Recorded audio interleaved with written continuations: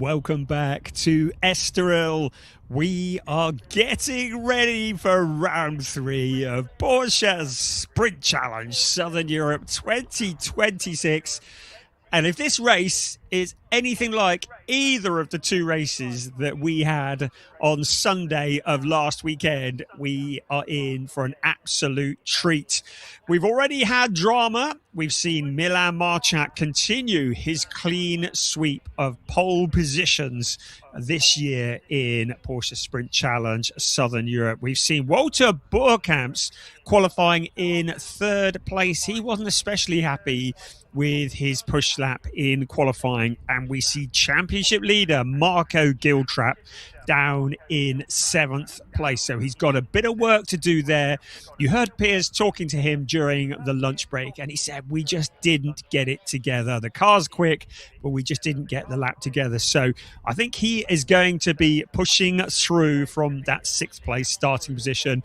It was also nice to hear Marco Giltrap talking about his grandfather as well, actually, Sir Colin, and his father, Richard, the Porsche Carrera Cup Asia 2026 driver in Earl Bamber's team. A real racing family, and it's great to have the Giltraps on the grid once again, and certainly with Marco at the wheel this year, a very welcome addition. Right, I do believe that Piers is down on the grid, so over to you, Piers. Yes, I am down here on the grid, first time here at Estoril this season, the Porsche Sprint Challenge Southern Europe. For round 3, pole position, Milan Marchak, the young driver who made his debut here just 1 year ago. And not just his debut in Porsche Sprint Challenge Southern Europe, but his debut in car racing. What a year he's had to go from new to pole position. It was a well-earned pole as well. I think he'll be going from pole in the second race. Let's jump in and grab a quick word with Milan. Milan, feeling good ahead of the race? Yeah, I'm feeling great. It's still dry, so so I think we just try to pull away and let the guys behind fight, and then we will see what happens. You make it sound so easy. I'm sure it won't be quite that easy in practice, but Milan Marchak going from pole position will be chased by another young driver, Jelte Hofner. We've spoken to Jelte a couple of times already today, so we'll keep him concentrating in the car for the MDM team. Look out for that driver. This race 1 year ago, Jelte started further down the grid. I think he was just inside the top 10. Actually jumped the start, ended up coming out of turn 1 in 3rd place, didn't get to keep that position. He'll be hoping for a good start, but not quite that good this year. The driver in 3rd place, Walter Boerkamps, he was provisional pole at the halfway stage of qualifying. Unfortunately didn't get the best laps in he potentially could have done in the second part of qualifying. Walter, you said there was a lot of time on the table, didn't quite find it. Was that yellow flag potentially a slight cause of that, or something else?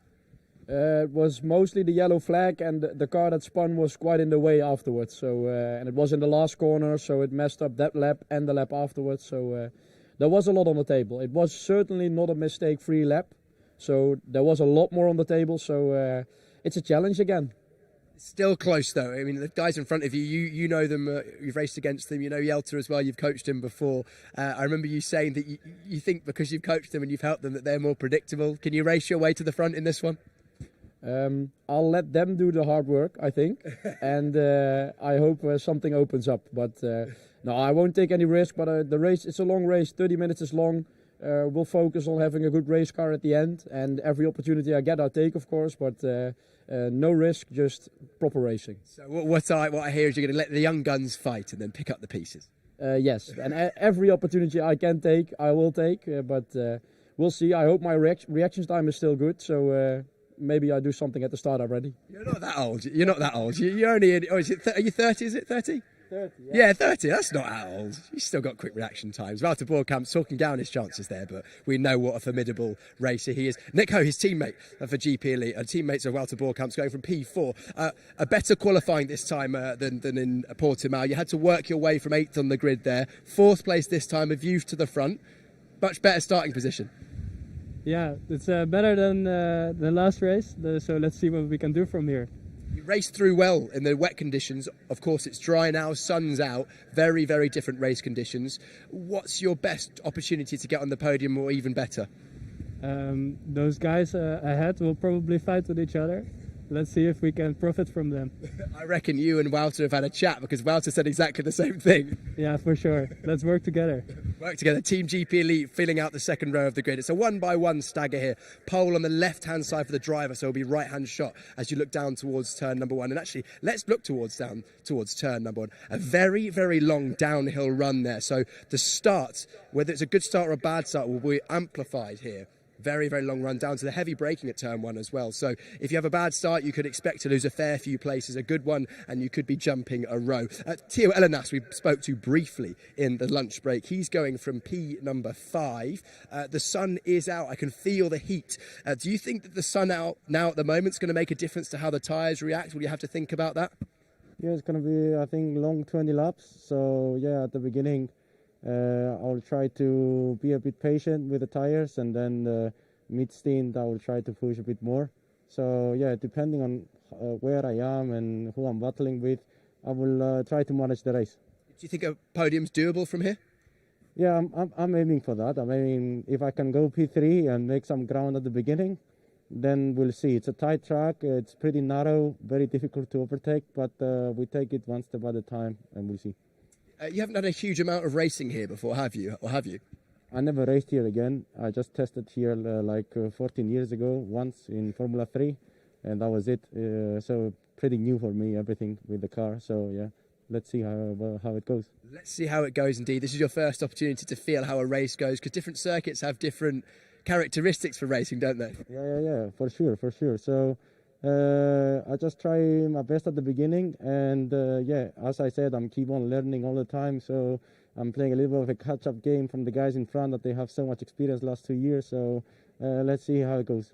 Let's see how it goes. You said you'll try your best. We don't expect any less. Teo Elenas always tries his best. Going for the S1 Racing team, the outside of the grid here. So he's in P... What does that make it? Well, P5. My maths is slow today. His teammate, we spoke to Alex Ryman a few moments ago. We've already spoken to Alex, so we'll leave him to his concentration. This is his first race start this year. Unfortunately, was with us in Portimao, but didn't get to take the starts after the damage he sustained in the practice session, which meant he couldn't get out for qualifying or the races. Let's keep an eye out for him as a driver that we know is experienced around here. It's a good track for him. Marco Giltrap as well. We spoke to Marco, so we'll leave him to it. Well, a driver we haven't spoken to yet this weekend is Matthias Comparato. This, I expect...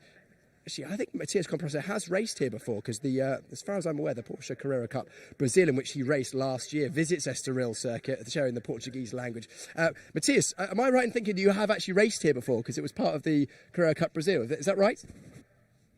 Yes, we have a race here last year, and I hope to have a good race now. Absolutely. So you know how the racing goes around here. Interestingly, Teo Elenas, who's just diagonally to your left there, he has 10, 15 years more race experience than you, but hasn't raced here before because he's never raced in a championship that's visited here. So it's interesting to see the dynamics of different experience among drivers. Yes, of course. Let's try to be consistent and finish in top 5. Matthias Comparato there for the Umbra Racing team, the number 11 driver. He'll be one to watch in this one. Third place in the Porsche Carrera Cup Brazil last year, so he's raced this car at this circuit before to a success. He came third in that championship, had a strong weekend here. And then Nikola Milkovic, the 1-1 for S Racing and Spark Racing team for Serbia as well. Nikola Milkovic going from 9th place. What can you do from P9 on the grid? Are you going to be going forwards?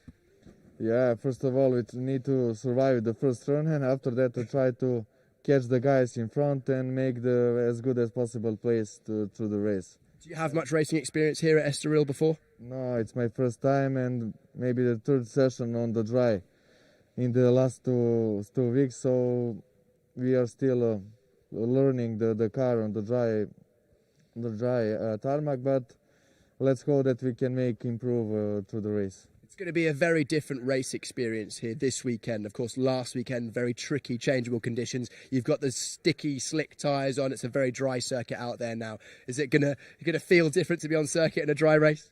We are a little bit more relaxed now when we know that the conditions are dry and that we know thinking about the tyres, is it wet or dry. So we can focus on the race pace and try to improve myself, the car, and result to the races. Amazing. That is the 1-1 there. Nikola Milkovic, the Serbian driver, going from P9 on the grid. Interesting to hear that how much mental space it takes up when there's uncertainty about whether it's wets or dries, which we experienced for basically both races, didn't we, last time out in Portimao. Wouter Boerkamp's, a reminder, won that first race by being the only driver to go on slick tyres. Every other driver on wets. He was 35 seconds off the lead at one point, came through to win. I don't think there's any chance at the moment of changeable conditions in this one. That's the 3-minute board, so I potentially one chance for one more interview. Let's... actually, I don't know if we do have time. No, it looks like the drivers behind us are already pretty much in the zone. So for the first time this weekend, we're going to be going racing in the sport division. That's round 3 here at the Porsche Sprint Challenge Southern Europe. Brian, over to you. Thank you, Piers. Get yourself out of there before you get run over. Right, well, there is a real tension in the air. When the cars are sat silently on the grid, the drivers just focusing themselves, getting ready for that run into turn 1. It's 480 metres from the start-finish line into turn 1. 480 metres to try and gain an advantage on the car around you, but 480 metres in which to get mugged as well. It's a really, really good run into that turn 1. Great to hear Wouter Boerkamp and Nick Ho both saying, oh, we're going to let them fight it out in front of us and then we'll just sail through and pick up the pieces. I think it might be a little less simple than that, but the cars are now silent on the grid. In very few moments, the engines will burst into life and we will be getting ready for round 3 of the Sport Division Porsche Sprint Challenge Southern Europe. To remind you, coming into this weekend, championship leader was Marco Giltrap. He leads by 4 points from Wouter Boerkamp. Obviously, Boerkamp starting ahead of him on the grid. Nick Ho is third in the championships. He is 14 points back from Marco Giltrap. And then Theo Elenas, who's 16 points back. And Milan Marchak is next in the championship in fifth place. And he starts on pole position. Can he turn the pole position into the podium? Can he turn the pole position into a win? It's his third pole position in 3 races. This time, he has a dry track ahead of him. This time, he wants to put it to rights, sounding a lot more confident today than he was this time last week. On board with Theo Elenas there, you can see the view out of the window as he gets ready very, very shortly to start on the formation lap. We are at Segundo de Estoril, a track that is 4.182 kilometers around. We have 13 turns, 4 to the left, 9 to the right. We run in a clockwise direction. It is an FIA Grade 1 circuit, fairly wide in places, about 14 meters on the main straight, which means there are opportunities to overtake, especially into this first turn. But with that nearly half a kilometre run in towards turn 1 from what will be a standing start, this is going to be a very interesting and a very compelling start to the race. In Porsche Cup racing, it's short, it's sharp, it's sprint racing. It's Milan Marchak on pole position with Jelte Hofner alongside. Wouter Boerkamp has teammate Nick Ho for company with Theo Elenas and Alex Ryman joining each other on row 3. Then it's Marco Giltrap, championship leader, with Matthias Comparato alongside him on row 4 of the grid. On row 5, Nikola Milkovic and Luciano Martinez. And then the rookies, the rookie pole, Jesse Polderdijk has Levin Gelf alongside. But Levin Gelf, the championship leader in the rookies, some 9 points clear of Jesse Polderdijk. So they will be very much mindful of each other. Here come the cars now, out along towards turn 5, generating the heat in the tyres and in the brakes, so that the next time they come around here, they've got some grip in the Michelin rubber. looking after the tyres in this short, sharp sprint race, really important. If you go too hard, too soon, you may find that by the end of the race, you have nothing with which to attack or indeed defend. So it's also about looking after the rubber. 30 minutes plus 1 lap, a standing start for all the races in Porsche Sprint Challenge Southern Europe. And this is the first of 4 races this afternoon, round 3 for the sport division, and we will get to see what is going to happen in the championship. We're pretty optimistic it's going to stay dry. Certainly the sun is shining at the moment. It's lovely and warm, so great conditions to go racing. And on board now with Theo Elenas in the latter part of the lap, just heading into turn 13, Parabolica, Ayrton Senna, the last opportunity, weaving the wheel, just generating that heat, getting as much heat as possible into the tyres, also into the brakes, because the heat from the brakes then travels through the rim of the wheel and transmits into the tyre as well. Jelte Hofner, who starts on the front row, will be looking to make amends for a difficult weekend last weekend, and will be looking to try and beat Milan Marchak off the line. These 2 young chargers, neither will give an inch, so it's going to be a really interesting sprint in towards that turn 1. Walter Boerkamp's, Nick Ho on row 2. They've already said they're going to let the 2 in front beat it out amongst each other and then try and come sailing through. But you know that if a gap presents itself, they will be there. Are you ready? We are getting ready to go racing for round 3, Porsche Sprint Challenge Southern Europe 2026. The green flag is shown at the back. We wait for the lights to come on, and the lights are off, and we are go. And a dreadful start for Jelte Hofner. A great start for Milan Marchak leading in towards turn 1. Keep an eye on Walter Boerkamps to the inside. A little lock-up from Milan Marchak. 3 abreast into turn 1. Jelte Hofner trying to come back. He's got Theo Elenas just by him as well. We're riding on board with Theo Elenas, but a great start from Milan Marchak. Jelte Hofner now starts to come back. There is Alex Ryman in the mix as well. Nick Ho on the inside of Ryman.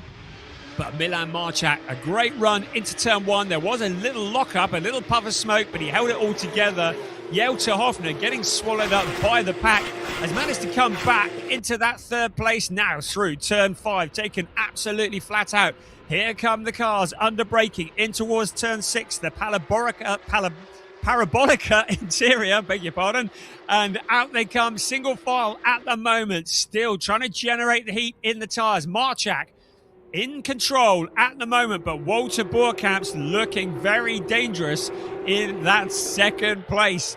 Jelte Hofner having dropped back just a little bit in towards turns 9, 10, and then into 11 and 12 they come. Getting ready to complete the first lap of the race. They'll come along the pit straight. They'll pick up a slipstream from each other, and then there'll be the opportunity to challenge into that turn 1. Everybody's kept it together. Everybody's off the line. Our leader in the rookies is still Jesse Polderdijk at the moment, although I think Levin Gelf may have just got past him. So out along the pit straight we come in towards turn 1. Milan Marchak's 0.382 is the gap between 1st and 2nd. Jelte Hofner a little bit back, so the first 2 just breaking clear. Those are the 2 rookies running side by side. Levin Gelf to the inside of Jesse Polderdijk. We heard from Polderdijk in the lunch break. Last weekend was his first ever car race, so brilliant job from him. Very much emulating teammate Milan Marchak from last year with his first car race in Porsche Sprint Challenge Southern Europe. They're bookending the field at the moment. Marchak at the front and Polderdijk at the back. Walter Boerkamps at the moment in 2nd place, but looking very, very dangerous. A lot of experience behind the wheel of car number 30. You can see him taking a tighter line into turn 6, and now lining up Milan Marchak, waiting for his moment. Marchak had those 2 pole positions last weekend, could not turn either of them into podiums. Will be desperate to do something similar today. He said he was going to try and get the run into turn one and let everybody else fight amongst themselves behind. But Walter Burkamps has fought with everybody behind and is now up with the race leader, Jelte Hofner, a little bit further back, but certainly not too far back to strike. Nick Ho there as well.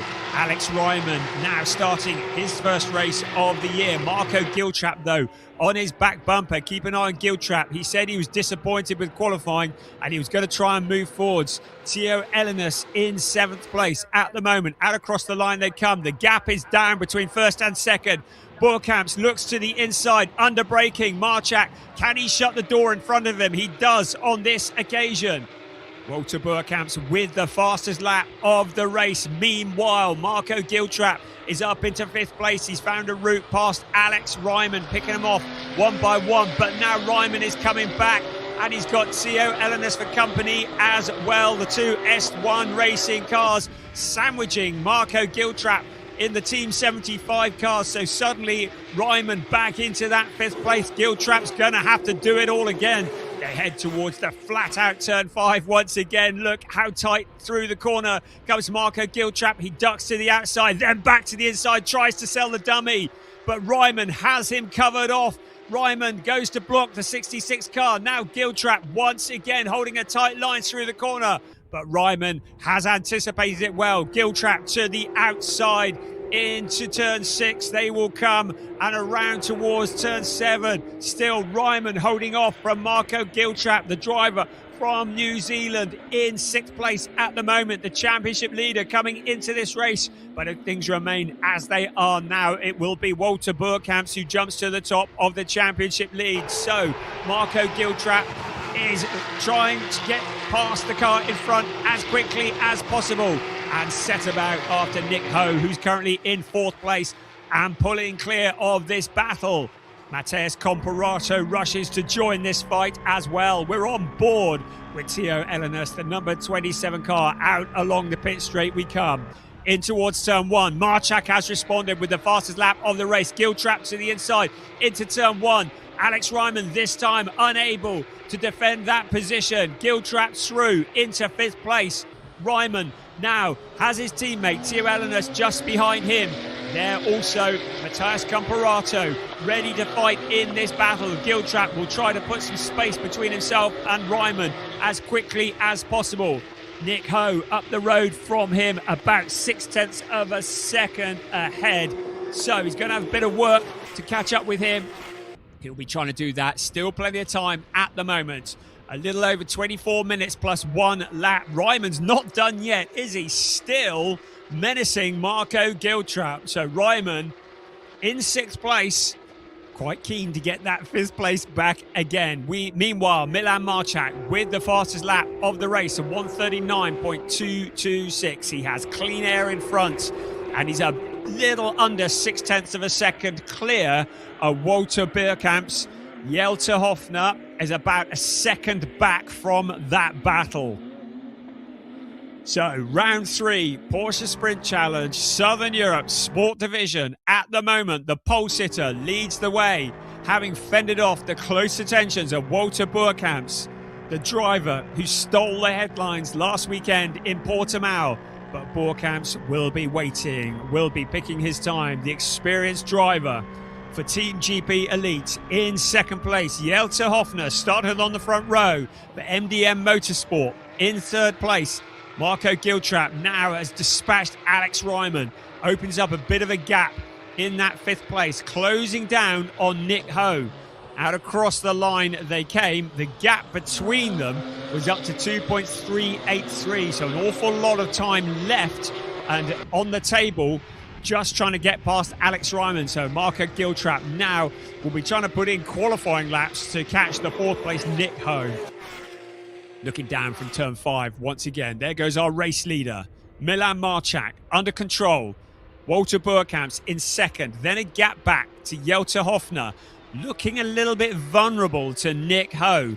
Last time across the line, the gap was 0.546. To my eye, it looks like the gap has come down. I think Nick Ho is going to start to put the pressure on Jelte Hofner before too long. At the moment, Hofner in that position. The two Dutch drivers fighting together on track for the last of the podium positions. Marchak leads, Boerkamp second. Meanwhile, in the rookie race, Jesse Polderdijk leads Levin Gelf. So Polderdijk still the leading rookie. Here comes Nick Ho in that fourth place, bearing down on Jelte Hofner. Ho, the more experienced of the two drivers. They've raced against each other in Porsche Carrera Cup Benelux last year. But Nick Ho, a race winner in that series, gearing himself up for a season in Porsche Carrera Cup Germany this year. And with the mentoring of second place Walter Boerkamps, has learned a fair few tricks of the trade as he tracks down the 919 car of Jelte Hofner. But the one thing we've learnt about Jelte Hofner is he does not give up. He gets his elbows out. He's not scared to get stuck in. And Nick Ho, if he tries to make a move for that third place, he needs to be solid. He needs to make it stick, because Jelte Hofner will come back fighting if he does get alongside. Track limit warning has been given to Jesse Polderdijk up at turn 13, the final turn. So Jesse Polderdijk with a track limit warning from our race director. Here we come up over the brow of the hill into the corner.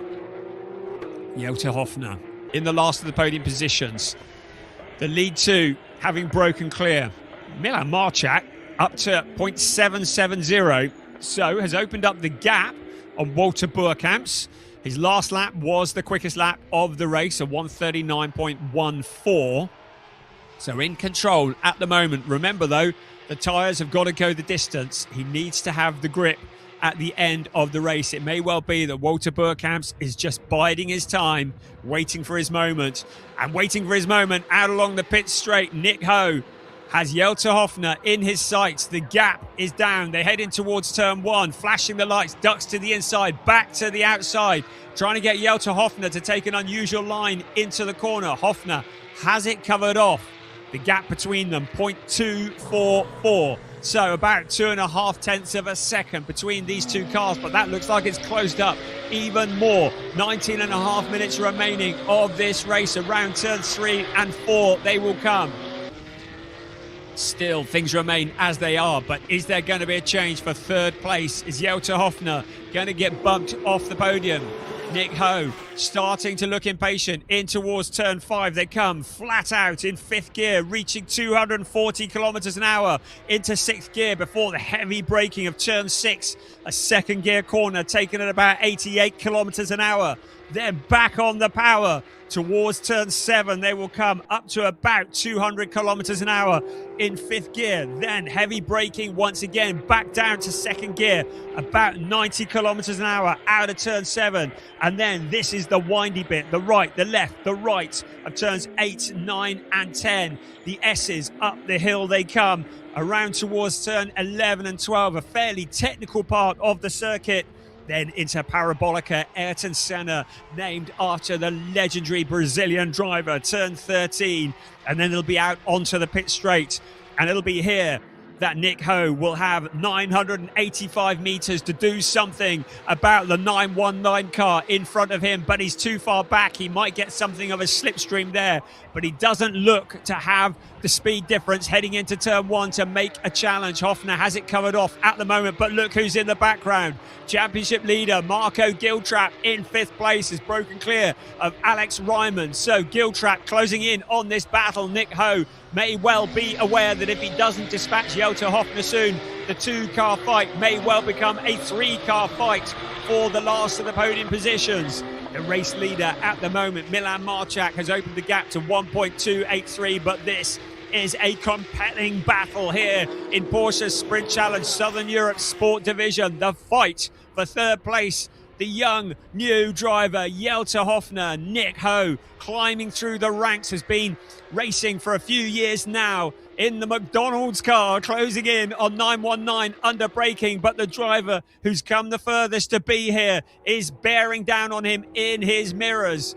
The driver from New Zealand, Marco Giltrap, knows that he needs to catch up with this group because he is the championship leader.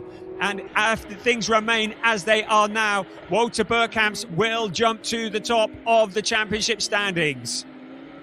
Marchak still in control at the front. Burkamps is 1.283 back. Then this fight we're looking at here is 2.86 back from the lead duo.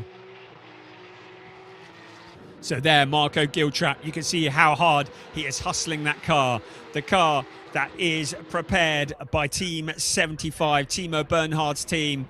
Jenny Lysing, Timo's sister, runs the team, but they know how to prepare a car. The Team GP Elite car in front, also one of the most rapid Porsche Cup cars that you can get, with Nick Ho at the wheel. Jelte Hofner for MDM Racing ahead of them. Hofner driving with one eye in front and one eye on the mirrors because Nick Ho trying to distract him. But Hofner said he didn't get nervous before the races when Piers spoke to him before the race.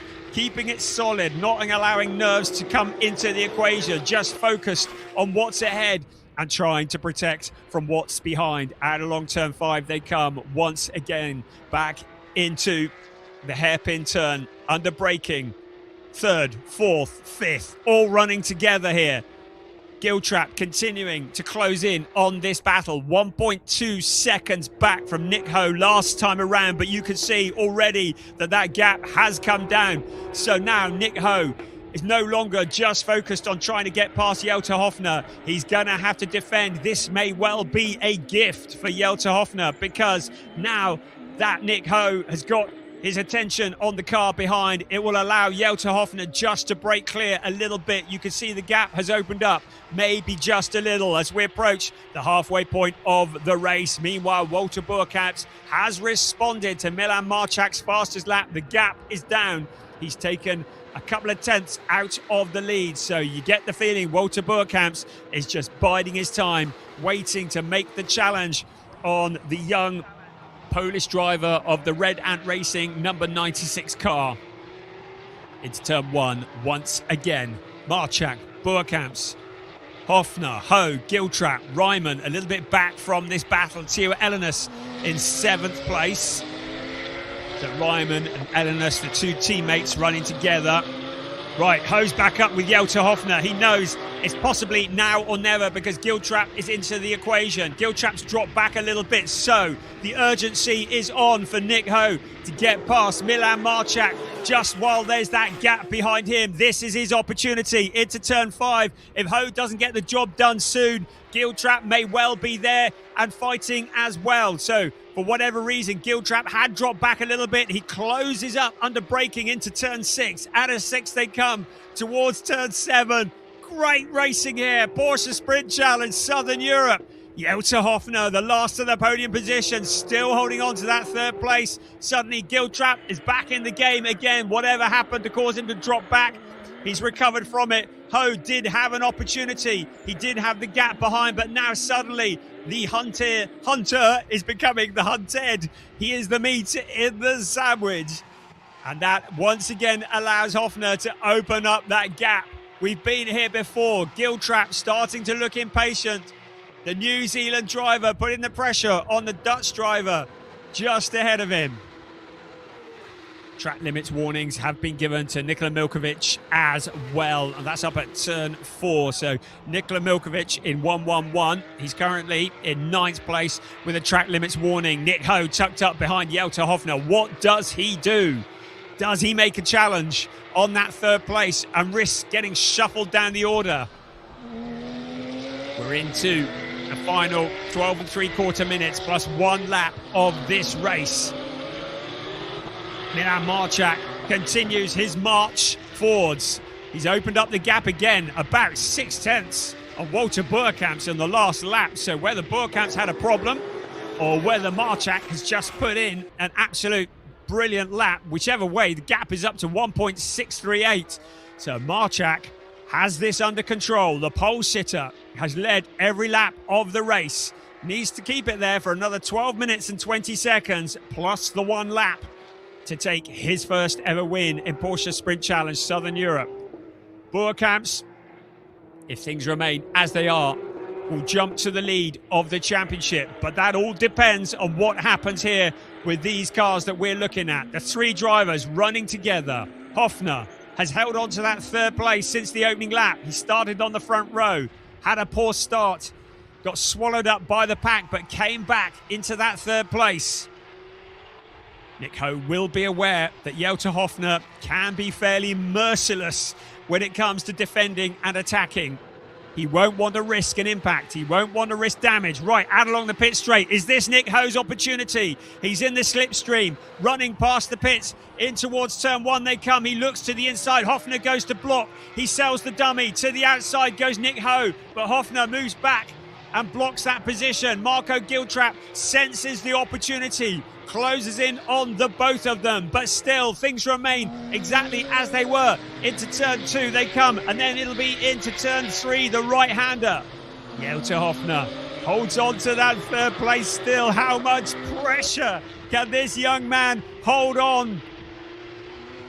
Still Nick Ho there in fourth place. Giltrap just behind. They're all well clear of Alex Ryman. He's some 2.9 seconds further back down the road in sixth place. The fight for third rages on. This is the fight that has been raging all race long. Marco Giltrap was disappointed with his qualifying. Said the speed was there, but we didn't just hook it up in a lap. He's now trying to make up for it, trying to come through the pack. You can see how close he is to Nick Ho.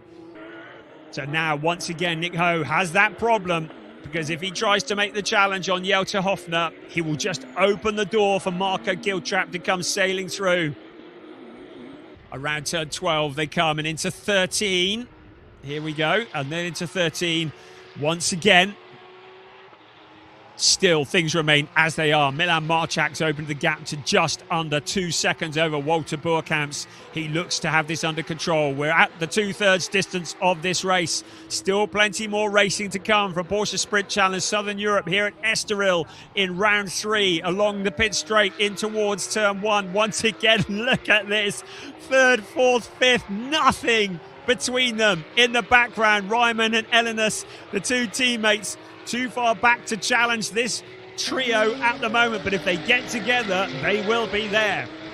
Jälter Hofner still holds on to that third place, but he's had a warning for track limits. Jälter Hofner into turn 1 with a track limits warning from our race director. So the race director, Max Brahms, who keeps a very close eye and does not tolerate drivers exceeding track limits, has issued a warning to the third place 919 car. At the moment, everything is good. No penalties, nothing like that. But the drivers must keep it within the white lines. There is Walter Boerkamps in second, just ahead of him, Milan Marčak. Boerkamps takes about a tenth, a little over a tenth out of the lead, but doesn't look to be a challenger at the moment. Could it be that second place is what he's settling for? It would be enough to move him into the lead of the championship if things remain as they are, with second place and Marco Giltrap with fifth. It would be a 5-point lead in the championship for Walter Boerkamps going into round 4 later on this afternoon. But we've still got plenty of racing to come. Giltrap, frustrated by the two cars in front of him, out along the pit straight once again.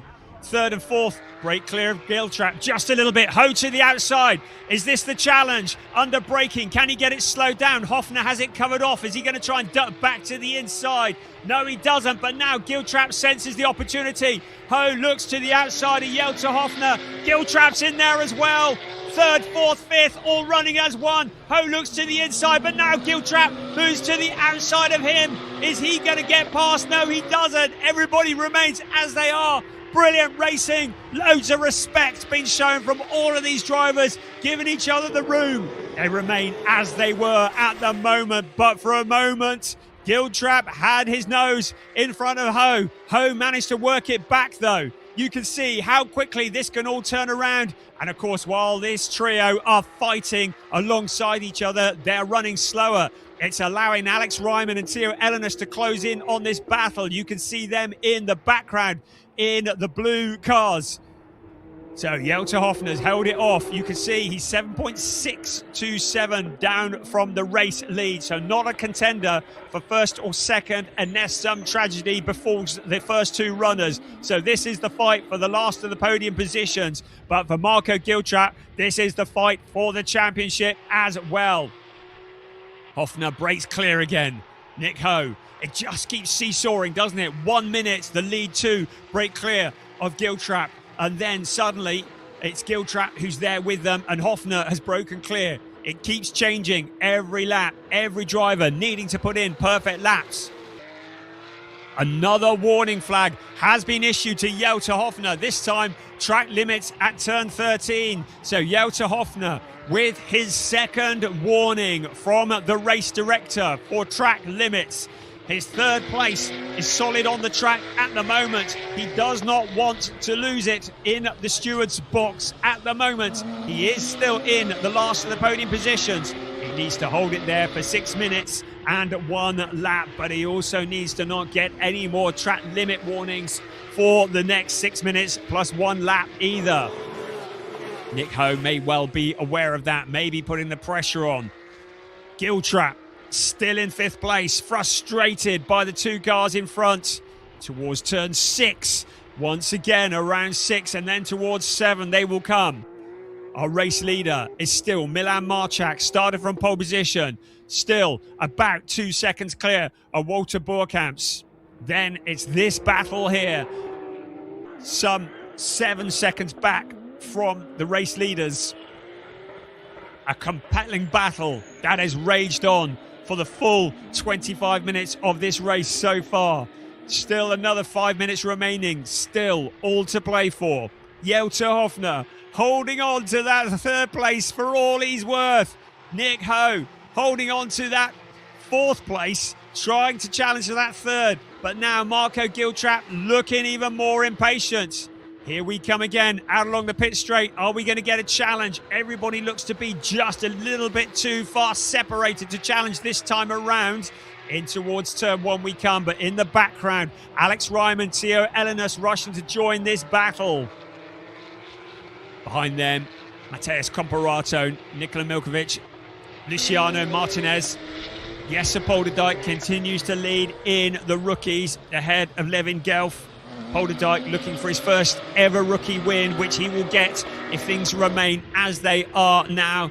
Levin Gelf a little way back from him, so Polderdijk in a solid position.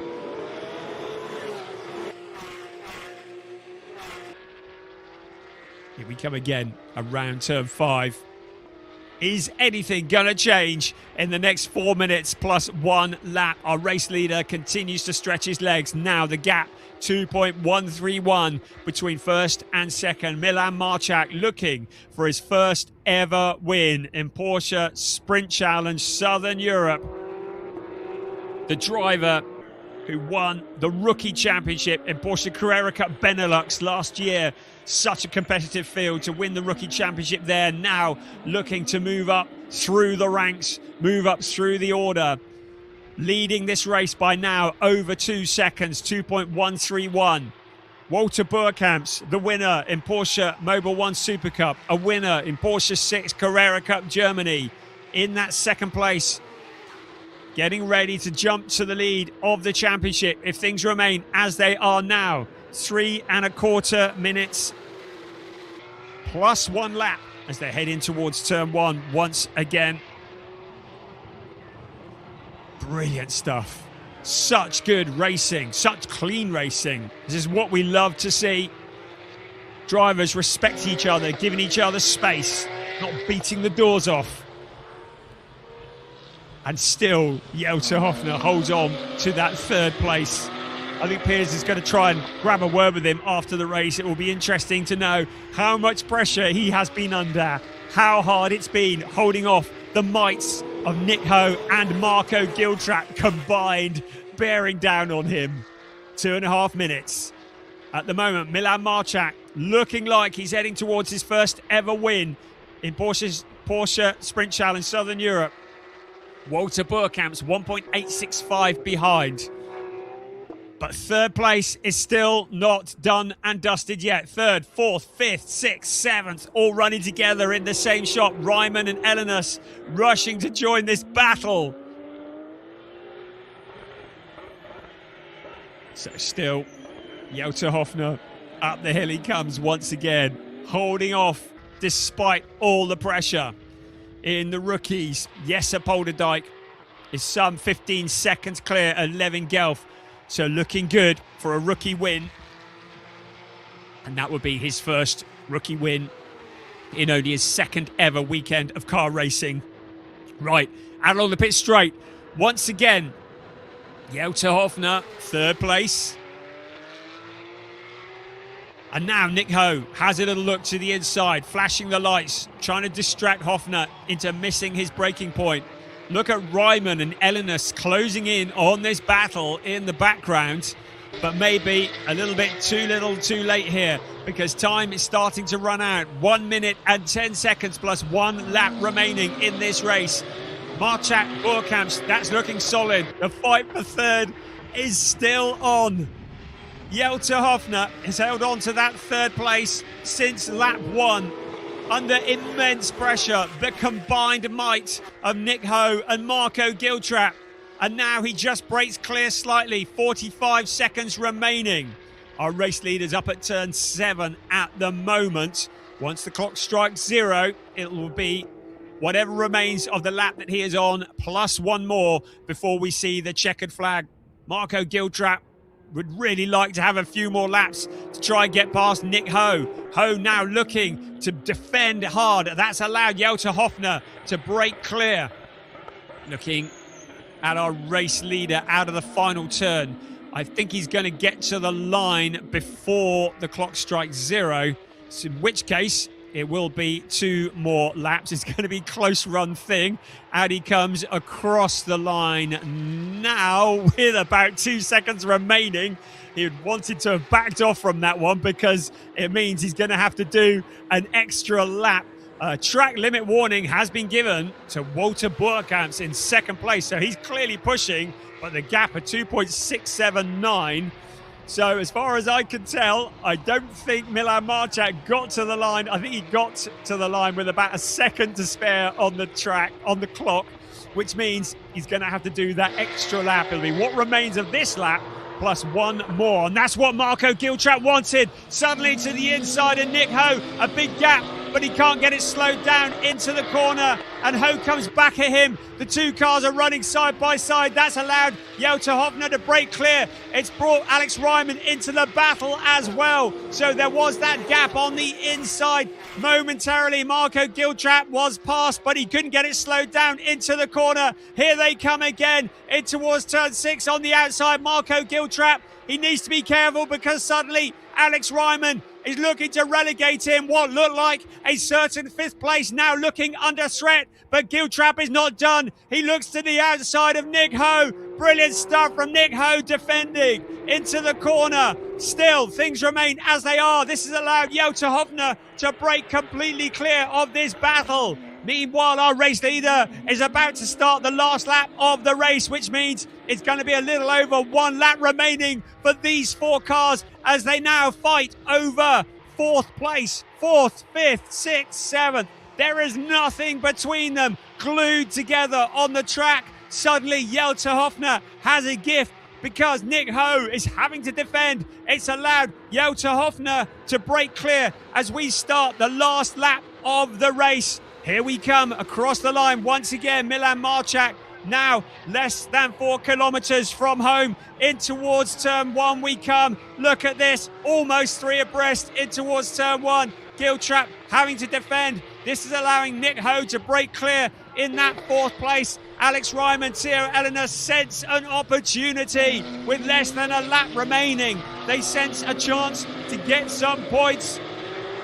Still, Hofner breaks clear. Ho holds on to that 4th. Giltrap in 5th. Brilliant racing. Alex Ryman in 6th, Theo Elenis just behind him. We look down from turn 5 once again. You can see that Giltrap is not done. He has not been intimidated by the 2 cars behind him because he looks to the outside into 6. He ducks back to the inside, under braking. He's through, but can he get it slowed down? No, he can't. Ho is through, back on the inside once again. Giltrap once again had the nose in front, but this time he has the line going into the next corner. Look at Alex Ryman. He senses an opportunity as well. Giltrap finally gets the job done. Shuffles Nick Ho down into 5th place. Now Nick Ho has Alex Ryman and Theo Elenis. Meanwhile, Milan Marchak, he started from pole position in every race this year. The first 2 races of the season did not go the way he wanted, but here in Estoril, it's a first ever win for Milan Marchak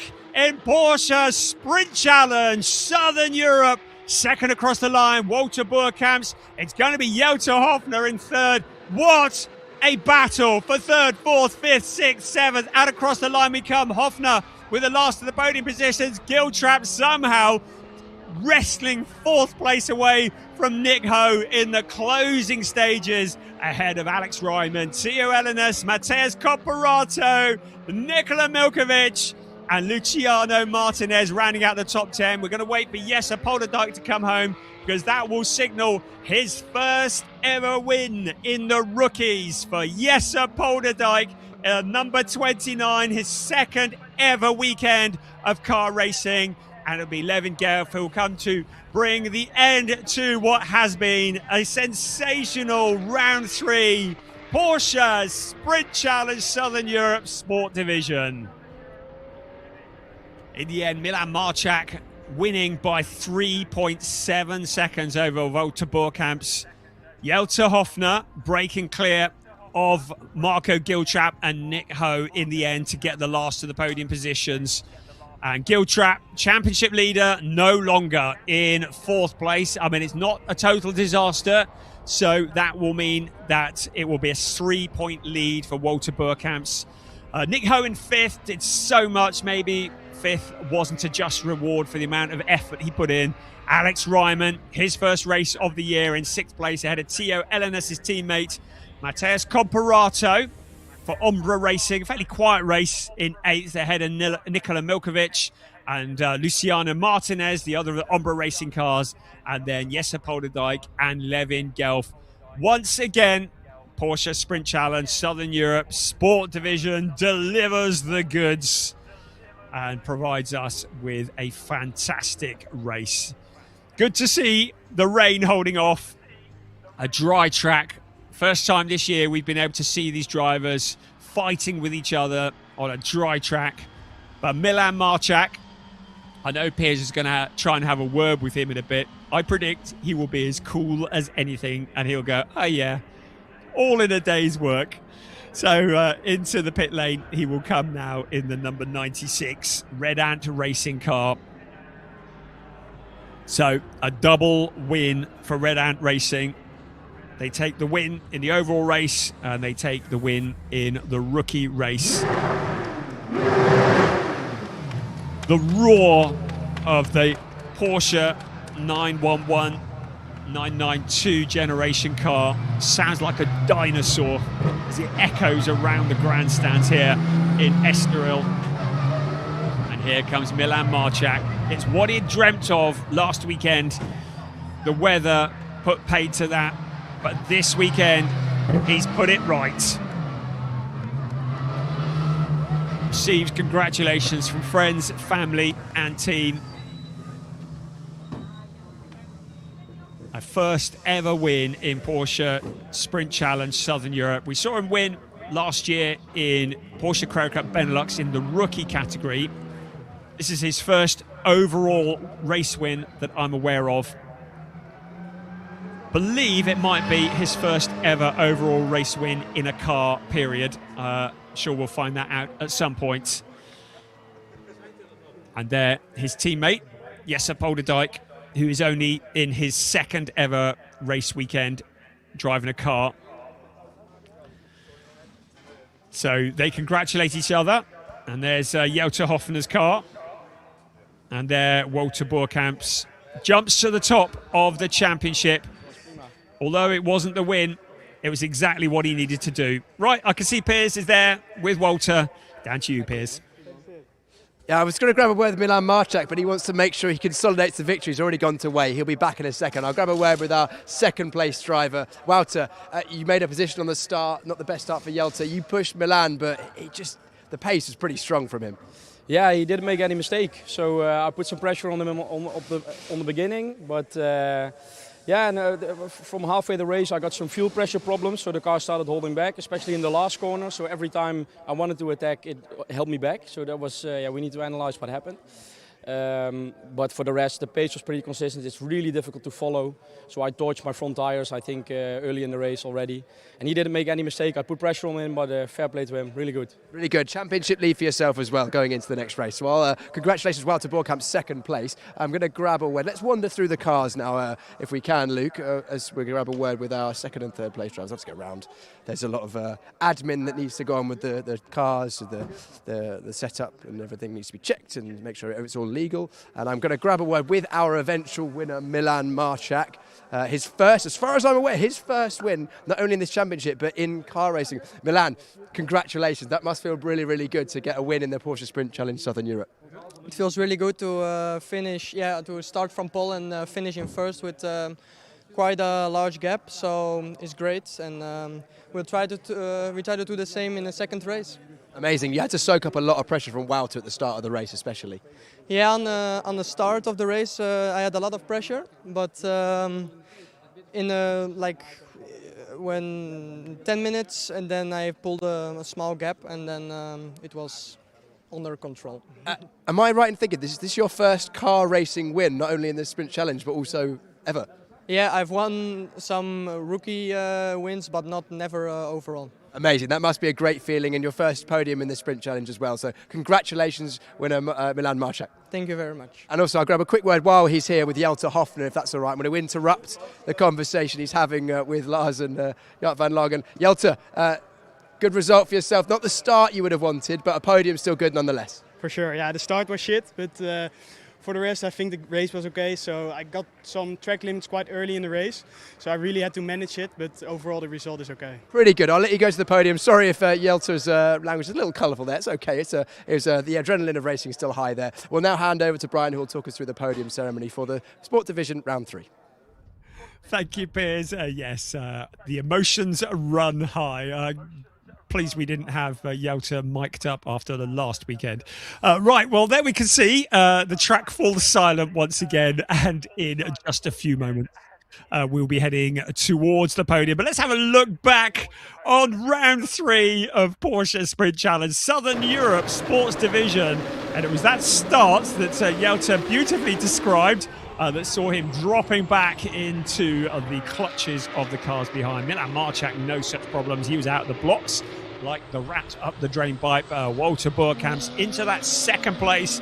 And then we had a fight for third, fourth, fifth, sixth, seventh that was going to rage on all race long. That was the fight for the rookies you just saw there. Levin Gelf briefly in front of Jesse Polderdijk, but Polderdijk eventually coming through to take that rookie win. Marco Giltrap, after what was a difficult qualifying session, having to work his way through the pack, and boy did he work. Alex Ryman was the first driver he had to try and get past. He found a route past into turn 1, but Ryman was not going to make it easy, was he?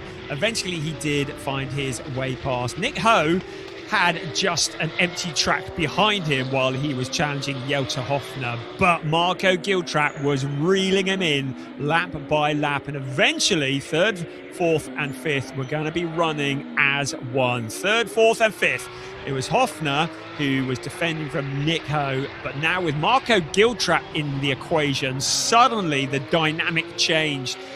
For a while, it looked like Giltrap could get past both of them. He had a nose in front of Nick Ho on several occasions, but Nick Ho held the tight lines through the corners and kept that position. That was going to be until the latter part of the race. The challenges kept coming, but then suddenly Alex Ryman was also rushing to join this battle, and that changed things. Nick Ho getting back in front, even though Marco Giltrap had the nose in front. But eventually Giltrap did get past, but it was Milan Marchak who led every single lap of the race to come home and take his first ever win in a car race, his first ever overall win, his first win in Porsche Sprint Challenge Southern Europe. The Polish driver turning his third pole position of the season into a win. He'll be looking to do exactly the same again later on this afternoon, because word on the street is that he'll be starting from pole position once again for round 4. But that is still yet to come. We've got podiums to come up in just a few moments. We've also got 2 club division races to come. But what a great round 3 here at Estoril. Unbelievably, after today, we're going to be at the halfway point of the season. And by my calculations, subject to confirmation, Walter Boerkamps jumps to the top of the championship, leading Marco Giltrap by just 3 points. Piers Pryor is down on the podium with our race winners. What a race we had in the sport division once again, and we'll start with the overall podium. Third place, the number 919 from the Netherlands, Jelte Hofner. Congratulations to the MDM team. Second place, the 30 from the Netherlands, Wouter Boerkamps. But please put your hands together for our eventual winner. His first win in this championship and in car racing, the first of many. The number 96, the Polish driver with a Dutch license, Milan Marchak. Red Ant Racing helping Milan take the victory, and we will now have the Dutch national anthem for Milan. Oh, and also, before then, my mistake, of course, we also have a rookie driver as well, the number 29 from the Netherlands for Red Ant Racing, Jesse Polderdijk.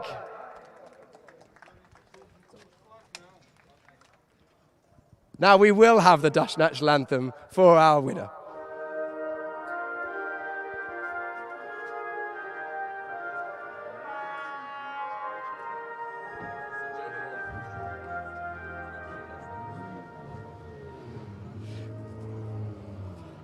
Congratulations to our top 3 and our rookie winner. The trophy is now handed out by series organiser Lars Plato. Third place, Jelte Hofner for Team MDM. Second place, championship leader Wouter Boerkamps for Team GP Elite. And our eventual overall winner and rookie winner, both from the Netherlands. A full Dutch podium. Milan Marchak for the overall win, Jesse Polderdijk taking the rookie victory. Trophies in the air, 1 round of applause for our podium in the sport division, round number 3 here at Estoril, and they'll all gather on the top step of a podium now for the photo opportunity. And I don't think we'll get any champagne spraying, because the second race today for the sprint sport division, 4th of the championship, will be coming up in just over half an hour's time, so they will be keeping themselves ready. And of course, Jelte always making sure he gets that podium selfie in position. Congratulations to all our drivers. I'm sure they'll get an opportunity to spray that bubbly later on. Well done, all of you. Congratulations. We'll see you go again very shortly. So that is the conclusion of the sport division for their podium. We have them coming up, as I mentioned, in just over half an hour's time for their round number 4 of the championship, second race of the day. But before then, we have the club division, and that's coming up next.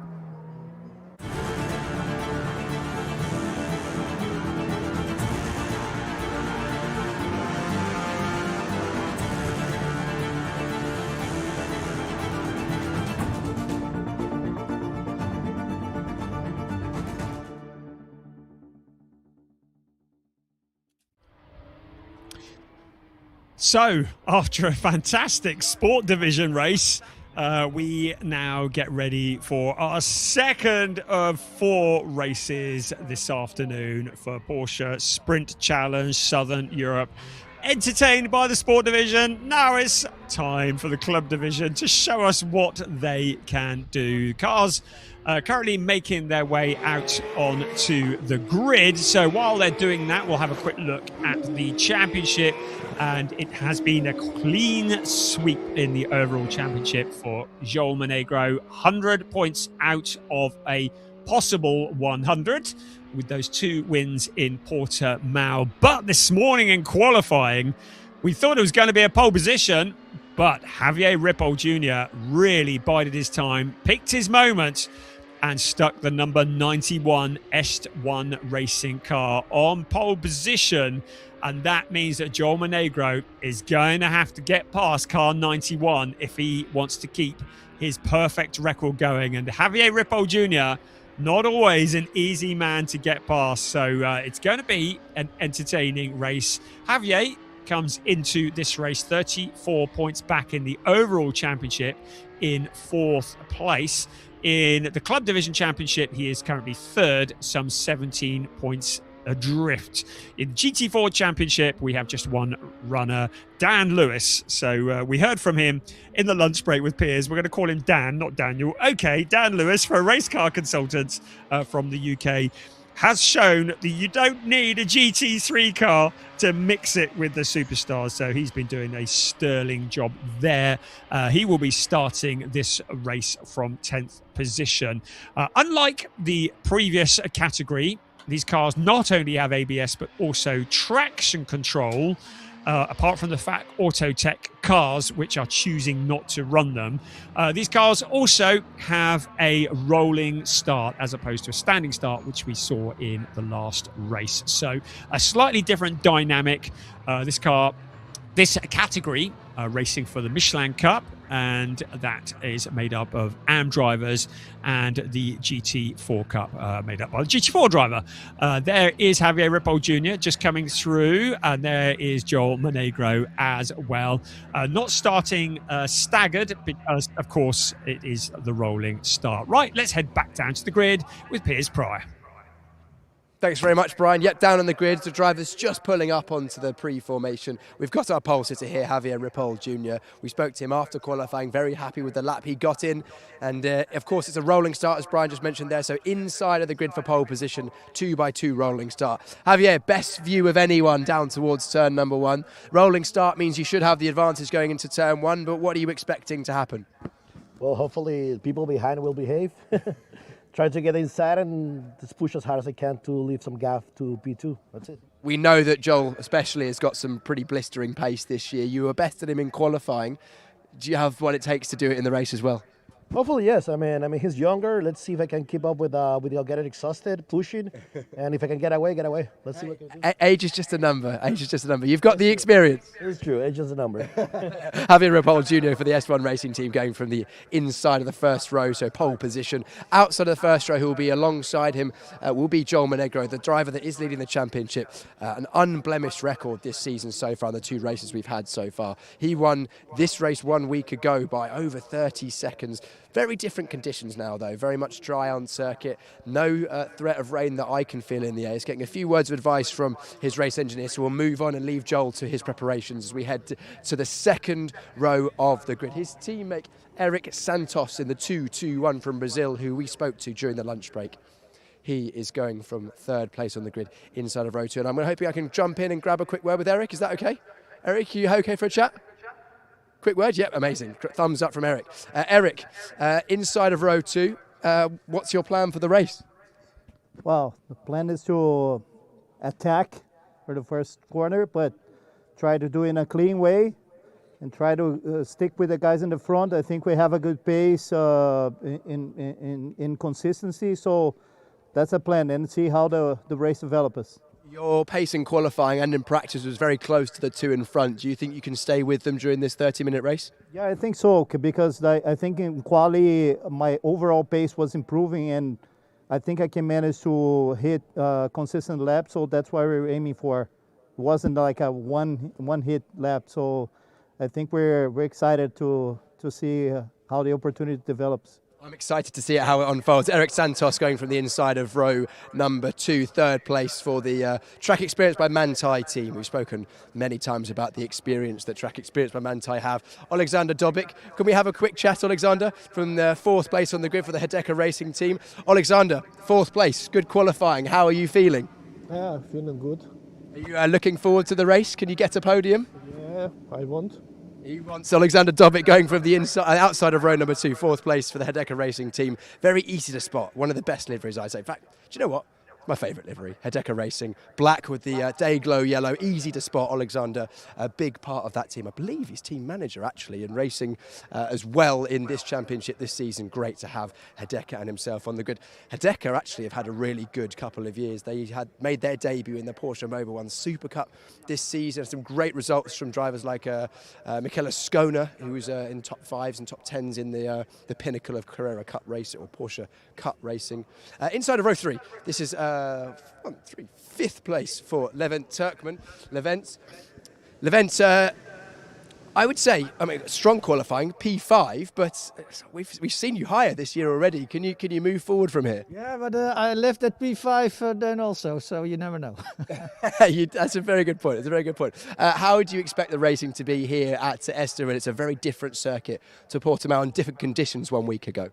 Yeah, well, it's dry, and yesterday I crashed in the training, so I missed a little bit of dry track experience. So it's going to be a tough race for me, but I'll try to get on the podium. I expect you to get faster and faster as the race goes on, as the experience builds. So Levent Turkman going from 5th place inside of row number 3 for the MDM team. Then we've got on the outside of row number 3, Marabi Mekvabishvili for the lap time performance team. I'm going to wonder and see if I can grab a quick word with Marabi if he's wondering. Currently deep in conversation with Sebastian Freimer. I think they are going to be chatting ahead of the race, so we'll leave Marabi to his preparations with driver coach there. Sebastian Freimer, a driver who's joined us in races previous and seasons previous of the Porsche Sprint Challenge Southern Europe. Very talented young driver indeed, and turning his hand to coaching. Inside of row number 4 is Hans Frisch. So this is the 7th place. I wonder if Hans is okay to have a quick chat with us once he's finished his conversation with the race engineer. He's listening intently over the radio. Are we all right to have a quick word, Hans? Can I have a chat? No, not yet. No, not ahead of the race. He wants to maintain his focus. That's absolutely fine. Good luck to Hans Frisch going from 7th place. 8th place on the grid. Number 9 for Fach Autotech, Ernst Inderbitzen. Oh, I was just bumping into the door. Sorry, guys. Ernst, P8 for the start of this one. How are you feeling? Are you looking forward to the race? Well, all these ABS guys, I have to try to push without our ABS, and let's see. Let's see. I know you're preparing for your season, which is why you haven't got ABS, but is it a big disadvantage, do you think? A big difference? Yeah. Well, I think it is between a half and a whole second, yes. But I think all these guys have to go through all the corner as well. It's not just braking. Ernst Inderbitzen going from 8th place on the grid for the Fach Autotech team in the livery that we've seen him run the last few years, the grey livery with the red highlights. He loves his racing, and even despite no ABS, he's still willing to push. He points out correctly and accurately that, yes, of course, ABS is important for braking, but you still have to carry the speed through the corners. Casper Huckerboom, can I have a word, Casper? Casper's always entertaining to talk to for the GP Elite team. Casper, not exactly the qualifying you were hoping for. No, but absolutely not. Say that again for us. Yeah, no, and I got the penalty as well. Otherwise, I would be with Levent right now. So we had identical time. We had identical time, and so yeah, penalty on the red. Fine. It is what it is. We're going to go for it. Well, you're going to go forward then if you're pacing. Yeah, only forward. Eyes forward only. Casper Huckerboom for GP Elite going from 9th place. That is a slight amendment to the qualifying times. Casper, unfortunately, getting a penalty on top of his spin for, I think it was slightly too fast under the red flag conditions. I'm going to jump in with Dan Lewis. Dan, we spoke to you in the lunch break. Again, you're our undercard to those around you, but I think what you'll lack in car speed, you'll make up for with effort, I'm sure. Yeah, definitely hope so. It's going to be an exciting race. Hopefully I'll get on it quicker than everyone else and just make the best of it. Make the best of it, of course. How do you find the advantages and disadvantages of the GT4 compared to the 911 around this circuit? Where do you think are your opportunities? I think my opportunities would definitely be in the first couple of laps, where their tyres take a little bit longer to warm up, and that's where I'll make my moves. But after that, I think they've got the advantage everywhere else. Yeah. Noted. All right, well, good luck, Dan. I'll see if you can make some moves on those first couple. of laps. And we head to the last row of the grid, which we have the single Jan Klingenberg, who will go in the number 222 there, also for the Fark Auto Tech team. That's our grid for round 3 of the Porsche Sprint Challenge Southern Europe in the club division. Brian, it's over to you. Thank you, Piers. Good job as always. I don't wish to be a harbinger of doom, but as the sun got in and it's clouded over, I sincerely hope the rain is going to stay away. Really good to hear from Dan Lewis to say, yeah, I'm going to try and make up a few places before everybody else gets their tyres in the window. Whichever way, there's going to be a lot to look at. We've got a camera on board Dan Lewis's car for this as well, so hopefully we'll get some great shots. We clearly knew what we were doing, or they knew what they were doing when they put the camera in that car. You can see the crew just getting the car ready, just taping up the gaps, trying to make that car as smooth as possible when it runs down this long straight. Especially, you don't want anything to create any drag or any wind resistance. The obligatory gaffer tape, colour matched for the cars. And I mentioned it in the previous race, I mentioned it again, this straight, which is getting on for a kilometre long, just a fraction of a kilometre long. So really is a good opportunity. That's a nice little curtsy there. Good opportunity to overtake heading in towards turn 1. It's a slight drop downhill into that turn 1. It does make it quite tricky under braking, and we have in previous season seen cars tripping up a little bit with that downhill section and hitting the braking point and the speed that they're carrying. Anything up to about 260 kilometers an hour in 6th gear heading into that braking point. So it really is quite a tricky corner, but it's also a great overtaking opportunity. It's a place where many places can be gained, but also where many can be lost. It's what makes Circuito Estoril such a great place to visit. It's such a varied circuit with some really interesting technical corners and some really good fast sections as well. So you can see the cars lined up side by side on the grid, and in just a few moments we'll be starting on the formation lap. As with all previous races, it's the opportunity to generate heat in the tyres and the brakes. And of course, with the cars running on the slick tyres, the grip comes from the heat being generated into that rubber, and the heat comes from the rubber making contact with the road, but also when the brakes get hot, the heat from the brakes transmits through the wheel rims and into the tyres as well. So the formation lap that is about to start, very critical to get the tyres as close to the operating window. I mean, they're never going to be up to full temperature, but to get them as warm as possible so that when they approach the corner next time around at racing speed, they have something with which to stop and to turn through the corner. It is a great circuit, 4.182 kilometers around, 13 turns, 4 to the left and 9 to the right. And coming into this race, as I've already mentioned, it's Joel Monegro who leads in the overall championship. He has a clean 100 out of 100. Daniel Lewis is second in the overall championship. He is 29 points back, with Eric Santos third. He is 34 points back in the Michelin Cup. Joel Monegro leads Eric Santos and Javier Ripoll Jr. Santos and Ripoll Jr. actually tied on 33 points each in the championship. So they're kind of joint second place. But Monegro with a 17-point lead over the two of them. So lots to play for in the championship on this round 3, and then we will head towards round 4, which will be our final race of the day coming up later on this afternoon. So the horn has sounded, so I think that in just a few moments we are getting ready. In fact, I've just been given an indication the formation lap starts now. So safety car pulls away and we start on that critical lap to generate the heat in the tyres and in the brakes. The cars tend to hold back from the safety car a little bit, allowing them just to accelerate and try and certainly the front row can determine how fast they go, just to generate that heat wherever possible. They can't drop too far back from the safety car. The race directors don't take kindly to that. So there's Javier Ripoll Jr.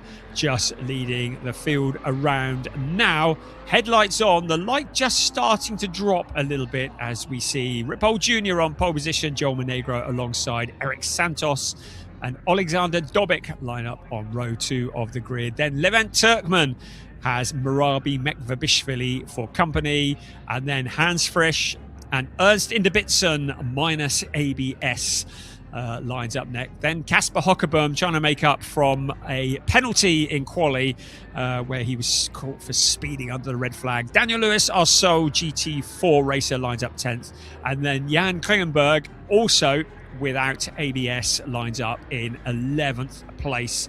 So Jan Klingenberg and Ernst Inderbitsen, both for FAC Autotech, both being coached by Alex Fack Jr. We saw him briefly on screen there. It was good to see Sebastian Freimuth, Piers mentioned him, who is coaching Murabi Mekvabishvili. So some wisdom coming there. We've seen Sebastian Freimuth in many series, primarily Porsche 6 Cryo Cup Germany over the years. So a lot of the drivers from the more senior championships passing their wisdom on to many of the other drivers here. I know that Dino Zamparelli is doing some coaching here. He's coaching Jan Klingenberg. So Dino Zamparelli, the 2008 Ginetta Junior champion, is coming through Formula 3, Formula 2, Porsche Cryo Cup Great Britain. We saw him here coaching last year as well. Kasper Hockerboom is coached by Rudy van Buren. And he is the F1 sim driver for Red Bull Racing. We've seen him in Porsche 6 Cryo Cup Germany. A very useful pilot. And he is doing the coaching for Kasper Hockerboom. Will have no doubt given him detention after that moment in qualifying this morning. But everybody survived and we're all good. So everybody now lined up and getting ready to start as the cars conclude their formation lap. In just a few moments, the safety car will duck off into the pit lane, which is situated on the pit straight. And the cars will then be running side by side.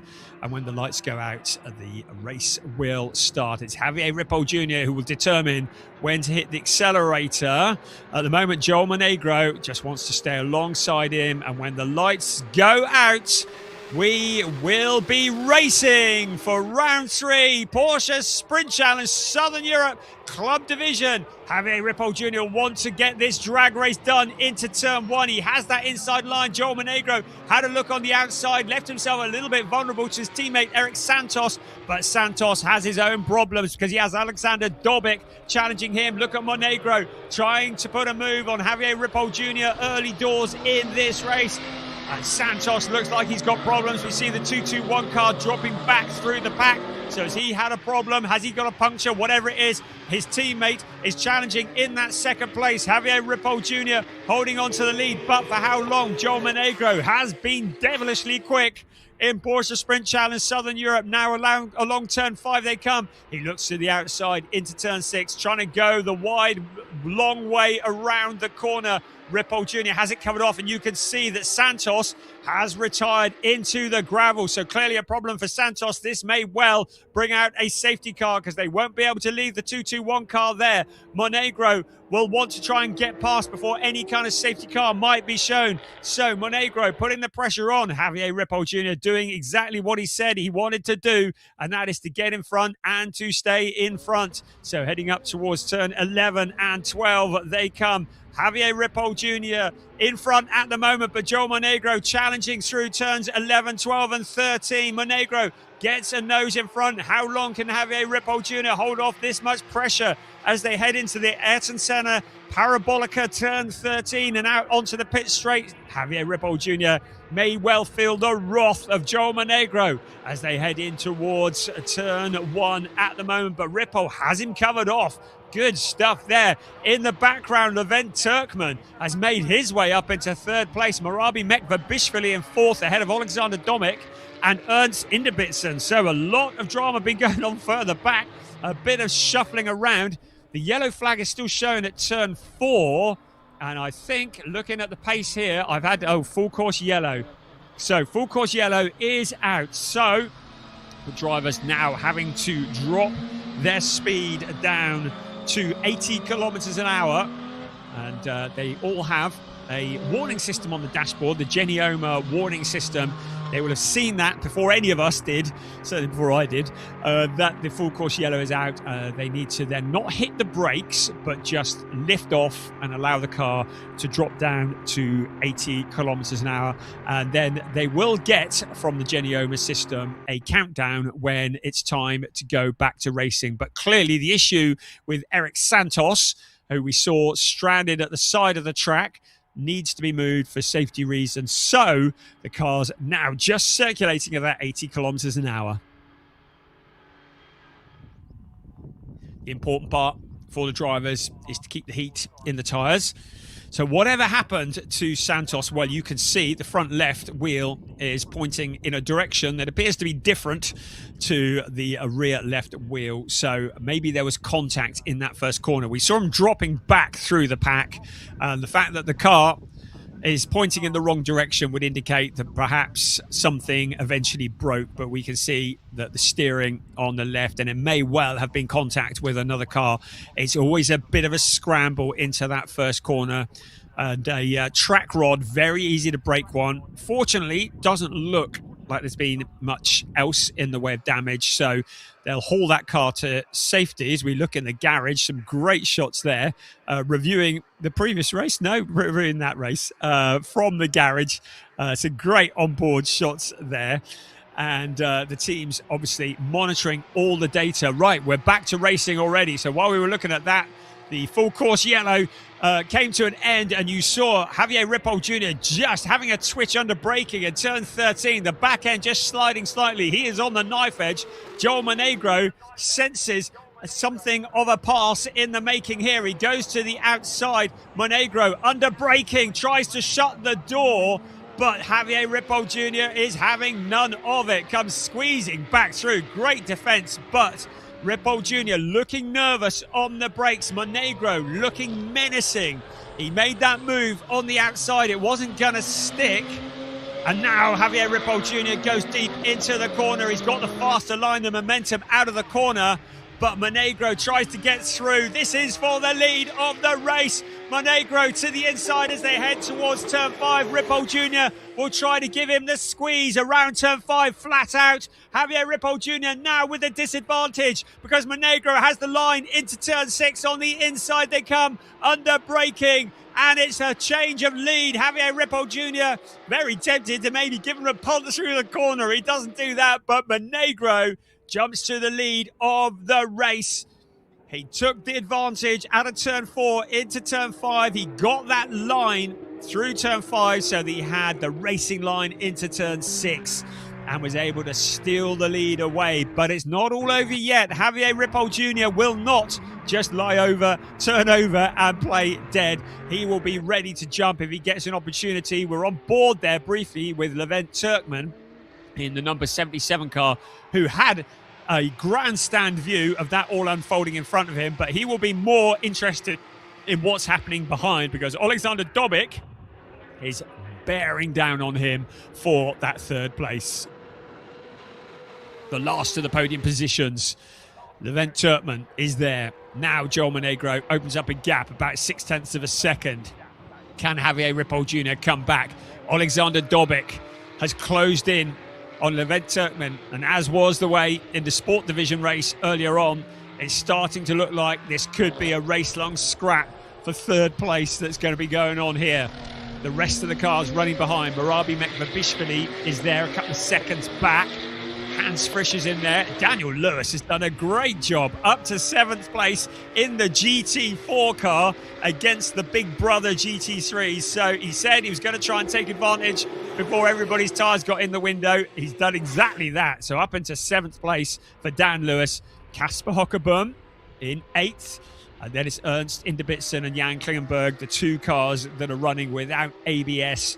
Very much getting themselves up to speed for their season in Porsche Sports Cup Suisse this year.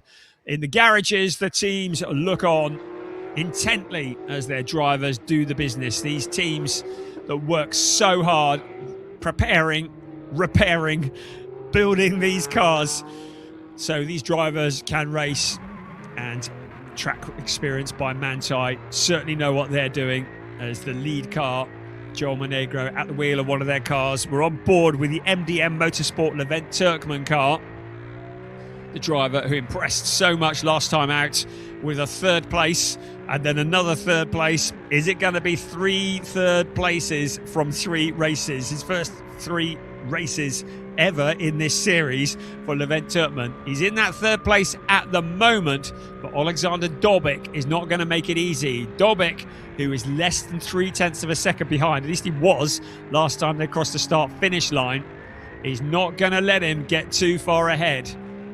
So on board with Levent Turkmen. You can see him heading up towards turn 3 and then round to the hairpin of turn 4.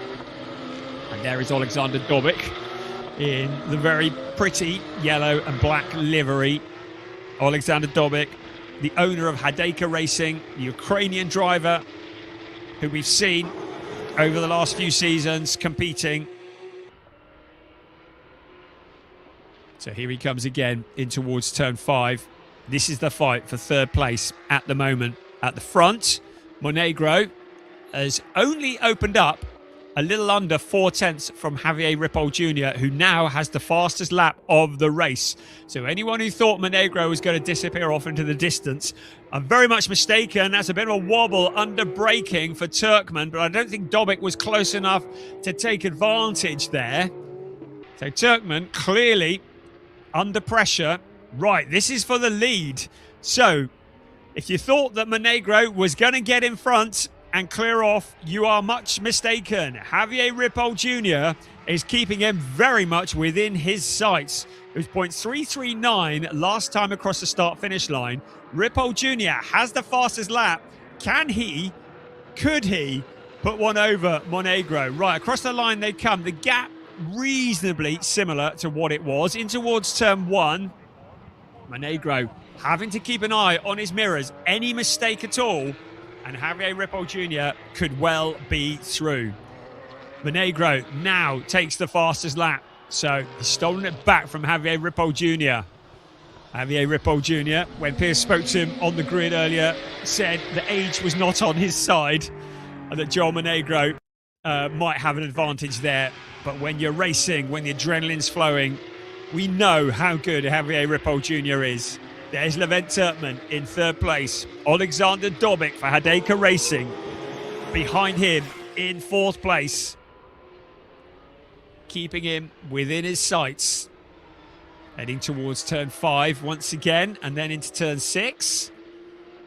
Still Levent Turkmen in the last of the podium positions. So if the race finished now, it would be a clean sweep this season for Joel Monegro, but we've still got a little under 20 minutes plus 1 lap remaining, and certainly the fight for third place is by no means done and dusted. On board the MDM racing car, a Levent Turkmen up the hill, through the S's he comes. Alexander Dobik really putting the pressure on now. Through turns 12 and 13. The Parabolica Ayrton Senna out onto the pit straight. Right, now this is going to be an opportunity for Alexander Dobik. He's tucked up in the slipstream. Can Levent Turkmen hold this off?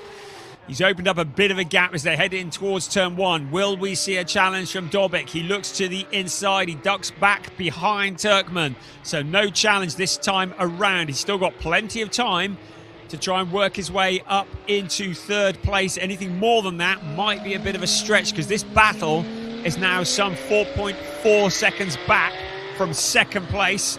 Javier Ripoll Jr. now finally losing a bit of time to Joel Monegro. 1.689 is the gap between first and second.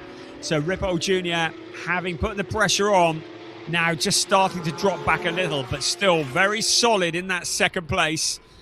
The third place battle some way back down the road between these two cars. Levent Turkmen, Alexander Dobik, third and fourth. They're well clear of Marabi Mekvabishvili, He is 3.79 seconds back from this battle that we're looking at here. Track limits warnings have been given to car 77. So Levent Turkman with a track limit warning into turn 1.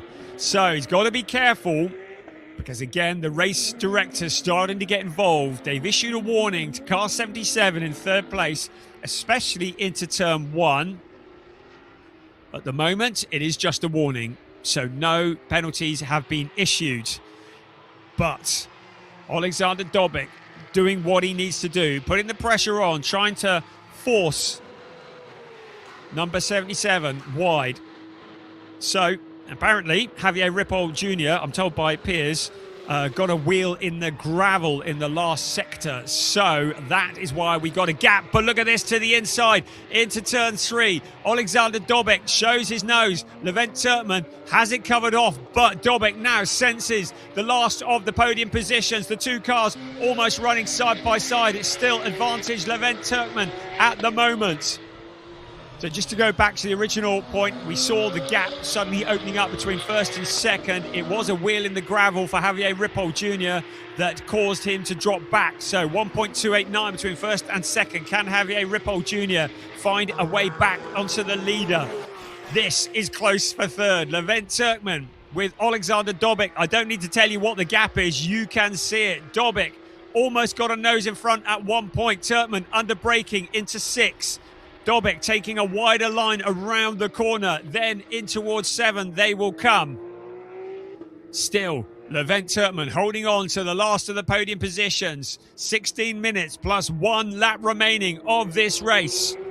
You're looking at the fight for 3rd place. Levent Turkman withstanding so much pressure, relatively inexperienced compared to the car behind him. The Hadeka owner in the car of his team, car 33, Alexander Dobic, now breathing down the neck of car 77. You saw the wobble under braking. Levent Turkman goes deep into the corner, and that was all that Alexander Dobic needed to steal that 3rd place away. Just heading into turn 9, a slight wobble under braking, and that was it. Alexander Dobic through into 3rd place. Turkman relegated down to 4th. And now he sets about after Javier Ripoll Jr. But all of that has allowed the lead duo to break clear. But this now, Turkman coming back on the inside. What an audacious move. Into the corner they come. We saw the two cars sliding, maybe a slight contact. Turkman getting back in front. He caught us all napping there. Levent Turkman back into that 3rd place. Alexander Dobic's going to have to do it all again. So, Levent Turkman into 3rd place once again. Alexander Dobic having to do all the hard work. Into turn 5 they come. Marabi Mekvabishvili starting to close in on this battle while they're fighting side by side. I thought that when Dobic had got through, he'd probably break clear, but no. Levent Turkman really proving to be something of a sensation in Porsche Sprint Challenge Southern Europe. Finds a route past the 33 car, and it is as you were. Levent Turkman in the last of the podium positions. Alexander Dobic in 4th place. Monegro continues to open the gap at the front. It's 2 seconds between 1st and 2nd. Then about a 7.5 second gap back to this fight for 3rd. What a compelling battle this has been. Don't take your eyes off the screen. This one could rage all the way to the end. Turkman pulled a move on Alexander Dobic when we were least expecting it and retook that position. Right, now Dobic's going to try it again. Out along the pit straight they come, picking up the slipstream. Is he going to go to the inside? He tries to sell the dummy to the inside, then goes to the outside. Levent Turkman has the tight inside line though. Can he get it slowed down? Yes, he can. Alexander Dobic cannot get past again. And still, it is Turkman in 3rd place, withholding so much pressure. Marabi Mekvabishvili in the background. Dobic with a tighter line into the corner. And now Levent Turkman goes deep once again into that corner, still with the nose in front. Who's going to come out in front? It is still Levent Turkman with his nose in front of the 33 car. Into 5 they will come once again. This has proven to be an interesting corner. Heading into 6. Onto the outside goes Alexander Dobic. Is he going to cut back to the inside to try and go for that gap? Levent Turkmen has it covered off. Hits the apex of the corner out of 6 towards turn 7. He will come once again. 12.5 minutes plus 1 lap remaining. Look, Marabi Mekvabishvili is in the background closing in on this duo. Could it be that Marabi Mekvabishvili could be in with a challenge for the last of the podium positions in the closing stages of this race? Because these two are holding each other up now. Levent Turkmen, Alexander Dobic. Turkmen goes deep into the corner up towards turn 9. Still, he is there in front of his rival, Alexander Dobic, almost pushing him around turns 11 and 12 into turn 13. They're going to come out onto the pit straight. He's got the inside line out of turn 13. Dobic now with the advantage. They race side by side past the pits. It's going to be last of the late breakers, but Dobic has the line into turn 1. They run absolutely neck and neck. Mekvabishvili in the background. Turkmen's going to try and break late into turn 1. But it's advantage Dobic once again. Dobic is up into that 3rd place. Now will Levent Turkmen try and steal it back like he did before? We ride on board with him. We can see how close he is to Alexander Dobic. Focused, looking ahead, trying not to be distracted by Marabi Mekvabishvili. Turkmen under braking, making a mistake.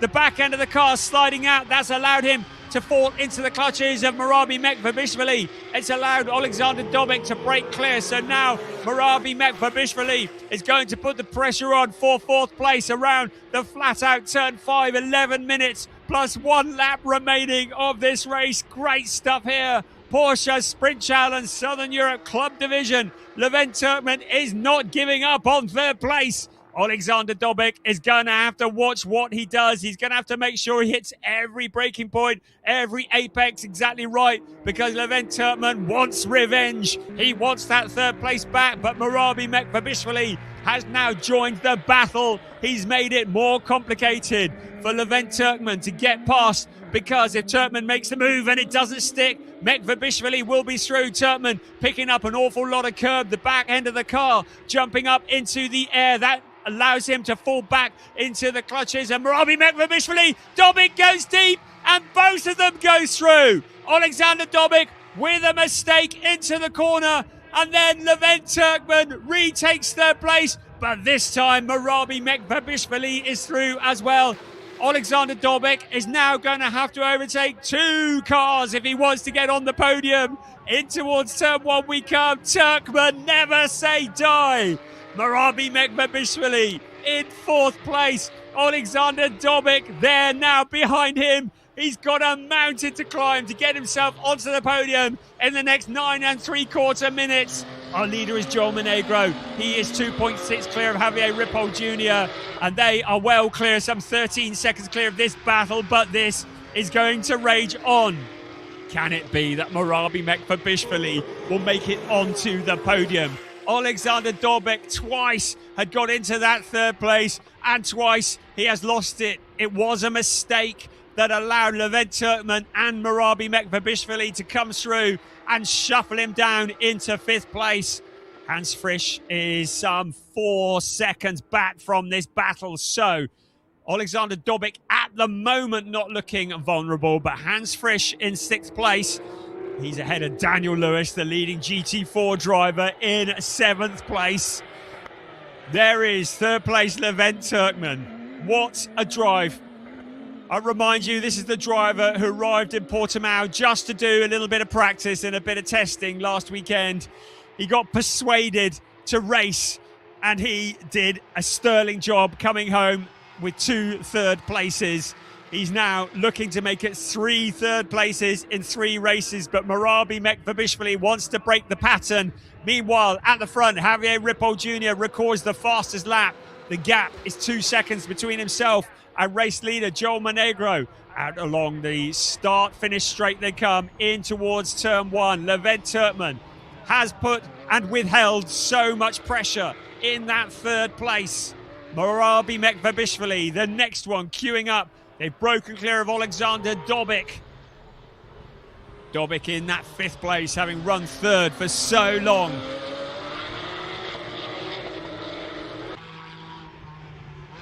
So here they come, third, fourth and fifth, all running together on the track. 7 3/4 minutes remaining of round 3, Porsche Sprint Challenge, Southern Europe.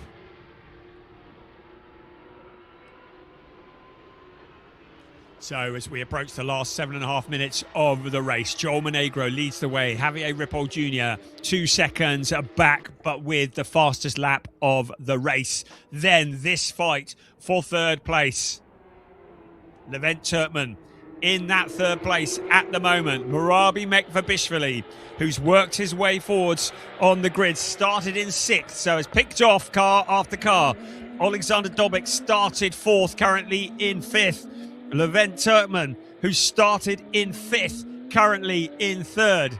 All fighting for that last trophy on the podium. Now, Alexander Dobik has had a chance to take a deep breath, to flex his muscles, to regather himself and to close in. Meanwhile, Javier Ripoll Jr. records another fastest lap. The lead gap is down to 1.289. Could it be that Joel Monegro is going to suddenly find the 91 car in his mirrors? Well, he's responded with a purple in Sector 1, so Monegro is not going to go quietly here, is he? So the gap, 1.289 between first and second, but the leader, Joel Monegro, responding with a purple in Sector 1. Then this battle here for third place, Turkman now breaking clear of Murabi Mekvabishvili, because Mekvabishvili can no longer attack, because Alexander Dobik is poised and ready to jump out towards turn 5. They come once again, Hans Frisch in the background, but not close enough to get involved. Levent Turkman will need to take advantage, because as long as Murabi Mekvabishvili is defending from Alexander Dobik, that allows him to put in some really quick laps and to open up that gap. That's exactly what he's done so far. Up towards turn 7 they come. Still, Turkman in that third place. Through the S's, they will come up over the hill. Levent Turkman has made a couple of mistakes on this section. Holds it all together this time around. Still looking solid in that third place. Our race leaders have already crossed the start-finish line. Monegro has responded to Javier Ripoll Jr.'s fastest lap with a lap that was significantly quicker.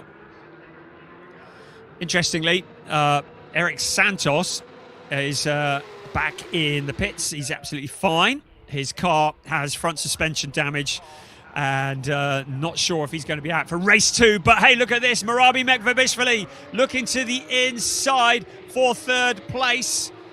Doesn't quite make it stick. He thought he had an opportunity there, suddenly closing in on Levent Turkman.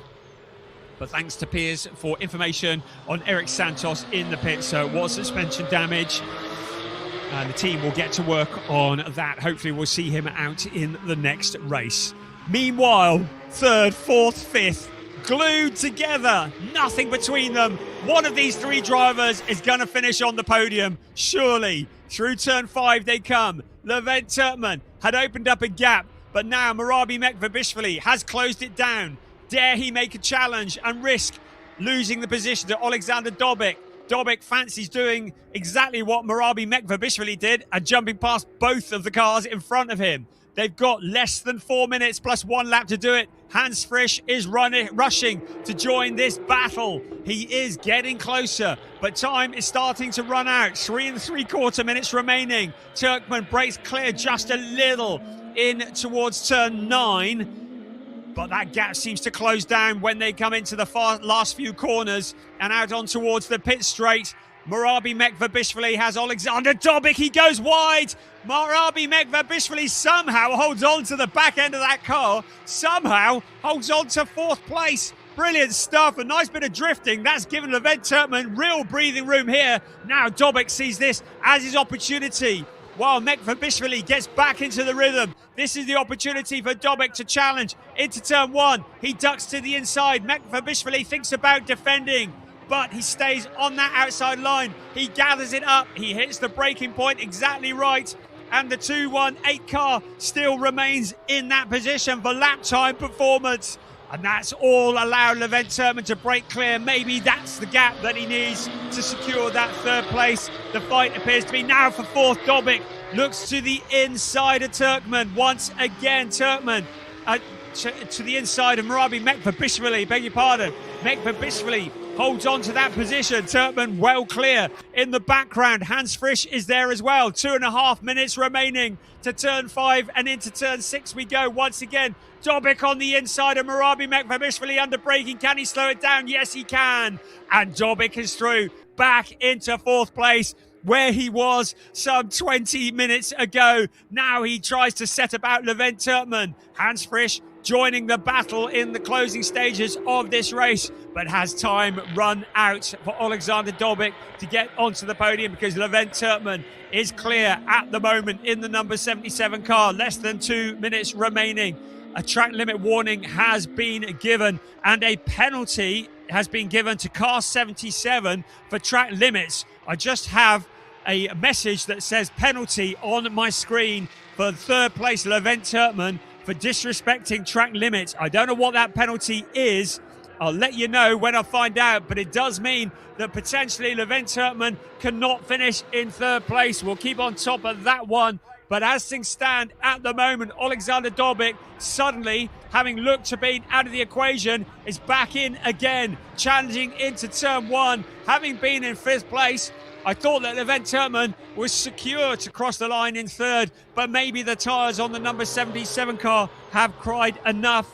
He's still in that 3rd place at the moment. A minute plus 1 lap of racing remaining. Our race leader continues to be Joel Monegro in the 224 car.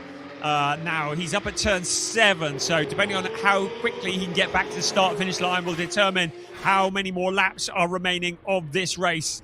We are gripped by this fight for 3rd place that has raged on for the whole of this round 3 of Porsche Sprint Challenge Southern Europe.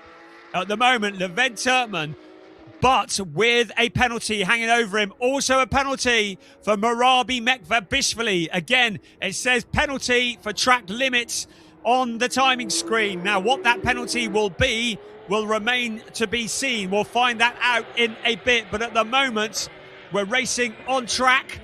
And you can see 3rd place Levent Turkman. Out across the line becomes Joel Monegro now. So it's going to be 2 more laps. So it will be, we reckon, a penalty for both Turkman and Murabi Mekvabishvili, probably of about 5 seconds, which will promote Alexander Dobic up to 3rd, whether he passes or not on the track. So Levent Turkman has finished in 3rd place in every race he's done in Porsche Sprint Challenge Southern Europe. He may well finish on the track in 3rd place here, but it may well be stolen away from him. So 2 cars have flashed up with penalty on the timing screen. Levent Turkman in 3rd, Murabi Mekvabishvili in 5th. Just says penalty next to their names, but doesn't say what that penalty will be. Alexander Dobic is clear of any penalties at all that I can see. So potentially 3rd place may well be in the bag without him having to make the move out on track. I believe that Monegro has still got 1 more lap after this one. He's currently up in the S's at the moment, but he will soon be starting the last lap of the race. The battle for 3rd has calmed down somewhat at the moment. Levent Turkman in 3rd place on the road. Alexander Dobic, has the message got through to him that there's a penalty issued to the number 77 car? Here comes the race leader once again, Joel Monegro, out onto the pit straight to start what should be his last lap of the race. Javier Ripoll Jr. in 2nd place, now having dropped back by 3.6 seconds. So 1st and 2nd fairly well spaced out.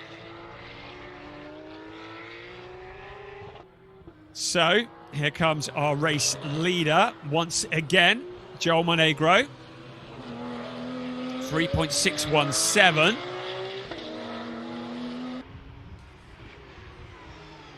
And then Levent Turkman. So on the final lap of the race. Joel Monegro continues to control this race from the front. Has jumped in front. He picked his time. He waited for his moment.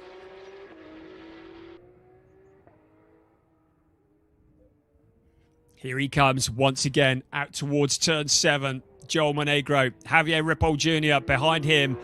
Levent Turkman in 3rd place. Then Alexander Dobic. But the stewards are going to have something to say about who finishes on the podium. There's going to be no doubting at all, though. The driver that heads into turn 11, 12 and 13 for the very last time. He won both races when we were at Portimao for the season opener last weekend. He now leads the way in round 3. He exits turn 13. He sees the checkered flag. It's 3 wins out of 3 for Joel Monegro in Porsche Sprint Challenge Southern Europe Club Division. Out across the line next will come Javier Ripoll Jr. to receive 2nd place on the track. Levent Turkman leads Alexander Dobic. And behind them, Marabi Mekvabishvili.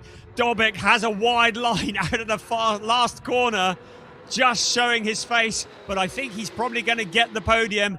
Then it's going to be Marabi Mekvabishvili. This is all very much subject to confirmation once the race stewards have reviewed penalties. Hans Frisch, 6 across the line on the track. He's also under investigation for overtaking potentially during the full course yellow countdown. And now on board with Daniel Lewis, the only GT4 driver, bringing it home in 7th place. No mean feat at all. Dan Lewis crosses the line to win for the GT4s and takes 7th place overall. So, the checkered flag waves. Kasper Hockerboom comes across next in 8th place. Ernst Inderbitzen and Jan Klingenberg. So we know who the 1st and 2nd are, but I do believe that there will almost certainly be a time penalty of something like 5 seconds that will be awarded potentially to Levent Turkman and Marabi Mekvabishvili. But this is all subject to confirmation. We'll keep an eye on the timing screens. But as they cross the line, it's Joel Monegro ahead of Javier Ripoll Jr. by 4.5 seconds. Levent Turkman, Alexander Dobic, Marabi Mekvabishvili, Hans Frisch, rounding out the top 6. Daniel Lewis in the GT4 car. Kasper Hockerboom in 8th ahead of Ernst Inderbitzen and Jan Klingenberg. To remind you, those 2 drivers in 9th and 10th did not have ABS, so sterling job from them. And that concludes round 3 of Porsche Sprint Challenge Southern Europe Club Division, their first race of the afternoon. And it's a clean sweep once again for Joel Monegro. He will now have 150 out of 150 points in the overall championship. He will have 75 out of 75 in the Michelin Cup standings.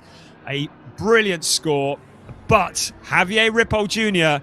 did not make it easy for him. He kept the pressure on, but for maybe a couple of mistakes. I think hats off to Javier Ripoll Jr. for keeping the pressure on Joel Monegro all the way to the flag. So we wait for the 3rd place car to come in now. The timing screens are still saying Levent Turkman in 3rd. Right, 5-second time penalty has been added to the 218 car, Marabi Mekvabishvili. That is confirmed on the timing screen, but I haven't had confirmation of a time penalty for Levent Turkman. So, a little bit of mystery there before we get to the podium. We'll see who rocks up in 3rd place. I think it's probably the best thing to do, isn't it? We'll just see who arrives. No doubt about the winner, though, is there? Joel Monegro, once again, winning, but he had to work for it this time, didn't he? Well, there's Turkman's car in the 3rd place position. So nothing has been put on the timing screen. It just says penalty next to his name, but it doesn't actually say what the penalty might be. But it has been 5 seconds that has been added to the time of Marabi Mekvabishvili. So one expects it may well be the same for Levent Turkmen, but we'll see. There's Jaap van Lagen, the legendary driver, the current Porsche Carrera Cup Benelux champion, who has been coaching Levent Turkmen. That'll do Jaap van Lagen, stock value, no harm whatsoever. So he has been doing the coaching, and a good job, clearly, he has done. There's Javier Ripoll Jr. Again, had to really work. Yeah, you can see from his body language, I think he's talking about the slightly wild back end of the car in a couple of places, maybe when he went wide. Picked up a bit of gravel. There's Joel Monegro, getting used to it. And there's Piers Pryor, who's with our race winner in the pit lane. Yeah, we've got our race winner, Joel. I can see you're satisfied with that one. Big high fives, big smile on your face. Yeah, that was pretty good. It's my first time at this track, and so it took me a little bit to learn it in the wet, but once it's dry, it's pretty amazing. And you had to work for that one as well. Javier was not easy to pass. A little bit, in the beginning only. It was good fun to watch, but talk to us about it from your perspective. Repeat that? So it was good fun to watch, but talk to us about it from your perspective. It was probably more fun to do it than to watch it. But yeah, I bet it was. Congratulations, another win, 3 from 3. Can you go undefeated this Porsche Sprint Challenge Southern Europe season? Let's find out. Let's find out indeed. Our winner there, Joel Monegro from the Dominican Republic. I'm going to grab a word with our second place driver, Javier Ripoll Jr. over here, who was the one that held the lead in the early stages, but unfortunately just couldn't quite hold off Joel. You tried your best. Yeah, we did. We started catching up a little bit at the middle of the race, but then I had to cool off a little bit the tires, and then when I tried again, the rear was a little bit loose. I was close to him at the beginning. I lost it in the last turn, and then he took like 4 arcade car distances, and it stayed like that the whole race. You know? It was a good race at the start. We enjoyed watching that one. It was a good defence actually, because we saw the pace that Joel had. You kept him behind for a fair while. Yeah, it was good. It was good. It was decent. He was pretty clean. So hopefully race 2 we can come up again. Hopefully race 2 you can come up again. You'll have to do the opposite though. You have to pass him in that one. Exactly. I look forward to that. And our third place driver, Levent Turkmen, is just behind us. Provisionally third. We're waiting on confirmation as to whether Levent will receive a track limits penalty. For Levent's sake, hopefully he doesn't. But I'm just going to interrupt this conversation. Sorry, guys. I'm just going to grab a word with our provisional podium driver. Levent, that looked like an epic race to be part of. Well, you could say that at least, yeah. It was great to watch. It must have been pretty intense in the car. Yeah, constantly two of these guys, which they are faster in the quali. So I was driving a little bit with scareness in my head. Yes, but it went well. Yeah, you did. It was one corner you were ahead, then you were behind, then back ahead again, and then Marabi got involved too. I mean, that's why you come racing, I suppose. You only turned up at the first round for testing, but there's nothing like a race. But it's when you start this race, knowing that you're P6 or P5, then and these guys are behind you. You have immense pressure during 30 minutes. So, but I can handle the pressure, obviously. So. Clearly you can. Levent, congratulations. Provisionally on third place. There's still the results are provisional for now, but we'll give Brian back the microphone to talk us through what was a very eventful Club Division Round 3. It really was, wasn't it? Thank you, Piers. We will keep you updated. Just kind of keep an eye on my timing screen in case I get any more information. But as things stand at the moment, the 1, 2, 3 is as they crossed the line. It was a sensational round 3. Porsche Sprint Challenge Southern Europe never fails to deliver. The rolling start, they came across the line, Javier Ripoll Jr. You can see him and Joel Monegro almost get together into turn 1, and Javier had his nose in front, turned that pole position into an early race lead. Alexander Dobik and Marabi Mekvabishvili were going wheel to wheel early on. Those early laps, a good opportunity to try and gain a few places. Javier Ripoll Jr. was soon under pressure. We got a full course yellow when Eric Santos received damage to the left front suspension and spun off into the gravel. Once we got going again, Javier Ripoll Jr. did lead, but eventually it was Joel Monegro who muscled his way through into the lead. You can see that moment there where Javier Ripoll Jr. did get a wheel into the gravel. That slowed him down and allowed Joel Monegro to open up a gap. Levent Turkmen What an entertainer. He said he was going to work his way through despite all the pressure. Well, he did that. He and Alexander Domic were challenging for positions. Lots of other fights going on as well, keeping us occupied. But this one for third place, as was the case with the sport division, really, just keeping us mesmerised. It went all the way to the flag, didn't it? Alexander Domic in front, and then that big wobble there where Turkmen and Marabi Mekvabishvili were able to take advantage and come through. There was Klingenberg going wide as well, and you could see he lost positions as a result of that. The fight for third place raged on, and then it was Marabi Mekvabishvili's turn to get the back end a little bit loose. That left him vulnerable to Alexander Domic, who then set about tracking down Levent Turkmen. But nobody was going to get past Joel Monegro. Once he was in front, he'd opened up that gap, and although Javier Ripoll Jr. did close it up a few times, it was eventually going to be a win for Joel Monegro. Dan Lewis in the GT4 car doing a sterling job to come home in 7th place. And of course the win in GT4. But Joel Monegro, 3 wins out of 3 in Porsche Sprint Challenge Southern Europe. We're going to have to do it all again later on this afternoon, because we'll have round 4. He may well have some more cars competing with him when we head to Spain for the next 4 rounds after that as well. So let's head back down to the podium with Piers. Thanks very much for the highlights there, Brian. Yes, we do have our podium ready, and we'll start with the Michelin Cup, the third place driver, the number 77 from the Netherlands, Levent Turkmen. Congratulations, Levent. Another podium for the MDM team. Our second place driver, so close once again. The S1 racing driver, Javier Ripoll. But the man who can't be beaten this year so far for the track experience by Manthey team, the 224, Joel Monegro. Big cheer from the Manthey team there. And our GT4 winner from the UK, Daniel Lewis. Congratulations to our top 3 in the Michelin Cup and our GT4 winner. We will now have the national anthem of the Dominican Republic.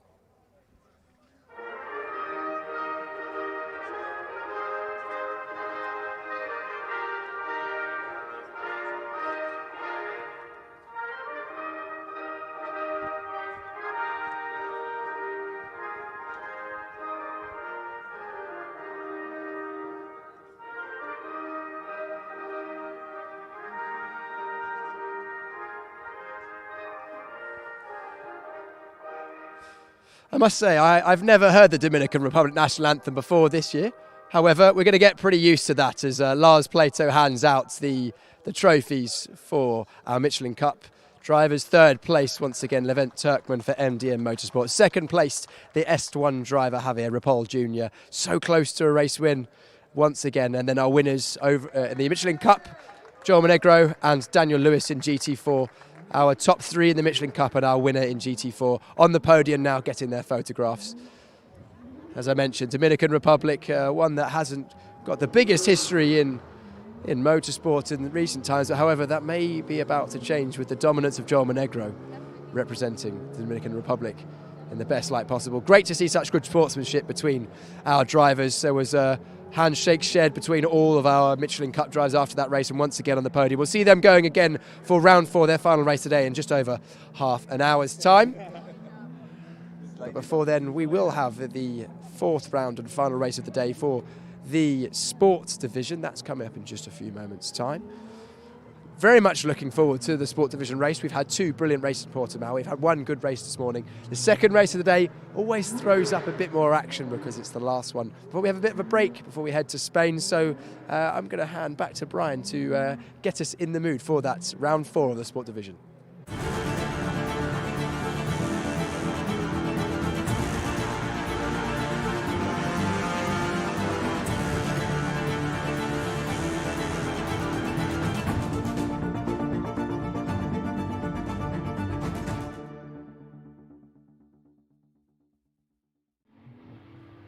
Round 4, Porsche Sprint Challenge Southern Europe Sport Division. And can you believe it? After this race, We're at the halfway point of the season. We have had 3 rounds this season so far, and all 3 of them have been absolute humdingers. Definitely ones to keep.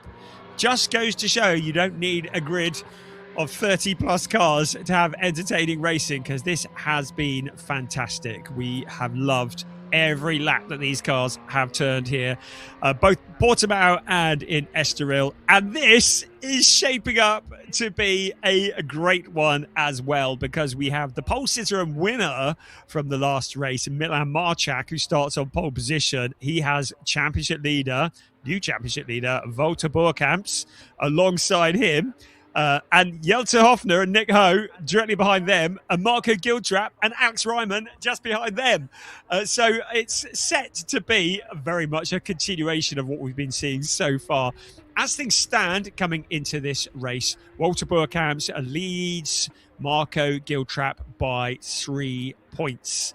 In the championship, I believe, subject to confirmation, that Milan Marchak jumps up to 3rd in the championship with 49 points, courtesy of that win, ahead of Nick Ho, who drops down to 4th with 42 points, and Theo Elenas, who is 5th with 20 points. That is all very subject to confirmation, because my maths is notoriously dodgy, but there is no doubt that Walter Boerkamps leads Marco Giltrap at the moment. But of course it could all change. Giltrap, though, has got his work cut out in this, because Boerkamps starts 2nd, Giltrap starts 5th. So Marco Giltrap, I would say, has a reputation for maybe hanging back and letting everybody beat each other about and then come through.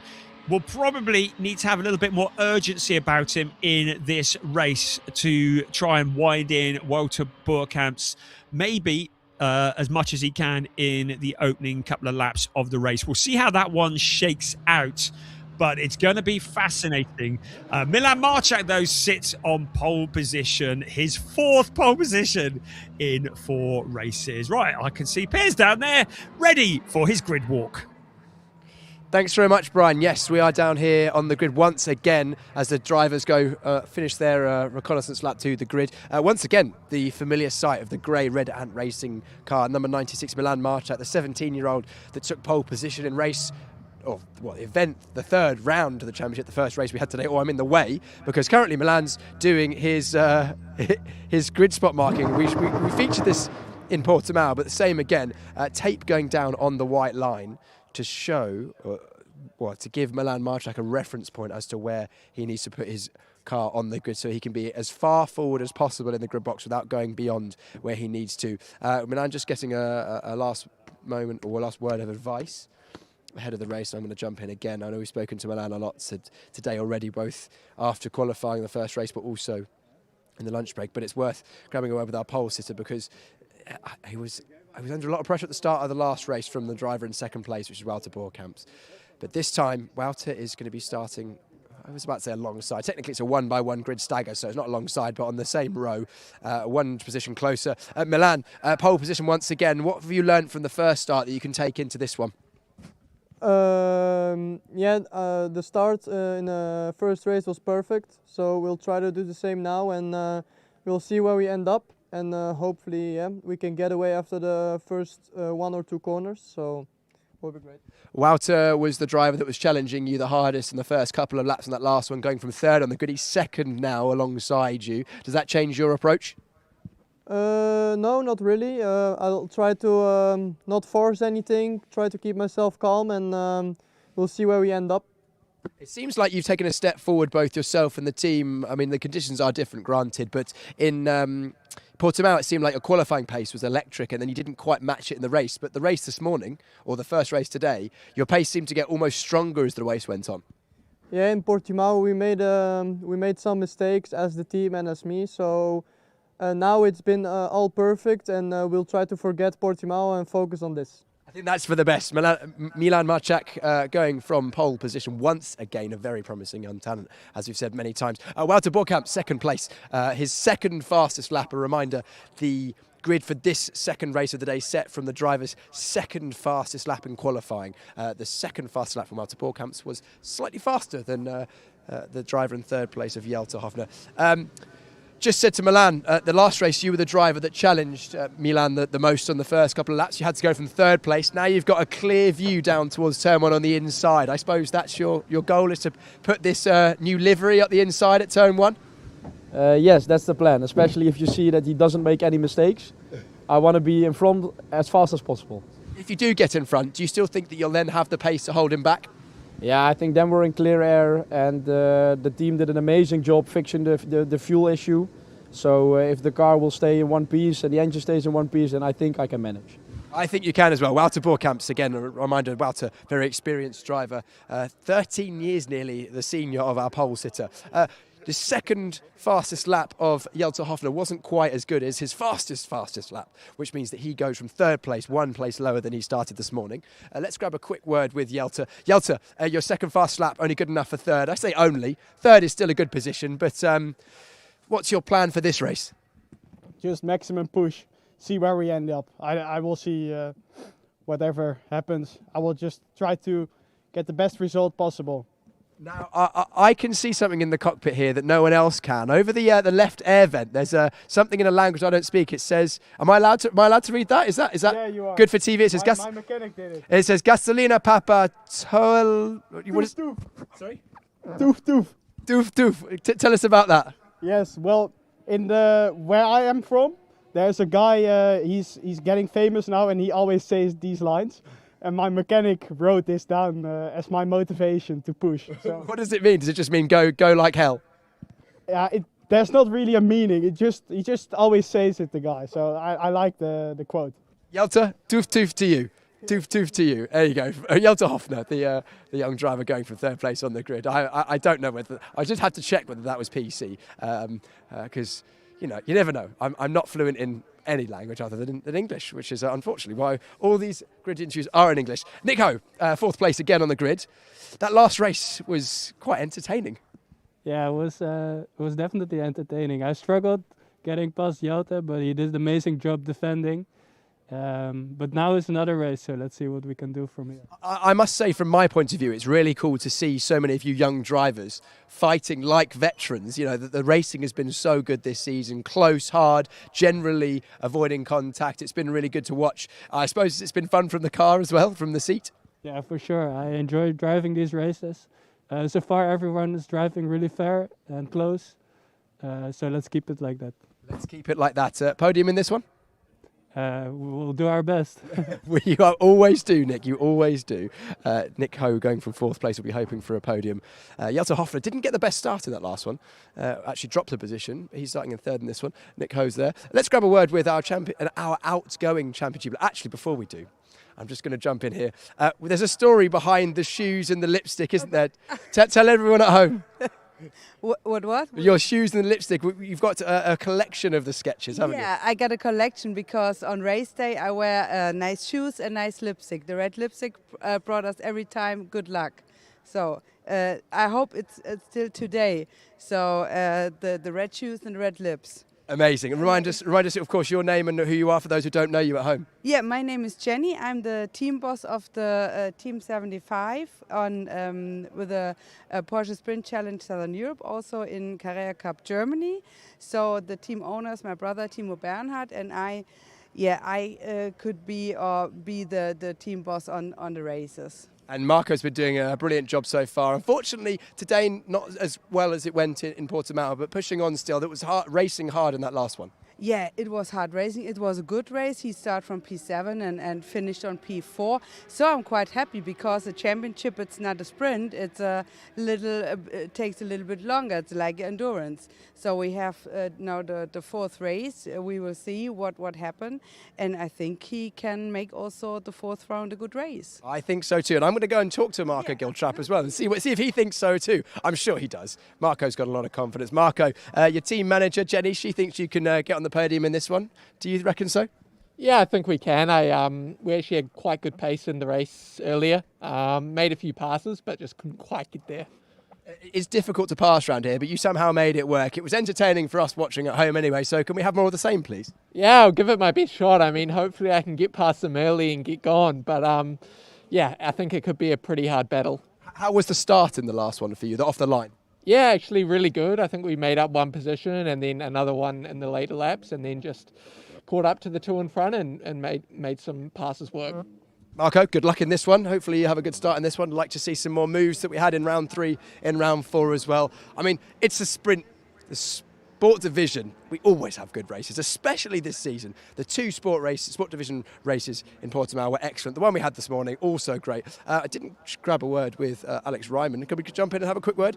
Didn't chat to Alex ahead of race number 1. I will wait until his ears are empty. Thank you very much, Alex. I know that you've got a lot going on in your ears. Alex, how was that first race for you? You looked like you were well involved in the action. Yeah, so race 1 was a bit tricky. We struggled a bit with the setup, but I think race 2 will be quite good. Should be quite good. We did some changes, so if it's going to work, then it will be quite good. Can you give us any more information about the changes or what you were struggling with? So yeah, we struggled a bit with understeer almost everywhere. So hopefully in race 2 it's going to be fixed, and let's see. Let's see. Even better pace in this one. Good luck. I'll let you plug your radio back in as well. Very good of Alex to give us a bit of time right ahead of the race. The teams can contact the drivers through the radio intercom system, and the drivers back to the teams as well. Alex was getting a few words in his ears while we were talking. Multitasking on the grid, these drivers. Very impressive. Matthias Comparato. Matthias, how was that first race for you? It was good. Now we try to have a little bit of more pace. And starting in P7 now, try to be in top 5 again. Absolutely. What do you reckon is have you made any changes to make a step forward in this one? Yes, just seeing the video and change something in my drive to be more consistent. Matthias Comparato, he's going from 7th place on the grid in this one in the Ombra Racing colours with the yellow flashes, number 11. A reminder, he is a very young driver as well. Was Brazilian F4 champion in 2024, 3rd place in the Carrera Cup Brazil last season, and going for Carrera Cup Brazil Championship this year. Nikola Milkovic. Nikola, we spoke to you ahead of the first race. It's race 2 of the day. More of the same? Do you think it's going to be any different? Yeah, we tried to change some things on the car. We changed the front dampers to see could we solve the problem which we had from the beginning of dry sessions, and I hope so that will be helpful for the pace in the second race. So fingers crossed for that. Fingers crossed for that. Nikola Milkovic going from 8th place on the grid. That's the whistle. We've got Tio Elenas, didn't get a very good second lap in qualifying. He will be going from 9th place. Then 10th, we've got Luciano Martinez. 11th is Jesse Paalderdijk. And then on the last position on the grid, Levin Gelf in the 144. This is set up to be another brilliant sport division Porsche Sprint Challenge Southern Europe race. That was a mouthful. Brian, do you know what? I think it's better if you do the talking. Well done, Piers. There are many who would disagree with that. It's hard work out there. A good job as always. Porsche Prince Dural Division. Yes, good. Well, it has been thorough entertainment so far. 3 stonking races this season for Porsche Sprint Challenge Southern Europe. Oh, you got me on it now. Sport Division. So, yes, here we go. This is looking very tasty indeed. Really good insight from the drivers there as well. It was good to just hear what they've been up to since the last race finished, what the team have been doing, just looking for that little bit extra. And of course, we get great expressions like toof toof. So we'll keep an eye on Jelte Hofner, who starts 3rd. There is a toof toof parked at the side of the track. Our photographers have been getting excellent shots. I would just say that if you're able to join us, we are streaming everything as well. There's always some lively chat on the live stream. And for those that are watching us online, thank you. We hope you are being suitably entertained. And to everybody joining us around the world, enjoying Porsche Sprint Challenge Southern Europe. It has been sensational so far. The next 30 minutes could be even more so. I'm looking at the weather. It's getting a bit misty. It's getting a bit dark. I don't think it's going to rain. I know there is some rain in the area, but that's not due till later on. So hopefully we're going to get the next couple of races through in the dry. Milan Marchak will certainly not be doing his rain dance. He did not enjoy the greasy conditions at Portimao last time. He did enjoy enjoy the dry conditions this afternoon, turning what was then his third pole position into a race win. He's had 4 pole positions in 4 races, and he enjoyed his first ever overall win in car racing earlier this afternoon.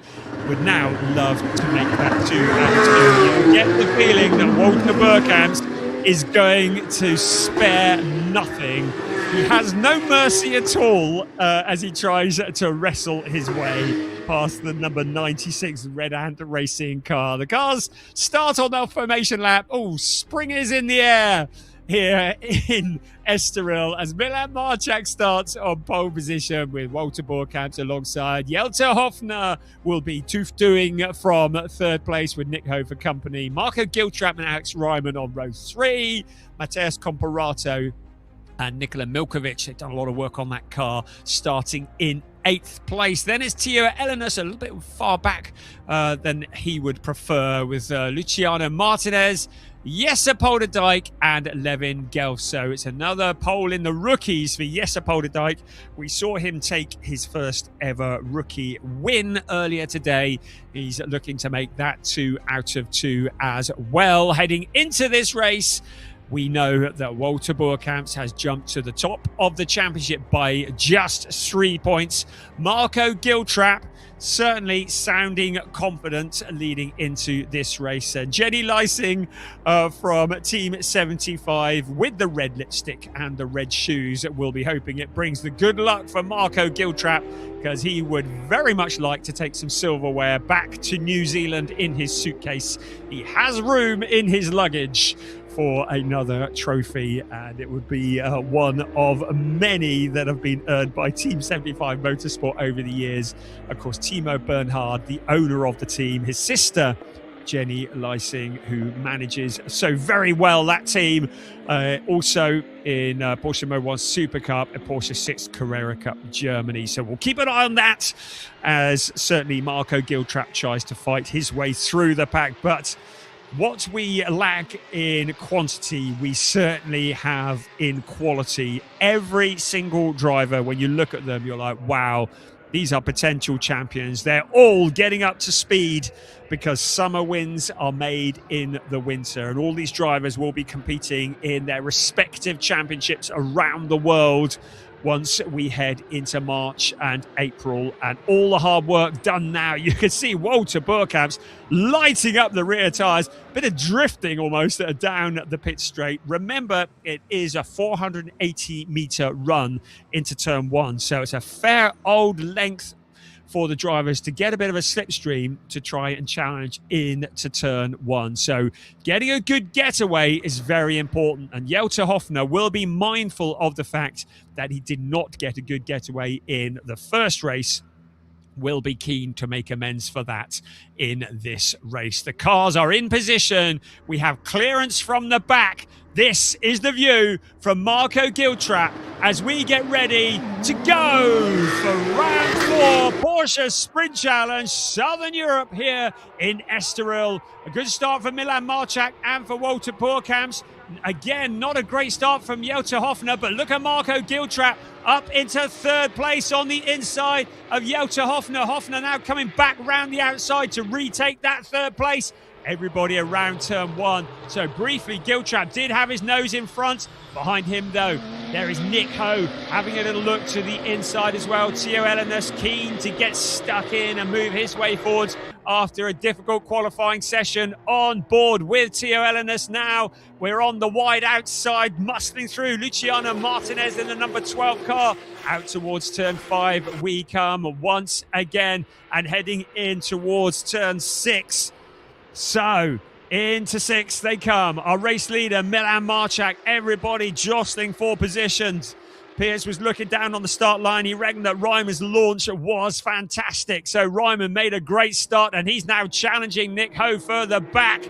Giltrap in there as well. Lots of challenging for position. Teo Elenos in the traffic, trying to work his way forwards. Walter Burkamps in that second place, a set of purple in Sector 2. But in these early stages, we're still very much finding our feet. Our race leader, Milan Marchak. Look at this, Nick Ho on Marco Giltrap. This is not going to help Giltrap's position in the championship. If Nick Ho is able to get past Giltrap, shuts the door, but that allows Jelter Hoffner to break clear in that third place. So suddenly Giltrap, having been challenging for third, now has a car in his mirrors. Out across the line we come. There's Milan Marchak, Walter Boerkamps, Jelter Hoffner, Marco Giltrap, Nick Ho, Alex Ryman, Mateusz Comparato, Nikola Milkovic.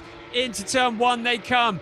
Now Nick Ho has Alex Ryman. Ryman, for my money, looking like a driver who's taken a big step up over the winter, looking very rapid indeed, putting the pressure onto Nick Ho, has a little look to the inside, then a little peer to the outside, ducks in behind for the moment, but that might be a gift for Marco Giltrap, who really needs to be able to break clear a little bit from Nick Ho so that he can set about after Jelter Hoffner. Very much a deja vu situation from the previous race. There were a couple of cars running side by side in the background coming round the corner, but Milan Marchak leads Walter Boerkamps by 0.482 at the moment. Hoffner a little bit back from them, about a second back from them, and that was the side by side. It was Tio Ellenes coming through on Luciano Martinez. So through he comes to take that position away. Up to 9th place in the background, the leading rookie, Jesse Polderdijk, with Levin Gelf just behind him. So Tio Ellenes making up for what was a difficult qualifying session, but now making up for it. He's up into 9th place. Now look at this, a challenge for the lead.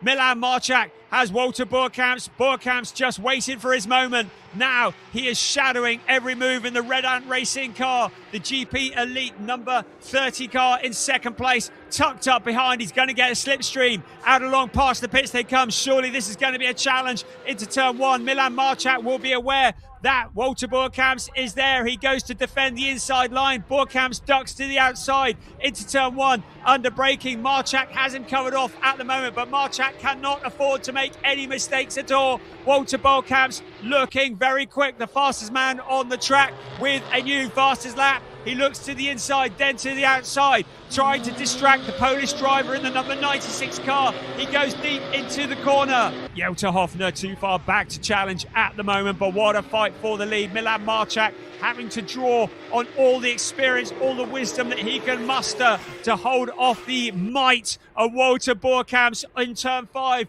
Into turn 6 they come. Boerkamps menacing in the mirrors. Milan Marchak has it at the moment, but the gap is almost nothing. The first two having broken clear of third place. Jelter Hoffner, here they come once again. Milan Marchak just holding the racing line, keeping it exactly right. In the background, Marco Giltrap trying to close in on the battle for third as well. This is for the lead. Milan Marchak, Walter Boerkamps just shadowing him, filling his mirrors, bumping across the curves. Marchak extracting everything he can out of the lap into turn 9, 10, 11, 12, and then into 13. There looks like something hanging down slightly from the underside of the Milan Marchak car. Maybe not. Looked like there might have been something there, but out onto the pit straight. Doesn't slow them down at all, has it? Out onto the pit straight they come once again. Boerkamps not as close as he was last time, but still close enough to challenge. What's he going to do? He flashes the lights in towards turn 1. They come under braking. Fastest man on the track is 4th place, Marco Giltrap. So the pack is compressing. Milan Marchak leads at the moment. Walter Boerkamps 0.3 of a second back. Needs to be careful not to overcook the tyres too early on. So maybe just allowing things to cool. He's still got a little under 25 minutes plus 1 lap to try and find a route past the number 96 car. Jelter Hoffner in a solid third place at the moment, but maybe he is going to have Marco Giltrap for company before too long. Giltrap, who's very good at just waiting, biding his time, allowing the race to come to him. But Nick Ho is just behind him. Then it's Alex Ryman. Then it's Mateusz Comparato in 7th ahead of Nikola Milkovic. There is Nick Ho in the number 98 car. He's loving it there in 5th place as he tries to track down the 4th place Marco Giltrap. The New Zealand driver will be aware that Alex Ryman is also there as well. Alex Ryman for Estonia racing for Est1. Looks like whatever he's been doing over the winter to improve his pace has been working, because he is looking very, very quick in the Est1 number 28 car. His teammate Theo Ellis is all the way back in 9th at the moment, trying to fight forwards.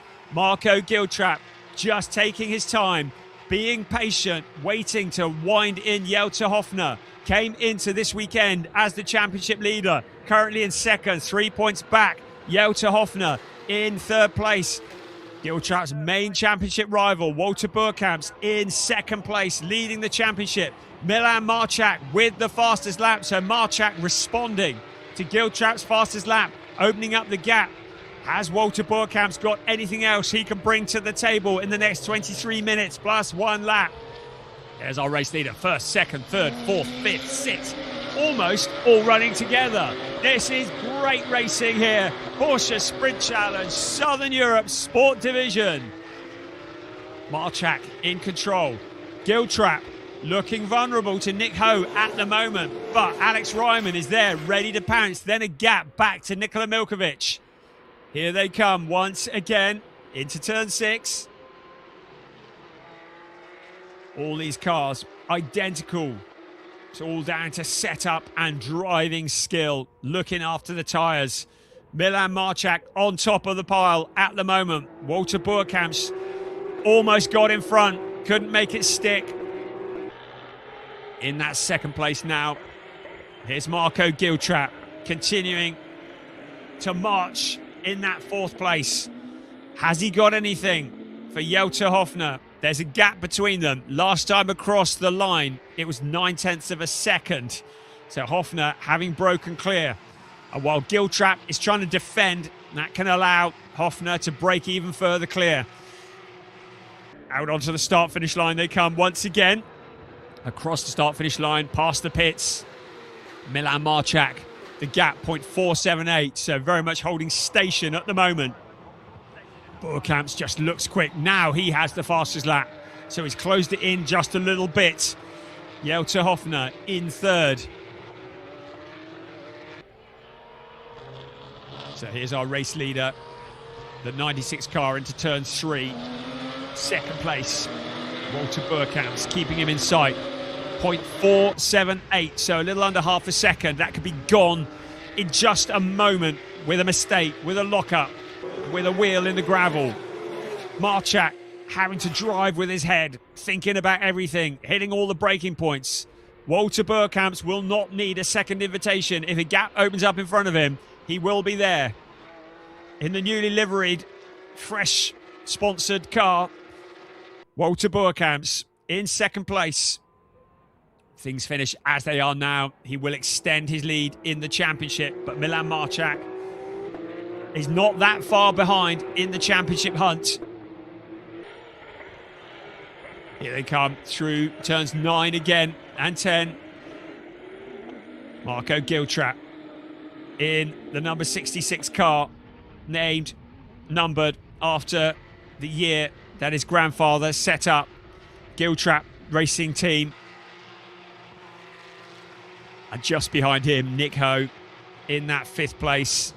Alex Ryman, everybody holding station at the moment. But with less than 20 minutes of this race to go, it feels like anything could happen. Milan Marchak with the fastest lap, trading it with Walter Burkamps. So Milan Marchak at 139.192. Not much between them. Here comes Theo Ellis once again to the inside of Matthias Comparato. Into turn 1, steals that position away, so up to 8th place for Theo Ellis. Next up the road from him, you can see just disappearing around the corner, there's Nikola Milkovic. Now Theo Ellis continuing his fight forwards in the rookies. Jesse Polderdijk leads Levin Gelf by 9.2 seconds, so looking for his second rookie win. Looking from the perspective of turn 5. So a instruction has been given for car 11 and treble 1 to swap positions. So that was Matthias Comparato and Nikola Milkovic. That instruction was given a while ago, so the race stewards were getting involved in that. That was clearly an infringement between them. That all sorted itself out, and now Nikola Milkovic is up into 7th place. We ride on board with Teo Elenas, who is tracking him down and closing in on Nikola Milkovic. So there is Teo Elenas in the blue car, just going through the top of your screen. Milan Marchak leads the way, now getting on for a second clear of Walter Boerkamps. Have we seen the best from Walter Boerkamps, or is there still more to come? We cross the line again, and the gap has gone up again, 1.191. So Milan Marchak has opened up the gap further over 2nd place, looking to make it 2 out of 2 here in Estoril, rounds 3 and 4. Boerkamps clear of Jutta Hofner. So Giltrap sets about trying to track down Jutta Hofner. Giltrap 1 second behind him last time they crossed the start-finish line. But with Nick Ho very much in tow. On board once again with Teo Elenas. There's Nikola Milkovic. He hasn't taken long catching him up, has he? So now Milkovic in 7th place. Teo Elenas looking to relieve him of that. Here they come in towards turn 6. The left-hander. Milkovic picking up the curb, hitting the apex. But Teo Elenas, such an experienced pilot. A real asset to Porsche Sprint Challenge Southern Europe. Preparing for a season in Porsche Carrera Cup Benelux and Porsche Carrera Cup France in 2026. And here he is, behind Nikola Milkovic, who I expect we will see in Porsche Carrera Cup Benelux as well this year. So there may be many battles between these two cars throughout 2026. And Teo Elenas looking for 7th place from treble 1. In the background, Matthias Comparato on board once again with Teo Elenas. Looking dialed in as they head out past the pits and in towards turn 1, reaching speeds close to 270 kilometers an hour in 6th gear before braking for the 2nd gear corner of turn 1. So Elenas continues his march, having started a long way back in 9th place.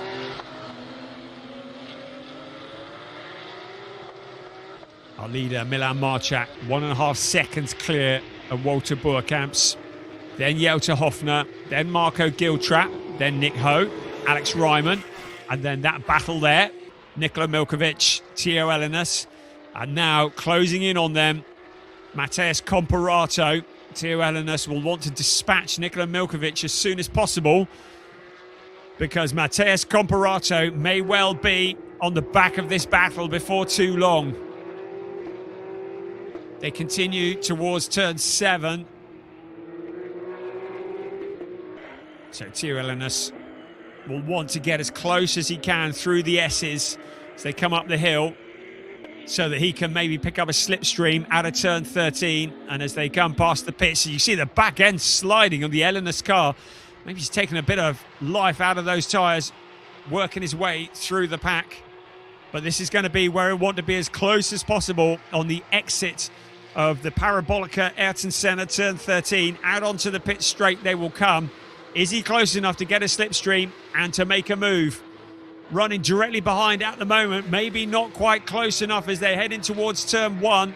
We look down at this battle for 7th place, and still Teo Elenas can't make the move, and Matthias Comparato continues to close in on them.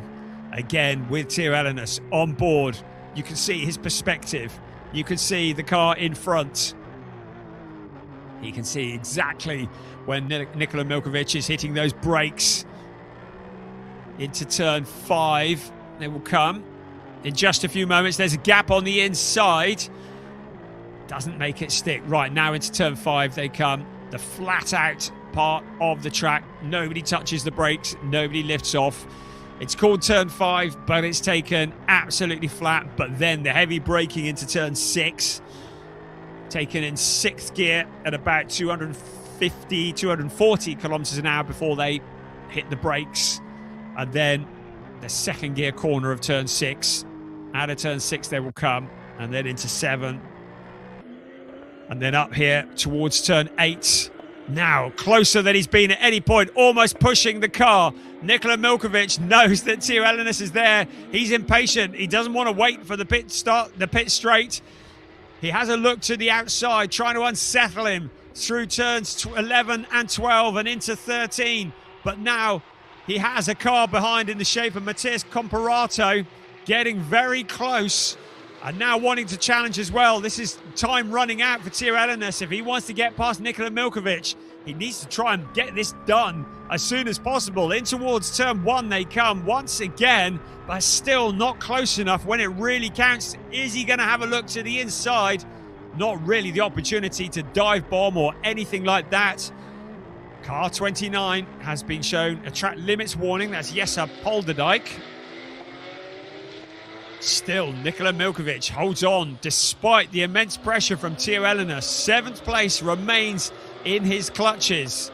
This is the closest battle on the track at the moment. Teo Ellenis now looks to the inside. If he can't get it done on the pit straight, he's going to try and do it at turn 5. Nikola Milkovic tries to give him the squeeze. The two cars run side by side.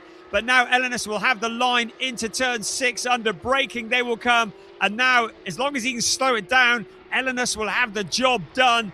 He takes that position away and relegates Nikola Milkovic down to 8th place. Now Matthias Comparato will set about the car treble 1. But Teo Ellenis now needs to try and break clear of Nikola Milkovic. His teammate Alex Ryman quite a long way up the road. While that fighting's been going on, it's allowed the 6th place Ryman to break clear. He has Nick Ho just ahead of him. Our race leader has continued to stretch his legs at the front. Milan Marchak with the fastest lap of the race, 1.680 over Walter Boerkamps. Nikola Milkovic with Matthias Comparato now filling his mirrors. He's seen Ellenis get past. Now he's having to defend from the yellow and blue car behind him. And along the pit straight, once again we come. Teo Ellenis well clear as they cross the start-finish line in that 7th place. But Alex Ryman quite a long way up the road. Track limits warning has been given to Jelte Hofner for turn 7, and also a warning to Teo Ellenis for driving behaviour. So a warning flag has been shown to Teo Ellenis for driving behaviour. So clearly the race steward's feeling as though maybe he was a little bit robust in making that move past Nikola Milkovic. So they've got one eye on him. But Jelte Hofner with a track limits warning, he needs to be careful about that. Milan Marchak with no such issues. Walter Boerkamps not able to do anything about it. Their lap times, well, Walter Boerkamps was about 1/10 of a second slower on the previous lap, but very comparable. There is Jelte Hofner in that 3rd place. Here he comes up that little hill once again and out into the S's. Marco Giltrap, while all this has been going on, has been just slowly winding in Jelte Hofner.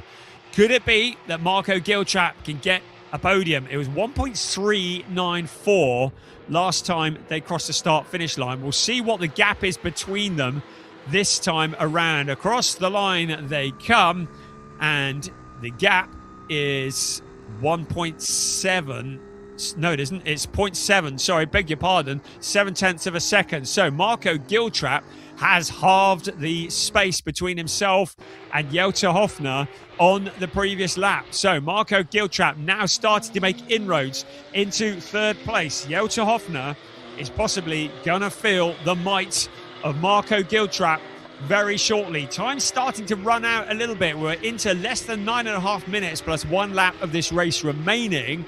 Milan Marchak looking solid in front despite the pressure from Walter Boerkamps. Has a gap of 1.851. Then it's 2.2 seconds back to Jelte Hofner, and then about 0.7 back to Marco Giltrap at the moment. But Giltrap looks to be just closing up lap after lap. Maybe looking to make a challenge for the last of the podium positions in the closing stages of this race. Round 4 of Porsche Sprint Challenge, Southern Europe. Headlights blazing as the light starts to fade here a little bit at Circuito de Estoril. The lead duo a little up ahead of this battle. 3rd and 4th. There's 5th and 6th in the background. Marco Giltrap. For Team 75 Motorsport. Closing in. Comes the furthest of anybody to race here, all the way from New Zealand. Preparing himself for a season in Porsche Carrera Cup Australia. A very competitive series in towards turn 1 once again. There's Tio Elenas, who's now well clear of Nikola Milkovic out across the line, having put 5.7 seconds, 2.85 seconds between himself. He is 5.7 seconds back from his teammates. So maybe that's about as far as he's going to go in this race. So he's put about 2.8 between himself and Nikola Milkovic. We look from the perspective of turn 5. There is the 3rd place, Jota Hofner. Can he hold on to that? Can he make it 2 third places on the same day? A massive improvement from his non-finish and his 12th place at Portimao last weekend. Marco Giltrap has had a 2nd and a 1st in Portimao. He had a 4th place in the race earlier today. Currently in 4th place again. By his own admission, had the car under him for qualifying, but didn't really get a lap put together. Has started both races on the back foot. Has had to surrender his championship lead to Walter Boerkamps, but very much man on a mission. Very much a championship contender this season. As we look at Nikola Milkovic with Matthias Comparato, the number 11 car. Comparato, who took part in the Porsche Junior Shootout at the end of last year. You have to be pretty good to get into that. He has come from Porsche Carrera Cup Brazil, where he finished 3rd in last year's championship. Came through Formula 4 Brazil, was the champion in 2024. And here in Porsche Sprint Challenge Southern Europe, maybe getting himself up to speed for Porsche Carrera Cup Brazil again this year. And tracking down Nikola Milkovic in that 8th place. Less than 6 minutes remaining. All still to play for here.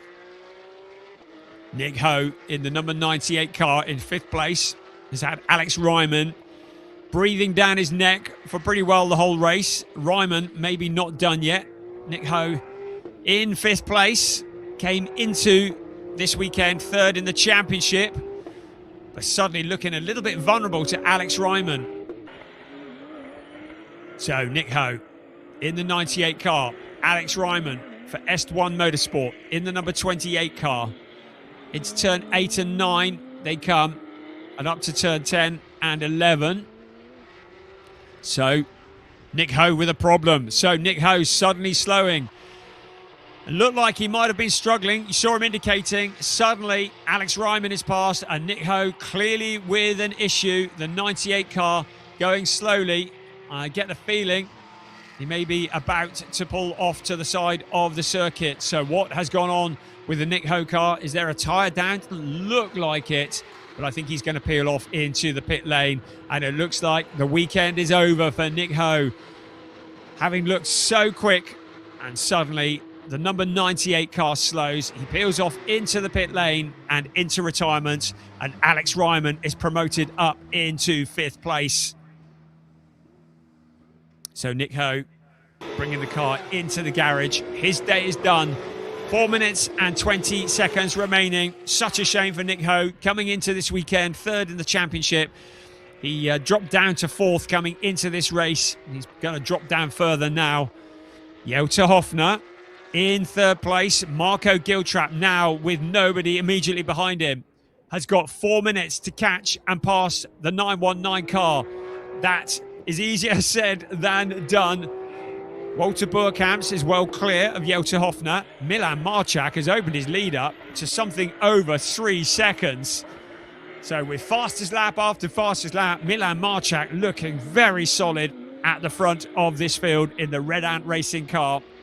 Walter Burkamps looking pretty solid in second, but as has been the case with every race this weekend, third place very much up for grabs until the very end. Less than 3.5 minutes remaining. There's Alex Ryman in 5th place, but a little bit too far back to do anything about Marco Giltrap's 4th. But Giltrap trying to close in on Jolter Hofner across the start-finish line. He was 7/10ths back last time around. Alex Ryman some 4.1 back from Marco Giltrap. So Giltrap not under threat from behind, but doesn't really seem to have the legs to catch the 919 car at the moment, although now looks to have closed in a little bit. Less than 3 minutes remaining. Time starting to run out for Marco Giltrap if he wants to get on the podium for this round 4. Jolter Hofner continues into turn 5 once again. Up ahead of him, Walter Burkamps looks to have settled very much for second place because Milan Marchak's lead now up to nearly 3 seconds. So Walter Burkamps starting to look like he might be struggling a little bit. So I'm just looking at the lap times. Not especially slow. 1:39.826 was his last lap. Very comparable to Milan Marchak. So I think Jolter Hofner, Marco Giltrap, just putting the pressure on as well. Looked like whatever the issue was on the right rear of the Nick Ho car, they've got the wheel off. Well, the tyre is inflated, so whether it was a brake issue or a drive issue, whatever it was, it certainly shortened the day for Nick Ho, which is a real shame. It's not often you see a GP Elite car retiring to the pits, but on this occasion, whatever it was, it seems to have terminated his afternoon. Right, on board with Marco Giltrap once again, heading in towards turn 1. 90 seconds of timed racing remaining. Our race leader is up in turn 3 at the moment. This is the battle for third. There's second, there is third. Giltrap very much with Jolter Hofner in his sights. He's closed the gap up significantly over the last few laps. So are we going to see a challenge in the absolute closing stages of this race? Marco Giltrap clearly hasn't given up on taking some silverware back to New Zealand with him. The flat turn 5 once again into turn 6 under braking. Jolter Hofner in that third place. Giltrap just can't seem to get that gap down on this section of the circuit. Jolter Hofner's lap times are 1:40.1 last time around. All the cars around him were in the 39s. So Hofner's pace not as quick as it has been during this race. 30 seconds of timed racing remaining. I think Marchak may get back to the start-finish line before the clock strikes 0, in which case there will be 2 laps remaining. He's currently coming out of turn 13 as we speak, and he's going to cross the start-finish line, I think, with a couple of seconds to go. I'm just keeping an eye on that now, and that's a bit close to call. I'm not sure whether he got to the line before the clock struck 0 or not. I think he didn't. I think there might have been about a second left on the clock. I think it might be another 2 laps to go for Milan Marchak. I've got no indication it's the last lap, but it was a pretty close-cut thing. When the clock strikes 0, then the driver finishes the lap they're on, and then it's one more after that. And I've got no indication that there is an issue, but I do have an indication that there is a penalty being awarded to Jolter Hofner. I've just seen this. A track limits warning for car 919 has been turned into a penalty. So third place Jolter Hofner has a penalty next to his name on the timing screen.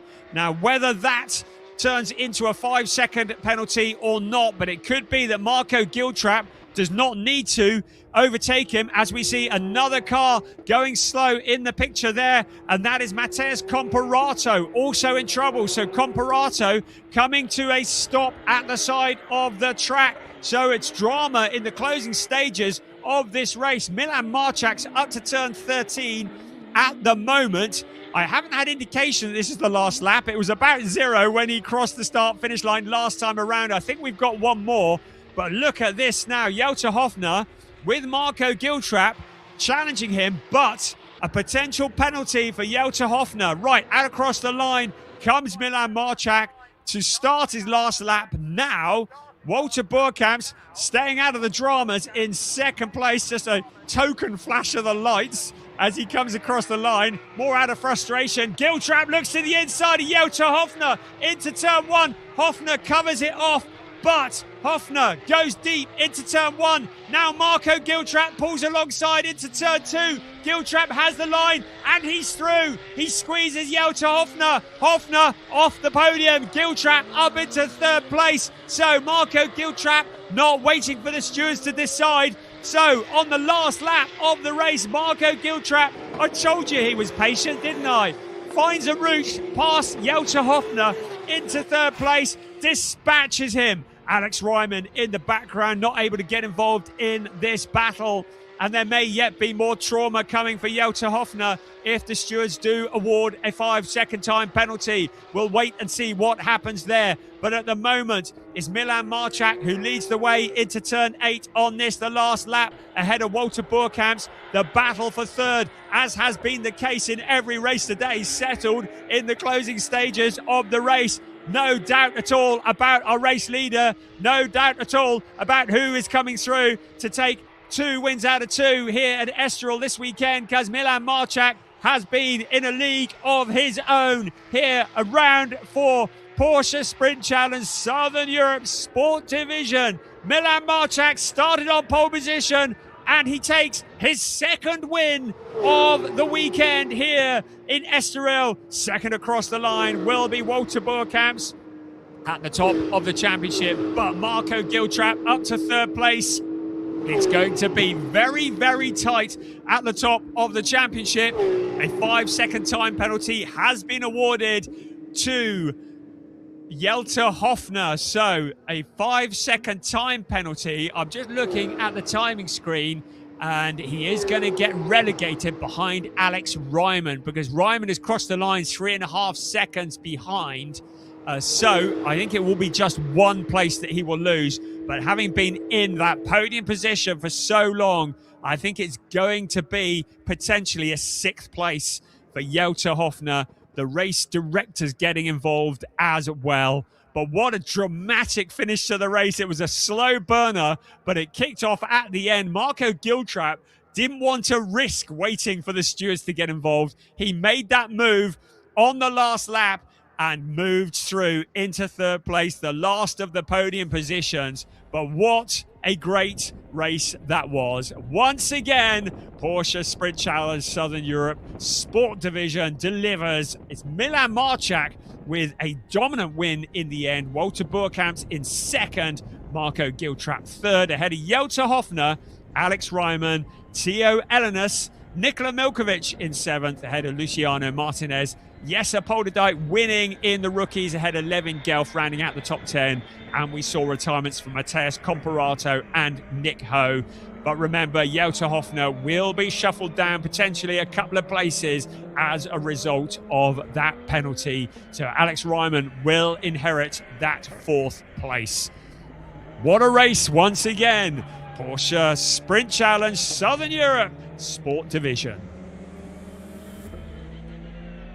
So I'm just looking at the point standings after that race. So another maximum points haul for Milan Marchak, and good points haul as well for Walter Boerkamps.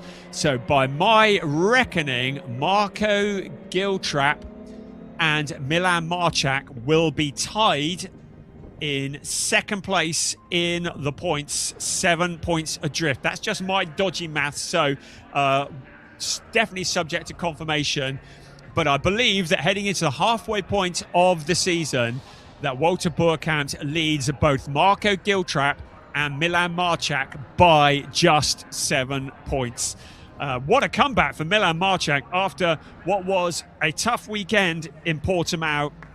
Has still started on pole position for every race this season so far and has taken back-to-back wins. We saw him take his first ever overall win in a car race earlier on this afternoon.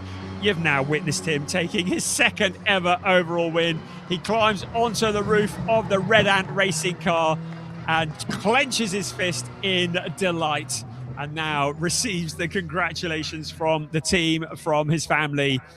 But what a drive from Marco Giltrap as well to third, and what a sterling drive Walter Burkamp's. It isn't just race wins that win championships, it's consistency across an entire season, and Walter Burkamp's extends his lead to 7 points at the top of the championship, but the challengers are closing in on him. So in the pit lane, there is Milan Marchak, who removes his balaclava and receives the congratulations from Jesse Polderdijk, the other car in the Red Ant stable, the sister car. And Jesse, of course, taking the win in the rookie race ahead of Levin Gelf. And there, Piers Pryor is once again with our race winner. Milan, we've chatted quite a lot this weekend, haven't we? You've double pole position, double race win. I mean, I suppose that's job done, right?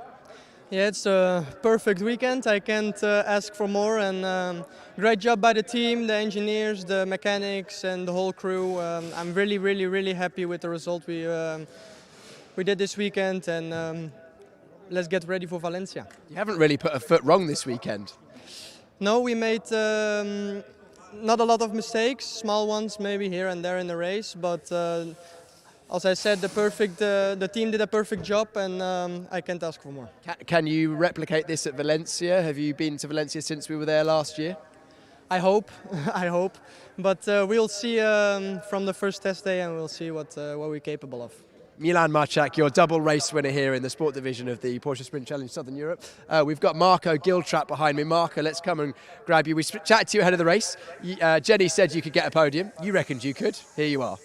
Yeah, if you asked me with about 4 laps to go, I wouldn't be so sure. But I saw he got a warning for track limits, and I thought, you know, if there's ever a time, it's now. So I really tried to apply some pressure, and ultimately we got there. You got there indeed. It was quite a good race, you hunting him down towards the end. It must feel pretty good. Actually, to be fair, Jeltzer did end up getting a 5-second penalty, but you got that done on the road as well. Yeah, sometimes these races don't look like much from the outside, but in the car I was working so hard, you know, try to catch him. So yeah, it was awesome to get it done. Congratulations. Right, that means that almost certainly, well, almost at least still in touching distance with Wouter as well with that podium. That's helped your championship challenge. Yeah, for sure. We've had a couple last lap overtakes this weekend, which have been good to keep us in some contention. So, yeah, already looking forward to Valencia. Absolutely, very much so. Me too as well. I think Wouter's already gone up to the podium. So I'll hand back to Brian to talk us through the highlights of what was another brilliant sports division race here in the Sprint Challenge Southern Europe. Thank you, Piers. Yeah, Walter's out of here. He's going, right, apparently there's a bit of rain in the air. Oh, good grief. I've just been told it's potentially spitting with rain. So maybe Walter wants to get in the dry. But this could be interesting for the next race that's coming up for the club division. We'll let you know about that one. In the meantime, let's just have a little look back on race 4, round 4 of the season for Porsche Sprint Challenge Southern Europe Sport Division. It was a much better start for Jeltzer Hofner this time around. How great that was. You can see, though, that Milan Marchak was out of the blocks like the proverbial up the drain pipe. A lot of challenging into that turn 1, a lot of side-by-side racing, a little bit of bumping, but nothing too untoward. But some great passing too. Elenis had to come back from a disadvantaged grid position. Milan Marchak was under an awful lot of pressure to start off with. Walter Burkamp was putting insane amount of pressure on in the opening laps, and you could see heading along the pit straight in towards turn 1 looked like he was going to take the lead at one point, but Marchak just kept it cool, kept it together, and fended off the number 30 car. ŁYWO has continued his march forwards through the pack after a difficult qualifying this morning. Nikola Milkovic took a little bit of passing. They say rubbing is racing. I'm not sure if there was any rubbing there or not, but eventually ŁYWO was able to dispatch Nikola Milkovic. In the background, Mateusz Comparato was planning on doing something similar, but his afternoon was going to come to a premature end. Elenas and Milkovic running side by side, entertaining us for the vast quantity of the race, while Comparato rushed to join in. Eventually, Elenas got past, opened up a fairly decent gap, and then we looked ahead to Nick Ho and Alex Ryman. They were fighting for position, but it was all going to end in tears for Nick Ho. The 98 car slowing with problems somewhere at the right rear. Marco Giltrap had wanted to get a podium. He was pushing forwards. That was where Comparato's race came to an end.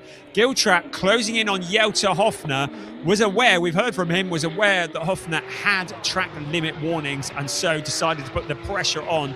Hofner was eventually going to pick up a 5-second time penalty for exceeding track limits. That particular moment was where Marco Giltrap was able to get through to take the last of the podium positions. Milan Marchak, though, opening up a gap of 4.1 seconds at the end of the race ahead of Walter Boerkamps. Boerkamps remains and indeed extends his lead at the top of the championship, but the young Chargers are all queuing up behind him. By my calculations, we have two drivers in second place, 7 points adrift of Walter Boerkamps. It means that when we reconvene in Valencia on the 21st of February, we are in for quite a championship battle.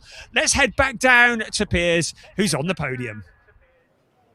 Another thrilling sport division race here in the Porsche Sprint Challenge Southern Europe, and the podium is about to go underway. We'll start with our third place driver. From fifth on the grid, the New Zealander for Team 75 Motorsport, Marco Giltrap.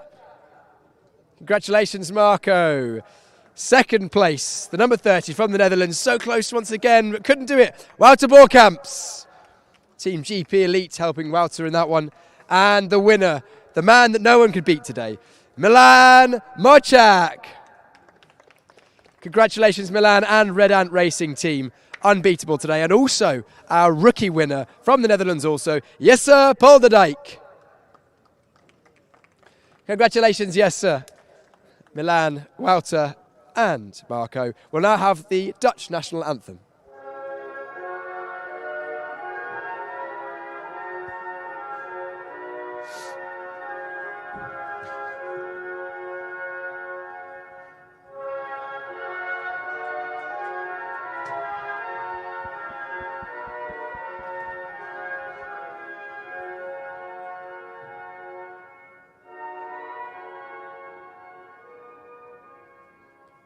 Congratulations to Milan Marchak, our winner, but trophies for all of our drivers in the sport division handed out by series organiser Lars Plato. Third place to Marco Giltrap. Second, the GP Elite driver of Wouter Boerkamps, who I believe will retain the championship lead going into the third event of the season in Valencia. And then our winners in overall for Milan Marchak and Jesse Polderdijk for the rookies. All three on the podium, all four of them on the podium, should I say, with our rookie winner as well.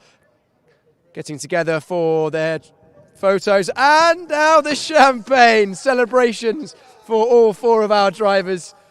We've got a few weeks before we head to Valencia, so plenty of time to get the race suits laundered. I'm going to stay out of the way. Great job, guys. Thank you very much for some excellent racing, providing us with brilliant entertainment. And we will see you in a few weeks' time in Valencia for the next round, the third event, rounds 5 and 6 of the Porsche Sprint Challenge Southern Europe in 2026. Marco making his way through. So that was the final sports challenge, sport division race of the day. There's a lot of words. Anyway, final sport division race done and dusted. They will head to Valencia. But as you can hear behind me, the club division are heading towards the grid. So I'll hand back to Brian and get myself in position for the start of the final race of today here at Estoril.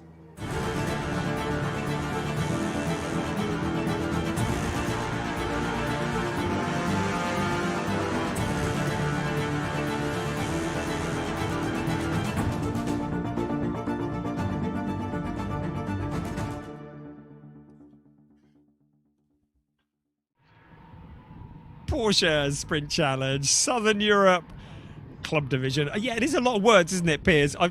We need a shorter version. PSCSE, that's what I call it. Club Division, PSCSE CD, round 4 here at Estoril, the second race. Now, look at this. Mist, a bit of rain in the air.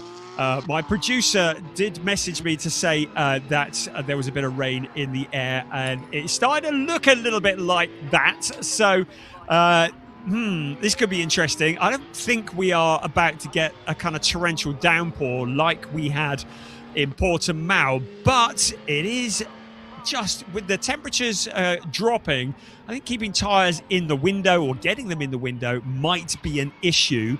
We'll see what happens there. I do not wish to be a harbinger of doom, but it's certainly not the glorious blue sky day that we enjoyed when quali started this morning. It is the last race of the weekend. So I'm told that light spitting of rain is reported at turn 4, although none of the other camera ops are feeling anything. So turn 4 is a hairpin, and that's exactly the kind of thing that can catch a driver out. We've seen it already with drivers just on in qualifying or on the early stages of the race losing their back end because we don't have tyre warmers. So getting the heat into the tyres is not the work of a moment, and the grip a little bit lacking with the slick tyres. So we'll be interested to see what happens there. It is getting a bit dark as well, so it'll be headlights on.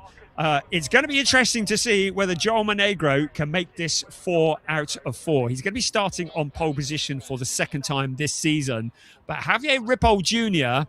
certainly brought the battle to him in the previous race. We saw Javier Ripoll Jr. coming home in second place. Just to confirm that Levent Turkman did get a couple of drops as a result of track limits, so he ended up in 5th place. 3rd place did go to Alexander Dobic in the end after the stewards had reviewed that, and 4th place went to Hans Frisch. So Levent Turkman did get that drop towards the end for exceeding track limits, so shuffled him off the podium, which is a real shame. But he has the opportunity to do it all again now, albeit from 8th place. So a little bit of a mountain to climb there. So the number 77 car down in 8th place, going to have to work his way forwards. So it's Joe Monegro start on pole position, Javier Ripoll Jr. alongside. Eric Santos and Alexander Dobic will start on the next row. I'm just keeping an eye on various timing screen messages. So just making sure we're on top of all the parish notices. While I'm doing all that, we're going to throw back down to Piers for one last time on the grid. Thanks very much, Brian. Yep, the final race of the day, drivers heading up to the grid, and it is a familiar sight on pole position. Joel Monegro for the Track Experience by Manthey team. He will be looking to take another win, making it 4 from 4 in this event. You were right, Brian. The conditions have changed literally in the last 5 minutes or so since we basically finished that second and third race of the day, second Sport Division race. Cooler, more cloud cover. I can't see any imminent threat of rain. However, it's definitely cooler, so the track temperature will be going down. Air temperature certainly cooler, darker most certainly. The drivers and teams will be having to think about that, considering whether they need to make any minor adjustments potentially to the tyre pressures. The drivers will also be having to consider if there's anything that they may need to do differently. Joe Monegro, our pole sitter, is deep in conversation, so I'll wander over to our second place driver, the driver that finished second in the first race, round 3, earlier on today. Javier, outside view this time. You went from first, unfortunately, to second. I assume you're hoping for the opposite in this one. Yeah, let's see. We need to push this race, and that's it. Let's see. Whoever makes a mistake loses. So hopefully it's not me. Hopefully it's not you, exactly. Have you made any changes, either to the car or maybe your outlook? The car wasn't perfect. Maybe we just put fuel went out. I mean, we didn't touch anything. So. Fuel and scent. Yeah, let's see. Good luck in this one, Javier Ripoll, going from second place for the S1 racing team. Last year, managed many third places. Managed a second place this year. How long will it be until he has his first win?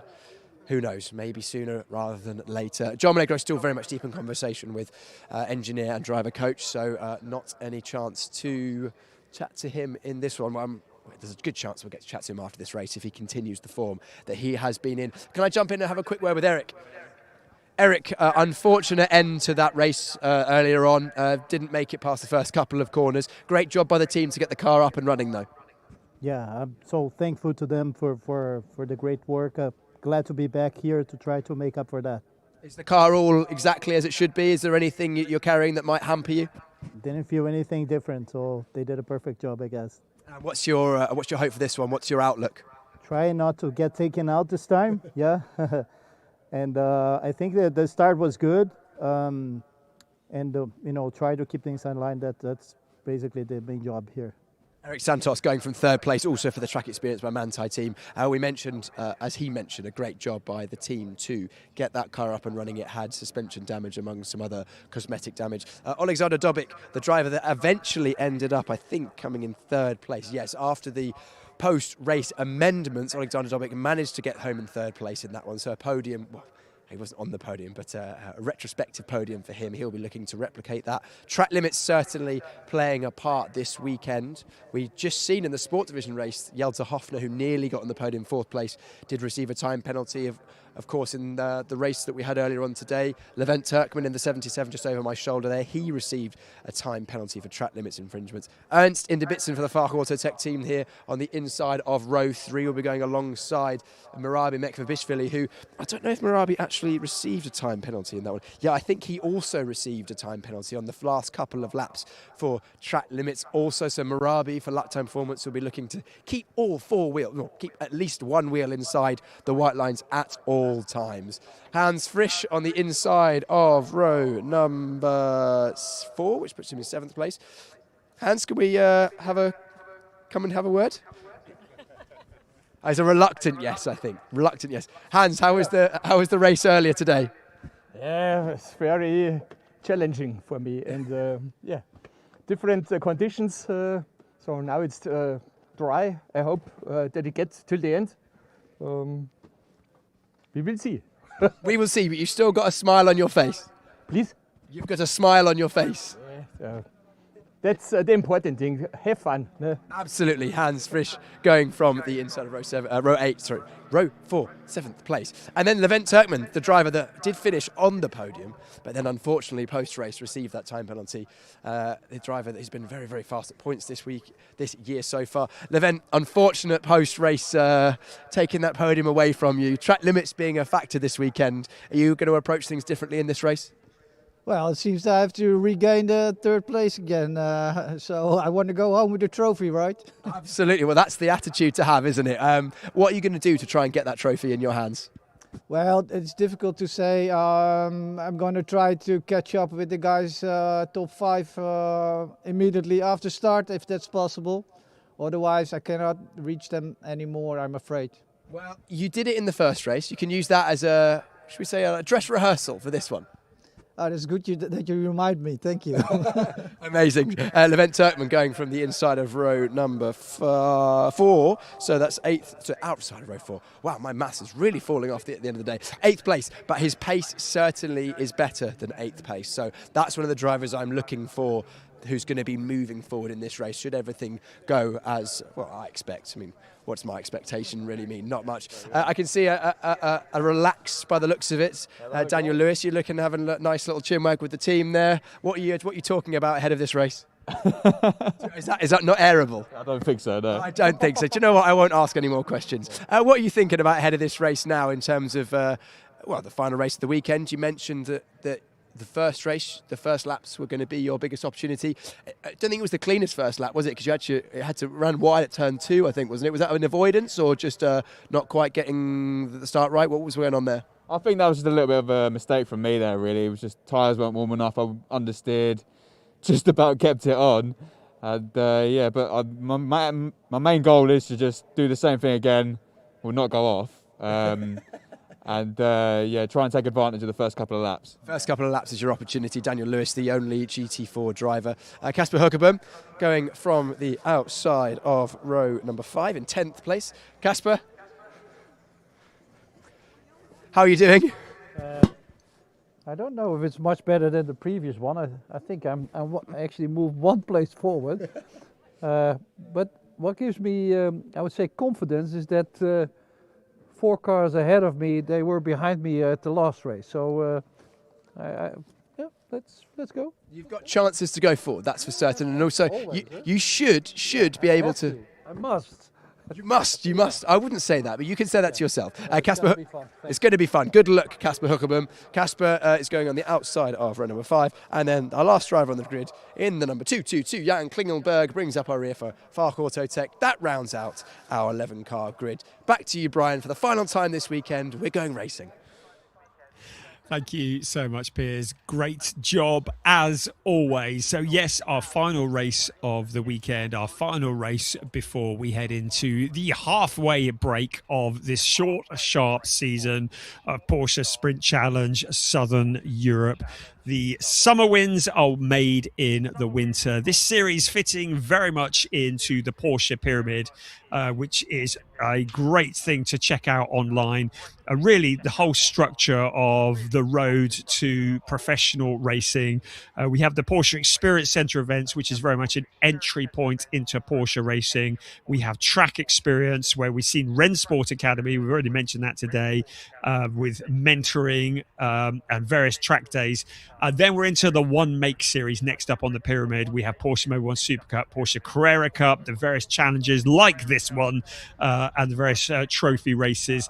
Then we have the GT Sport, where we see GT3, GT4, DTM, and then the top of the pyramid, drivers that become factory drivers, Porsche Juniors, and we see them in World Endurance. We've seen them in Formula E, very much the top level. And we saw the champion last year, Flint Schuring of the Sport Division, who went on to win the Rookie Championship in Porsche Mobil 1 Super Cup, and has now gone on to become the Porsche Junior. So he is on a really quick trajectory up the pyramid, up the ladder.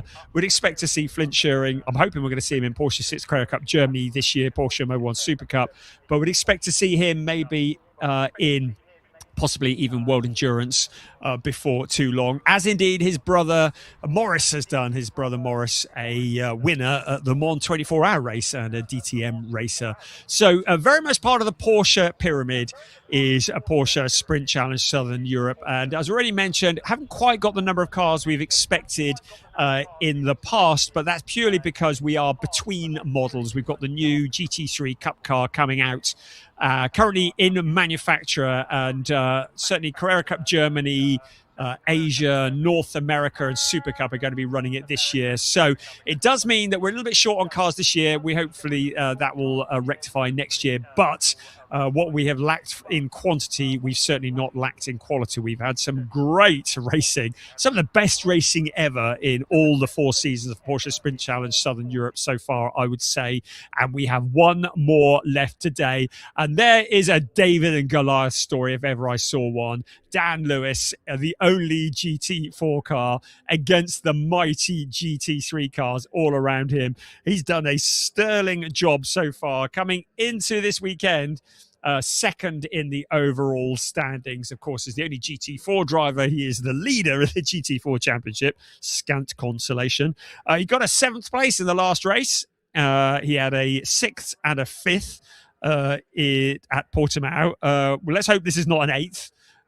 But he is starting from 9th. So it'd be quite good if he could improve on that. But as we say, that is a car that has significantly less power than those around him. And he would be quite happy if it did actually start raining properly. Levent Turkman, well, he's already said, I'm not prepared to go home without a trophy. He's got a fairly tall mountain to climb there. He's starting in 8th.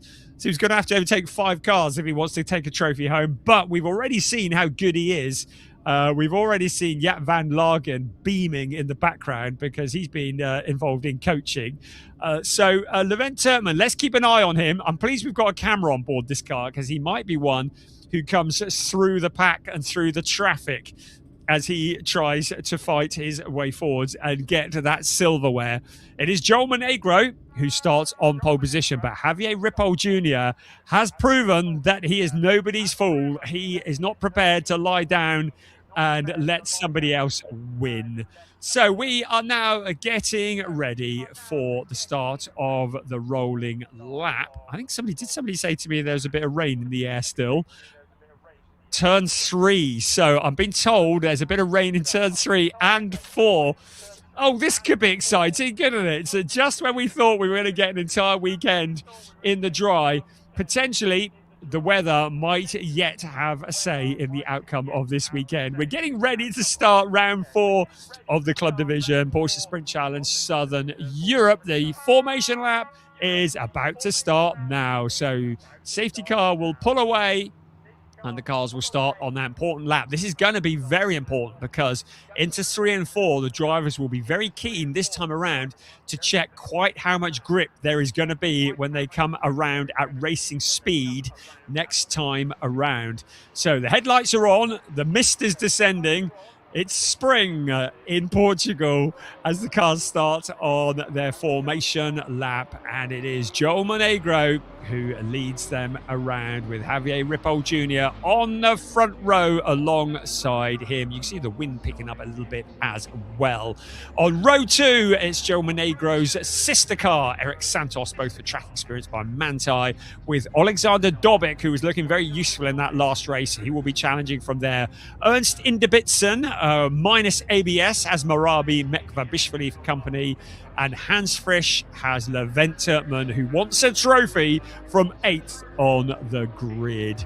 In 9th place on the grid, Dan Lewis from the UK, the Soul GT4 car, with Casper Hockerboom, who says, I am going to be going forwards. And then Jan Klingenberg bringing up the rear another of the non-ABS cars. Everybody else has ABS and traction control fitted, which may well be necessary, especially in turns 3 and 4. At the moment, cars are heading up towards turn 6, so they will already have had a chance to find out what the grip levels are like, but the cars will be weaving to generate the heat in the tyres, in the brakes, ready to start this race. Once again, it will be a rolling lap, so they will start side by side with pole position on the right-hand side of the circuit as opposed to the left-hand side, which is what it would be for a standing start. So on the dirty side of the track, but with the advantage into turn 1 given to the pole position car. So it's going to be an interesting half an hour, 30 minutes plus 1 lap here to conclude our time at Estoril. Right, I'm hearing that car 9 has spun in turn 3. Ernst Inderbitzen. Well, I said this is the opportunity to find out where the grip was or indeed wasn't in these conditions, and I believe we've lost Ernst Inderbitzen. At least he has spun in turn 3. He's been able to rejoin as far as I can see, but that tells you that conditions really are very tricky. Now, Ernst, who's qualified in 5th place, so that's a really good job from him. Looks like he's been able to get it all back together again and get back into position. But I think this could be a very, very tricky opening couple of laps here for the Porsche Sprint Challenge Southern Europe Club Division. The car's now starting to grid up.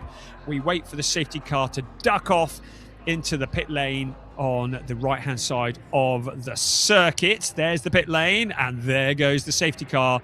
Now, Joel Monegro and Javier Ripoll Jr. lead the pack through the pit boxes to receive the green flag, and we are racing here for the final time at Estoril this year. The cars fan out in towards turn 1. Can they get it slowed down? Joel Monegro has the racing line. Javier Ripoll Jr. knows that grip might be a little bit lacking on the outside, so tiptoeing a little bit tentative into turn 1, but he's done it into that 2nd place. Eric Santos into 3rd. This is where there have been reports of a little bit of moisture, so the cars are going to be very wary here, at least the drivers are, as they head around turns 3 and 4. We've got a yellow flag at turn 6. I'm not entirely sure why we have a yellow flag at turn 6, because we haven't actually got there yet. About to find out, because turn 6 is coming up any second now. So I'm not sure why. Is it rain? It may be. We see windscreen wipers going on the Alexander Dobic car. So the yellow flags have been shown at turn 6, which is where we're looking at now. There's no stricken cars. The yellow flag is now cleared. So the race continues. But interesting to see some windscreen wipers are operating on some of the cars. And that's including our race leader, Joel Monegro. So challenges further back. Alexander Dobic, Marabi Mekvabishvili, Levent Turkmen trying to charge his way up through the pack. So this is going to be fingertip stuff. 28.5 minutes plus 1 lap of racing in changing conditions, in cooling conditions, with grip potentially reducing as this race progresses.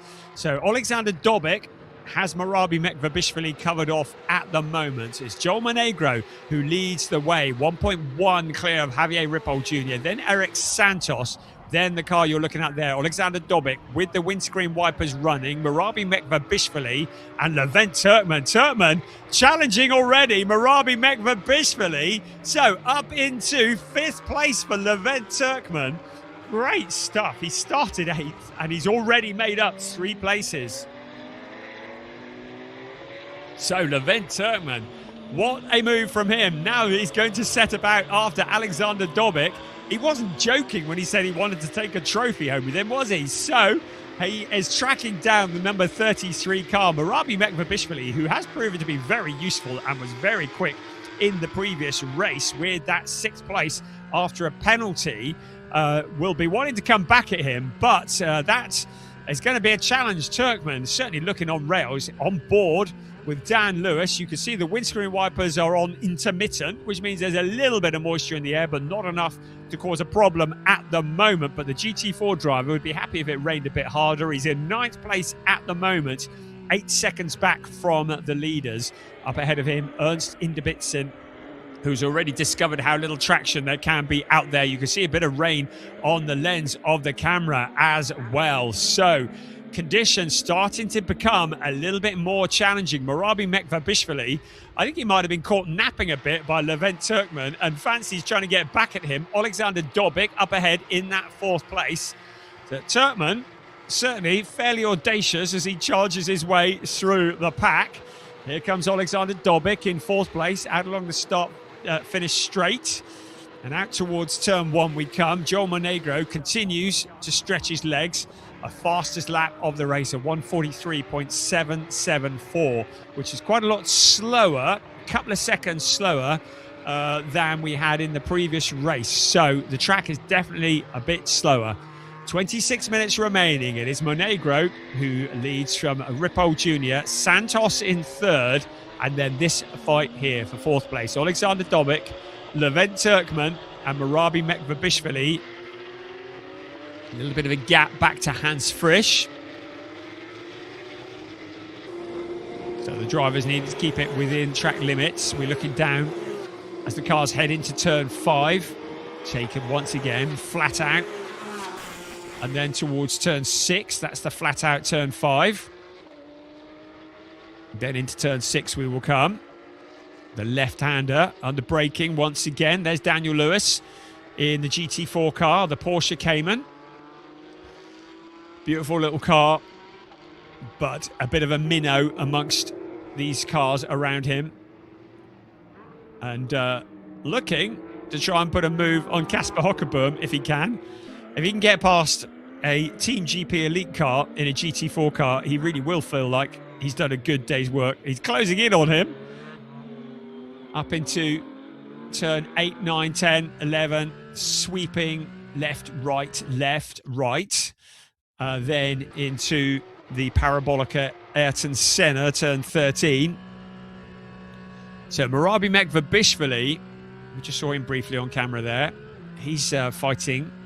And there we're looking again from the perspective of Daniel Lewis. Out along the pit straight he comes. Windscreen wipers going. Heading in towards turn 1. So, no, that's Alexander Dobic coming under pressure from Levent Turkmen. So Turkmen continuing his march forwards. He wants some silverware. Oh, he's gone a bit deep out of the corner there. Needs to be careful of track limits. That was turn 2 into turn 3. Slight uphill section there as well. He's already incurred the wrath of the stewards for track limits. He would have learnt from that one. But now monstering Alexander Dobic for 4th place. Still a little way back from 3rd place Eric Santos, about 2.3 seconds.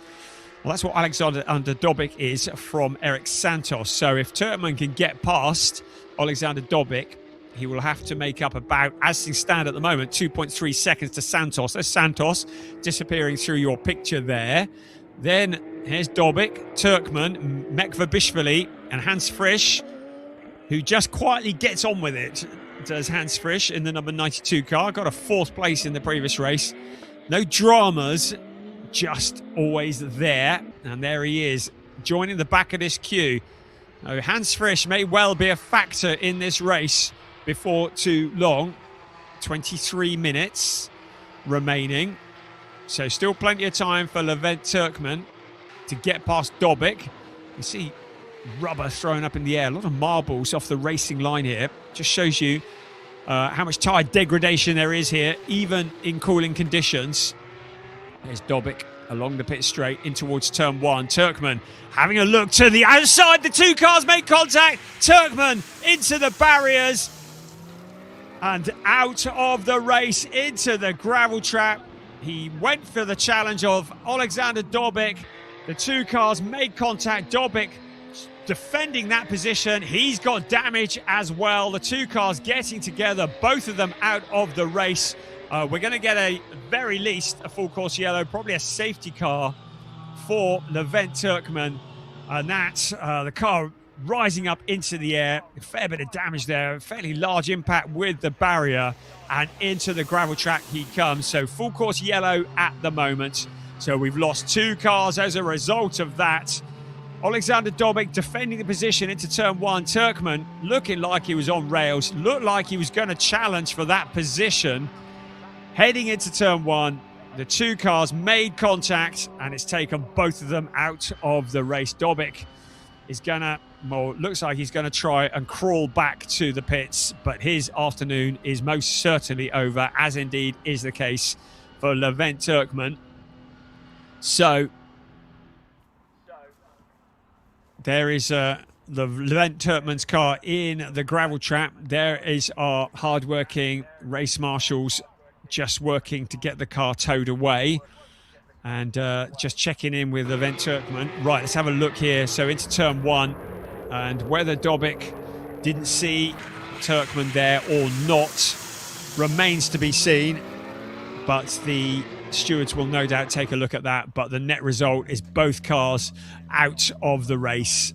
Into that turn 1, a very fast part of the track. We're braking from somewhere in the region of between 250 270 kilometers an hour into a 2nd gear corner. Meanwhile, I'm told by Piers that there is rain in the pits. He's got rain on his iPad. Quick, get under cover. But it does indicate that he's going to get a little bit slippery out there. The incident that we've just seen is under investigation. No surprises there, but whatever happens, it's certainly not going to affect the outcome of this race now. Right, I think Piers has some news for us down in the pits. Well, it's not technically news, but it poses an interesting question for the drivers and teams. We're under full course yellow now and may well be for a little while. The rain is definitely falling. I don't know whether you can see it actually falling on my shoulder and my iPad, but it's falling in the pit lane. Not heavy enough to make a jump now, but a driver, for example, Alexander Dobic, who I think is actually coming into the pits in the back of shot, who's maybe out of the race at this stage. With this rain, it could be worth risking, maybe going out on wet tyres with the hope that you get basically a free or far less penalising pit stop to go onto the wet tyres. The wet tyres are prepared for Alexander Dobic. I don't know whether he'll be able to continue. In fact, here he comes in. Certainly a front left puncture. Don't know if there's any other further damage. Let's have a quick look, shall we? Definitely a front left puncture. I think the doors had a bit of a dent. But I think we've got a leak as well. Yeah, we've definitely got a leak in there. So Alexander Dobik's race is over, unfortunately. That contact not only causing the tyre to jump off the rim, but also further damage to the radiator as well. So Dobik's race is over, but just a question mark over whether slicks will be used for the remainder of the race, as the rain is falling heavier by the second. I wouldn't say it's wet rain yet, but it could be. Brian, back to you. Thank you, Piers. Wet rain as opposed to dry rain. That's very interesting. Interesting speculation as well.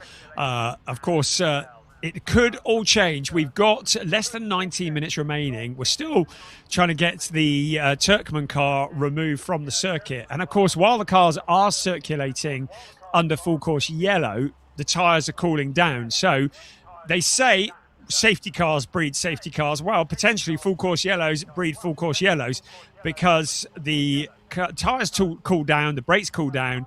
So when we get back racing again, the drivers are going to need to be very cautious with these cooling conditions and with potentially rain falling. There's a lot of money's worth of car hanging from a cherry picker there. The crew doing a sterling job getting Levent Turkmen's car out of the gravel. Of course, the gravel trap does exactly what it says, traps the car, but it does mean you have to have some pretty industrial machinery to then get it out. But they're doing a good job looking after the number 77 car, and it is taken to safety. So I would like to think that we will be back racing again before too long. The marshal's doing a bit of a sweep up, just making sure there's no debris, so that's all good. So I would expect us to be coming out of full course yellow maybe within the next minute or so, just as soon as this is all clear. You can see the field coming through. Of course, full course yellow, as opposed to a safety car, means that in theory the gaps should remain the same. Well, of course, drivers accelerate and decelerate at different times. But the 80 kilometers an hour, if everybody is circulating at exactly 80, then the gaps should remain the same. According to the timing screen, the gap between Javier Ripoll Jr. and Joel Monegro is just 0.8 of a second. So it's impossible to caution the race without advantaging or disadvantaging somebody. At the moment, Javier Ripoll Jr. A little bit closer to the race leader. I'm just looking to see if we get any indication. Right, you can see the countdown. What a great graphic that is. 1, go. We are green there. Oh, great time to be on board with Dan Lewis. You saw the Genioma system there counting down from the full course yellow and back to green flag. Oh, that was great insight there. And we are racing once again. 16 and a half minutes plus 1 lap remaining. The rain is starting to come down. The grip is at a premium. At the moment, it's Joel Monegro who leads from Javier Ripoll Jr. Those first two are well clear of third place Eric Santos. Here we go then. That is first and second. This could be about he who doesn't make mistakes. Into turn 6 we come. Under braking, Monegro does a nice and neat braking into turn 6. Javier Ripoll Jr. going quite deep into the corner, just exploring where the traction is or indeed isn't. Into turn 7 they come once again. Now up to turn 8 they will come. That's your race leader, Joel Monegro, into 8 and 9. Windscreen wipers going. Tricky conditions here. That looks like Kasper Hockebom. And he is currently in 6th place, so he's made good progress forwards. He's got Ernst Inderbitzen and Jan Klingenberg for company. They're probably questioning their decisions to run without ABS now, because Daniel Lewis is up behind them and now fancies an opportunity for the minnow to jump the shark. So Daniel Lewis at the back of that queue in the GT4 car, the only GT4 car in the race. And he has put it to such good use, both in Portimao and here in Estoril. The front of that queue, 6th place Kasper Hockebom. Then Ernst Inderbitzen in the silver and red machine. Dan Lewis to the inside of Jan Klingenberg now. They run side by side out along past the pits. There should be more grunt in the Klingenberg car, but Daniel Lewis gets the job done under braking. Can he get it slowed down? Yes, he can. So Lewis moves up another position, up to 8th. He'll now set about after Ernst Inderbitzen. We're on board with him briefly. So good job from Dan Lewis. So Ernst Inderbitzen next in the number 9 FAC Autotech car. And Kasper Huckerboom also very much within reach for Dan Lewis. This could be quite sensational if he can move forwards from there. We're over halfway point of the race. On board with Dan Lewis in the Porsche Cayman. In towards turn 6 once again. The left-hander. Dan Lewis looking to be well under control. Has left Jan Klingenberg behind as he sets about after Ernst Inderbitzen in the number 9 car. At the front, Joel Monegro continues to lead, but Javier Ripoll Jr. keeping him in sight.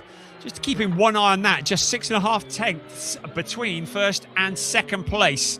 So Ripoll now having taken it down to 0.478. So Ripoll Jr. closing in on the leader here as we look into turn 1. Joel Monegro coming under attack from Javier Ripoll Jr.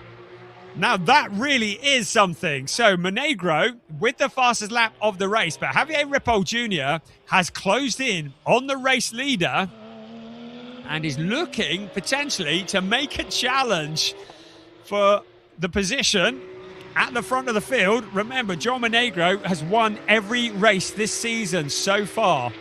But maybe these tricky conditions suiting Javier Ripoll Jr. better than Joel Monegro. So towards turn 6 once again. Windscreen wipers going certainly on Monegro's car. Lots to be keeping an eye on here. 12.5 minutes of this race remaining. Looking on in the Porsche experience. Hello, everybody. We hope you're enjoying the coverage here. We most certainly are. And there is Joel Monegro.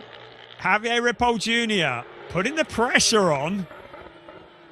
And look at him closing up under braking into turn 9 and around to turn 10. Are we going to see an audacious move from Javier Ripoll Jr.? He has been absolutely loving his time in Porsche Sprint Challenge Southern Europe. And that could be about to show if he could make a challenge. Surely not on Joel Monegro. It was 0.478 last time around. Out onto the pit straight we come once again. I think the gap probably fairly similar. 0.567. So Monegro's found about a tenth on that last lap. Into turn 1, but that could all disappear in a moment. Fascinating stuff. Monegro leads the way. 11.5 minutes remaining. Daniel Lewis now up with Kasper Huckerboom. So he's dispatched Ernst Inderbitzen while we've been looking at the leaders. Now challenging for 6th place in the GT4 car. Here he comes out along the pit straight in towards turn 1. He's got the line into turn 1 as well. He has that inside line. So Dan Lewis continues to pick off the places. Has he got it? Has Kasper Huckerboom with a little bit more grunt, holds on to 6th place for the time being. But what great progress from Dan Lewis in the GT4 car, continuing to pressurize Kasper Huckerboom. Looks to the inside, looks to the outside. Huckerboom holding on to that 6th place, goes deep into the corner. Daniel Lewis looking nimble in the Porsche Cayman. Here they come. He goes to the outside. Great work here. Brilliant driving from Dan Lewis. Great racecraft. Into turn 5 they come. On board with Dan Lewis once again into turn 6. Is he going to make a challenge here? There's a gap on the inside. Huckerboom moves to close it off, but Dan Lewis needs to be patient. They're a little way back from Hans Frisch, although there are cars behind Dan Lewis, so he needs to pick his time so as to not let Ernst Inderbitzen back in. But Inderbitzen has his own problems with Jan Klingenberg, currently pressurizing him for that 8th place. But this is a fascinating battle. Dan Lewis to the inside of Kasper Huckerboom. Huckerboom shuts the door. They take a different line through turns 9 and 10. Up the hill they come. And now Dan Lewis with a nose in front. Through into the S's they come. Into the Parabolica, Ayrton Senna. But what a great drive from Dan Lewis to steal away 6th place. And look at this for the lead as well. Joel Monegro, 9.5 minutes remaining, is under immense pressure from Javier Ripoll Jr. Brilliant. So now Javier Ripoll Jr. looks to the left. Monegro goes to shut the door. Still holding on to the lead of the race. This is the most vulnerable Monegro has looked this entire season so far. Javier Ripoll Jr. appears to have the bit between his teeth as he challenges the 224 car. Continuing on his way, our race leader, Joel Monegro. But can he hold on for another 9 minutes plus 1 lap? Because Javier Ripoll Jr.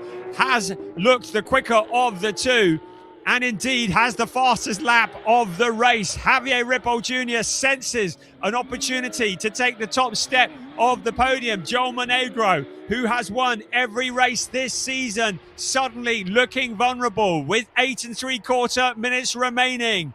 Javier Ripoll Jr. putting the pressure on in every way that he possibly can. What can he do now as they head out towards the pit straight once again? Is he going to make a move? Out past the pits they come.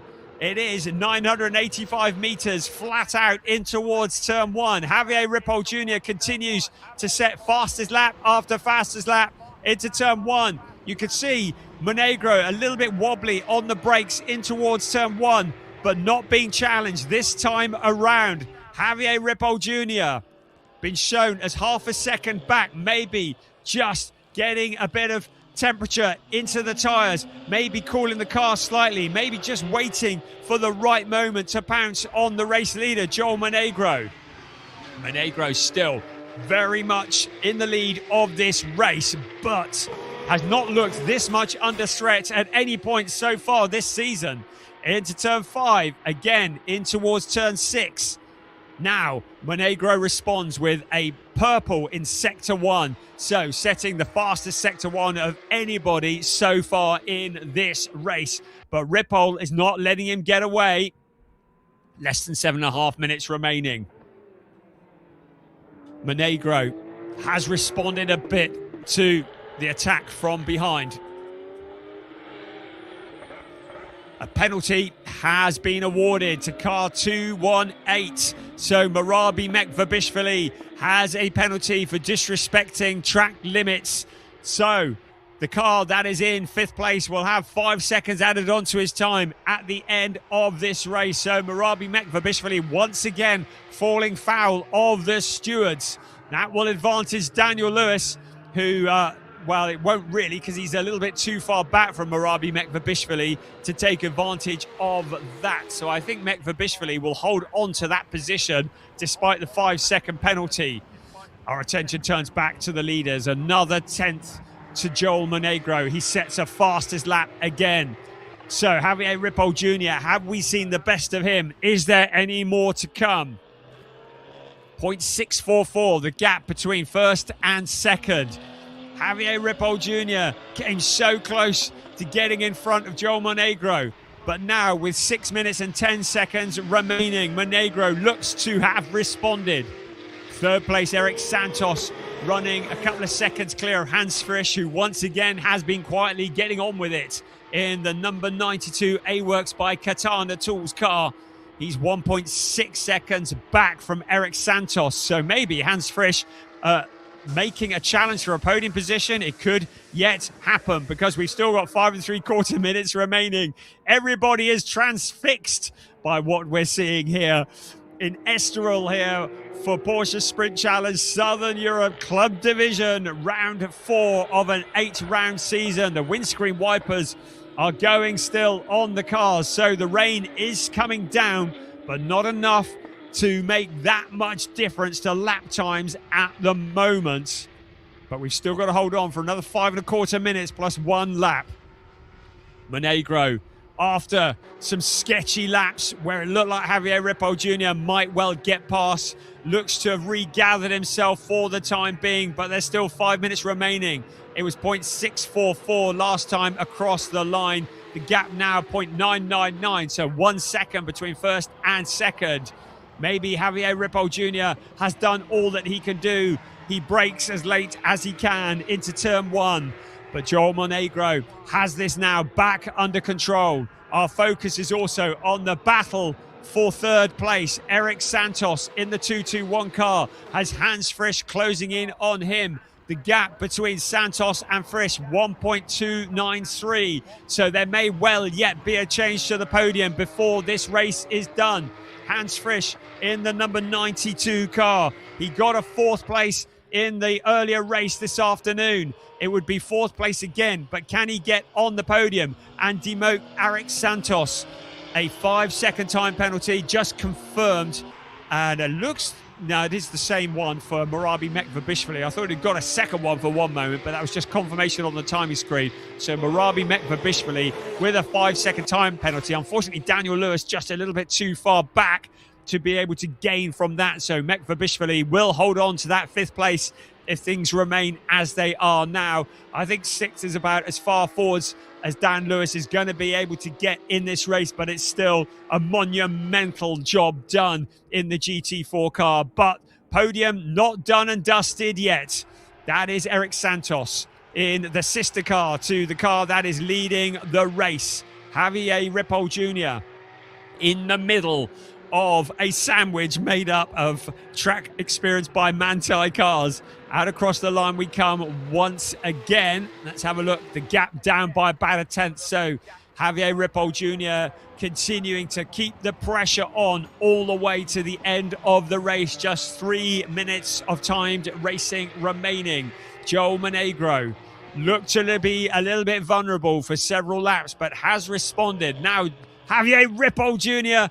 drifting the car around the corner. He is throwing caution to the wind. He is giving everything to try and catch Joel Monegro. What a stonking drive from Javier Ripoll Jr. sliding the car around the corner, giving it absolutely everything that he can. Meanwhile, Daniel Lewis still has Casper Hockebom challenging him for that 6th place. So Hockebom coming back at Daniel Lewis. Remember, Hockebom has more horsepower, more grunt.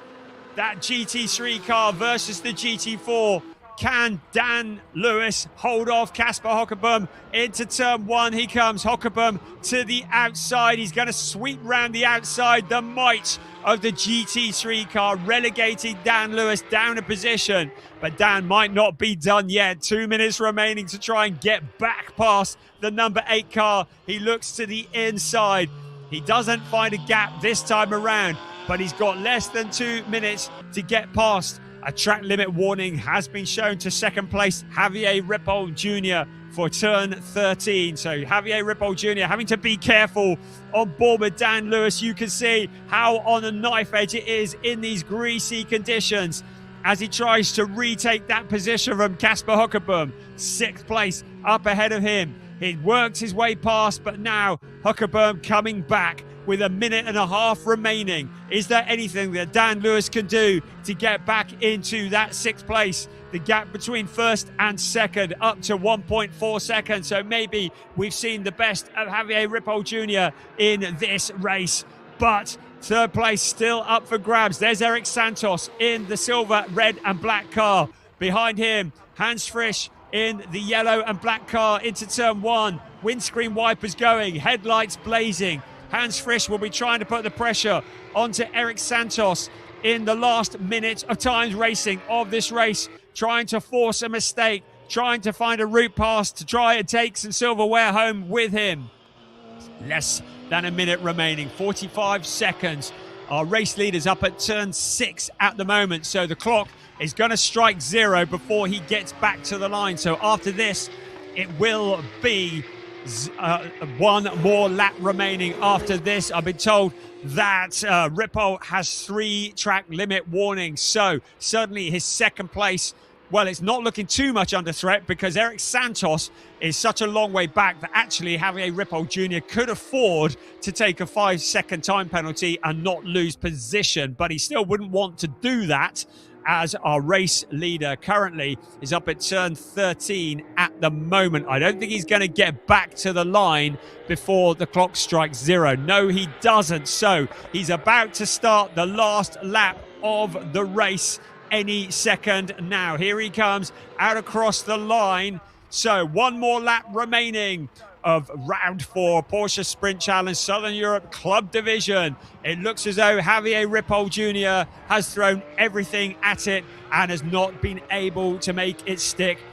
Hans Frisch has received a warning for track limits as well in turn 13. So Frisch in that 4th place needs to tread carefully in this final lap. He still would want to get past Eric Santos, but it looks like he's just too far back to challenge him now. Joel Monegro leads the way into turn 5 for the very, very last time. And then in towards turn 6, he will come in very slippery, darkening conditions. Joel Monegro looked under pressure, but now he's broken clear of Javier Ripoll Jr. He won both races in Portimao last weekend. He won earlier on this afternoon in race 3 of the season. And now he's into turn 7 to try and make it 4 wins out of 4. Here he comes in the number 224, track experience by Manthey Racing Car, up into the S's for the very last time. Joel Monegro has had a lot more pressure in this race than we've seen for a long time, but he's held it all together. He hasn't put a wheel wrong. Now he's into turn 12 and up into turn 13 for the very last time into Parabolica Ayrton Senna. He will exit turn 13 onto the pit straight. The checkered flag will be waiting for him. It's 4 wins out of 4. A clean sweep for Joel Monegro in Porsche Sprint Challenge Southern Europe Club Division. Javier Ripoll Jr. did everything that he could to try and catch him. A sterling drive through into second place. We still wait for Eric Santos to emerge ahead of Hans Frisch. Frisch put the pressure on, but maybe track limit warnings in the closing stages put paid to that. And it's going to be Eric Santos who crosses the line in 3rd place to take the last of the podium positions ahead of Hans Frisch. Then Marabi Mekvabishvili will come in 5th place. He has that 5-second time penalty, but he's so far ahead of Kasper Hockerboom that it won't be an issue for him. Hockerboom, who got back past Dan Lewis. Lewis has kept the pressure on all the way to the flag, but it looks like it's going to be Hockerboom. We're riding on board with Dan Lewis now into the final corner for the very last time and out onto the pit straight. Hockerboom retook that 6th place. Dan Lewis, what a job he did in the Porsche Cayman against the mighty GT3 cars to take 7th place ahead of Ernst Inderbitsen. Jan Klingenberg are non-finishers as a result of the collision earlier on. Alexander Dobik and Levent Turkman to round out a thoroughly entertaining, once again, round 4 of Porsche Sprint Challenge Southern Europe Club Division. So Joel Monegro will continue to stretch his legs at the top of the points charts with 200 out of 200 in the overall standings. Javier Ripoll Jr. eventually in 2nd place, 2.3 seconds back, but still a long way clear of Eric Santos in 3rd place. Then Hans Frisch, Marabi Mekvabishvili, Kasper Hockerboom, Dan Lewis in the GT4 car in 7th ahead of Ernst Inderbitsen, Jan Klingenberg, Alexander Dobik and Levent Turkman. Of course, all of these results are very much subject to confirmation and the race stewards with track limit warnings. There will no doubt be bits that have to be looked at. Cars have to be scrutinized as well. But the top 9 scoring points, I don't think that Alexander Dobik and Levent Turkman did enough of the race to earn points, which is such a shame. Both drivers really competitive, have been entertaining in both rounds, but it all ended in tears in that incident into turn 1. Here comes Joel Monegro, and here comes Javier Ripoll Jr. into Parc Ferme. I think Javier Ripoll Jr. can congratulate himself with a job well done. At no point did Joel Monegro have it easy, and I'm sure that when Piers speaks to him in a moment, he will testify that Javier kept the pressure on all the way to the end. But 4 race wins out of 4. Who can stop Joel Monegro as he continues to stretch his legs at the top of the championship? Eric Santos in the background, and there is Javier Ripoll Jr. Could not have done much more than what he did. And congratulates the race winner which is great. Good to see some great sportsmanship here in Porsche Sprint Challenge Southern Europe. And good clean racing as well. I know we had that incident into turn 1. I think that's the first real incident like that we've seen this season, to be honest. It has been great racing, a lot of respect between all these drivers. But Joel Monegro is the man to beat. He is the one that they're all going to have to try and catch, and there'll be a lot of head scratching before we head to Valencia on the 21st of February to see what they can do to reel in the number 224 track experience by Manthey car. So there he is. He's about to remove his helmet, and yet another trophy that will go back to the Dominican Republic in the luggage of Joel Monegro. And there I can see Piers, who is once again with our race winner. Yeah, making sure you're looking nice and smart there, the team, doing a good job. Joel, I mean, what more can we say? 4 races, 4 wins. Again, every time Javier pushes you hard. It's good to see the good sportsmanship, but you came out on top. It must be a great feeling. Yeah, next time I'll send the bumper to his house. He can keep it. I'm joking. It was good fun. Good race indeed, and it also good to the team to reward them for all their hard work. Absolutely, they did a great job. We prepared a lot for this race, mostly in the rain. It didn't rain in race 1. Here we got slicks in the wet, which is awesome. So that's really fun. It looked like when the rain first started to fall, that was when Javier really had a bit of a pace advantage over you. He closed the gap, but then as it dried out again, is that when you felt like you had a bit more pace? A little bit. I wanted to figure out where there was grip and where there wasn't, and so I was taking it easy on the corner entries. Just, you can't undo a bad corner entry. But once I figured out where there was grip, then it was easy to get back up to pace. Joel, congratulations, the man that can't be defeated this year. I'm going to grab your teammate, Eric Santos. Eric, come on in. It would be great to hear from you. We spoke to you on the grid. Team did a great job to get you on the grid. A podium was a justified reward for them. Yeah, for sure. I mean, up to 30 minutes before the race, we didn't know if we were going to make it or not. Glad we did. I think the race was good. Had a little problem pace after the virtual safety car. Got a lot of pickups, so it took me a while to get rid of it. But then I think I was able to improve the pace and then keep the third position. So happy with the podium. Eric, congratulations on the podium. Well done. And I'm going to grab Dan Lewis, our GT4, our sole GT4 driver. Even though he is the only GT4 in the field, that didn't stop him getting properly stuck in. That looked good fun out there, Dan. Awesome. A lot of battles.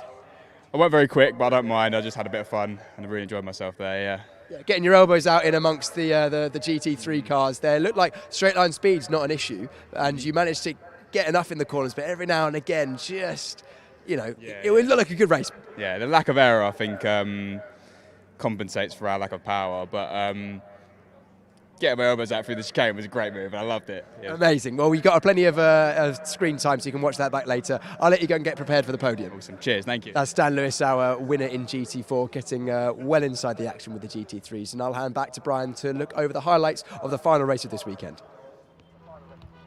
Thank you so much, Piers. There were plenty of highlights in that race, weren't there, with the light fading and the rain starting to come down.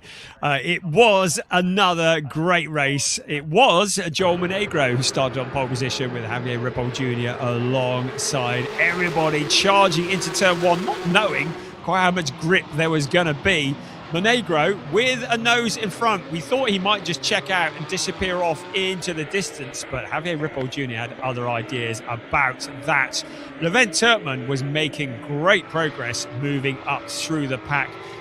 He had got past Marabi Mekvabishvili and then was challenging Alexander Dobik. And it was a good, clean challenge until this moment when the two cars got together. A fairly sizable impact with the barrier for Levent Turkman, taking him out of the race, also taking Alexander Dobik out of the race. Such a shame.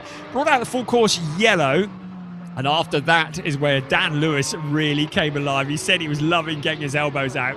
Well, this was him getting his elbows out as he then started to pick up car after car, picking them off. It was Jan Klingenberg first and then those in front of him.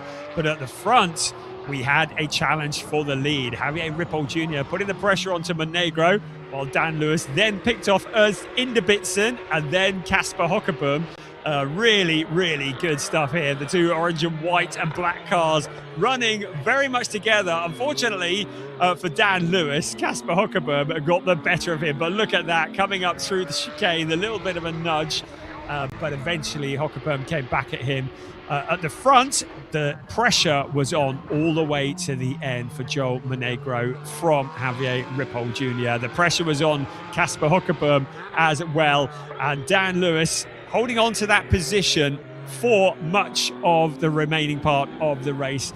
And you could see how hard Hockerberg was trying, eventually sweeping around in turn one to take that position back. But it was going to be a win once again, the 4th out of 4 races for Joel Monegro.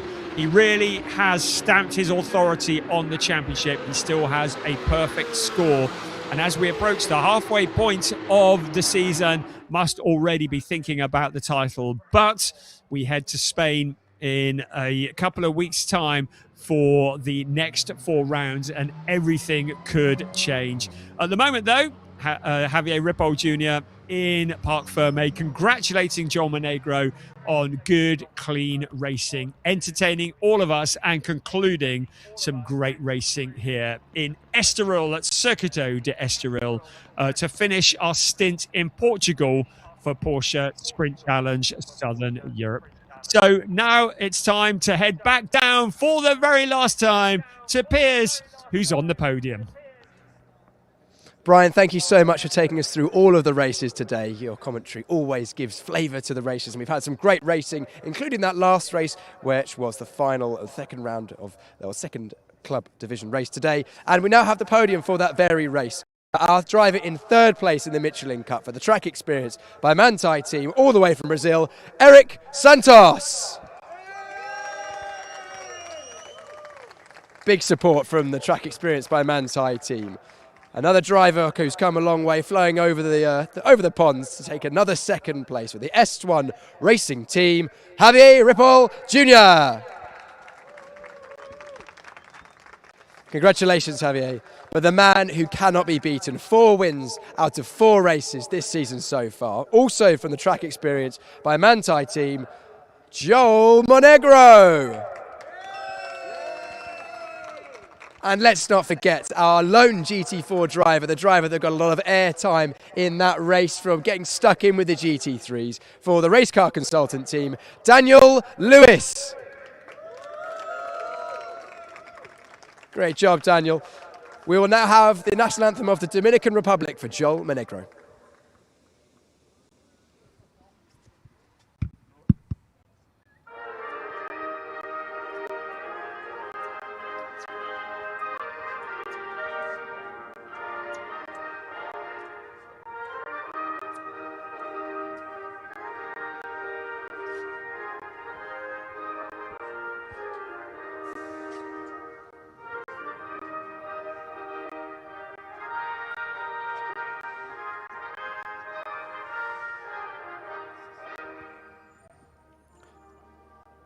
Trophies now handed out to all of our podium drivers by series organiser Lars Plato. 3rd place, the Brazilian Eric Santos. 2nd place, Javier Ripoll Jr. What's it going to take for Javier to get a win? Well, it's going to take a mistake, I reckon, from Joel Monegro. Our eventual winner, 4 races, 4 wins for Joel Monegro, and Daniel Lewis taking the win in GT4 as well.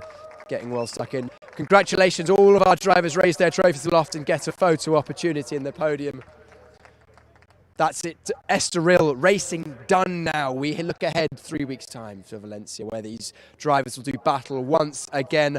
And now an opportunity for the drivers to celebrate. What a wonderful race it was. What a weekend we've had here. What a day of racing at Estoril.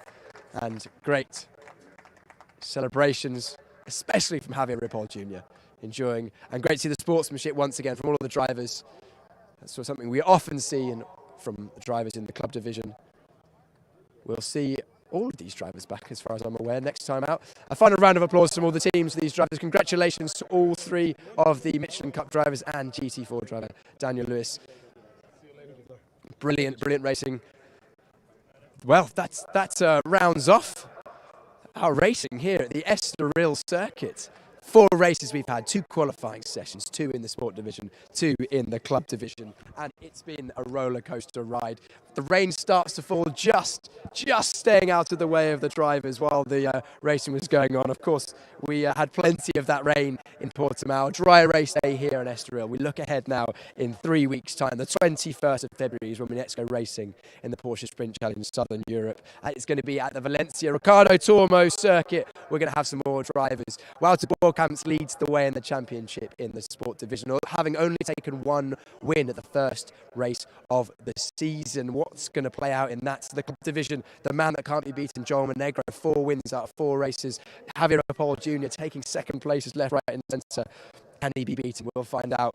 Thanks very much to Brian Oliver, as always, for commentating through all the races and giving us all the action. Estoril circuit staff always do an amazing job of hosting us here. All the marshals and staff are allowing the racing to go ahead, and Alpha Life for bringing the broadcast. And thanks also to you at home for watching. We hope you'll join us in 3 weeks' time on the 21st of February at Valencia.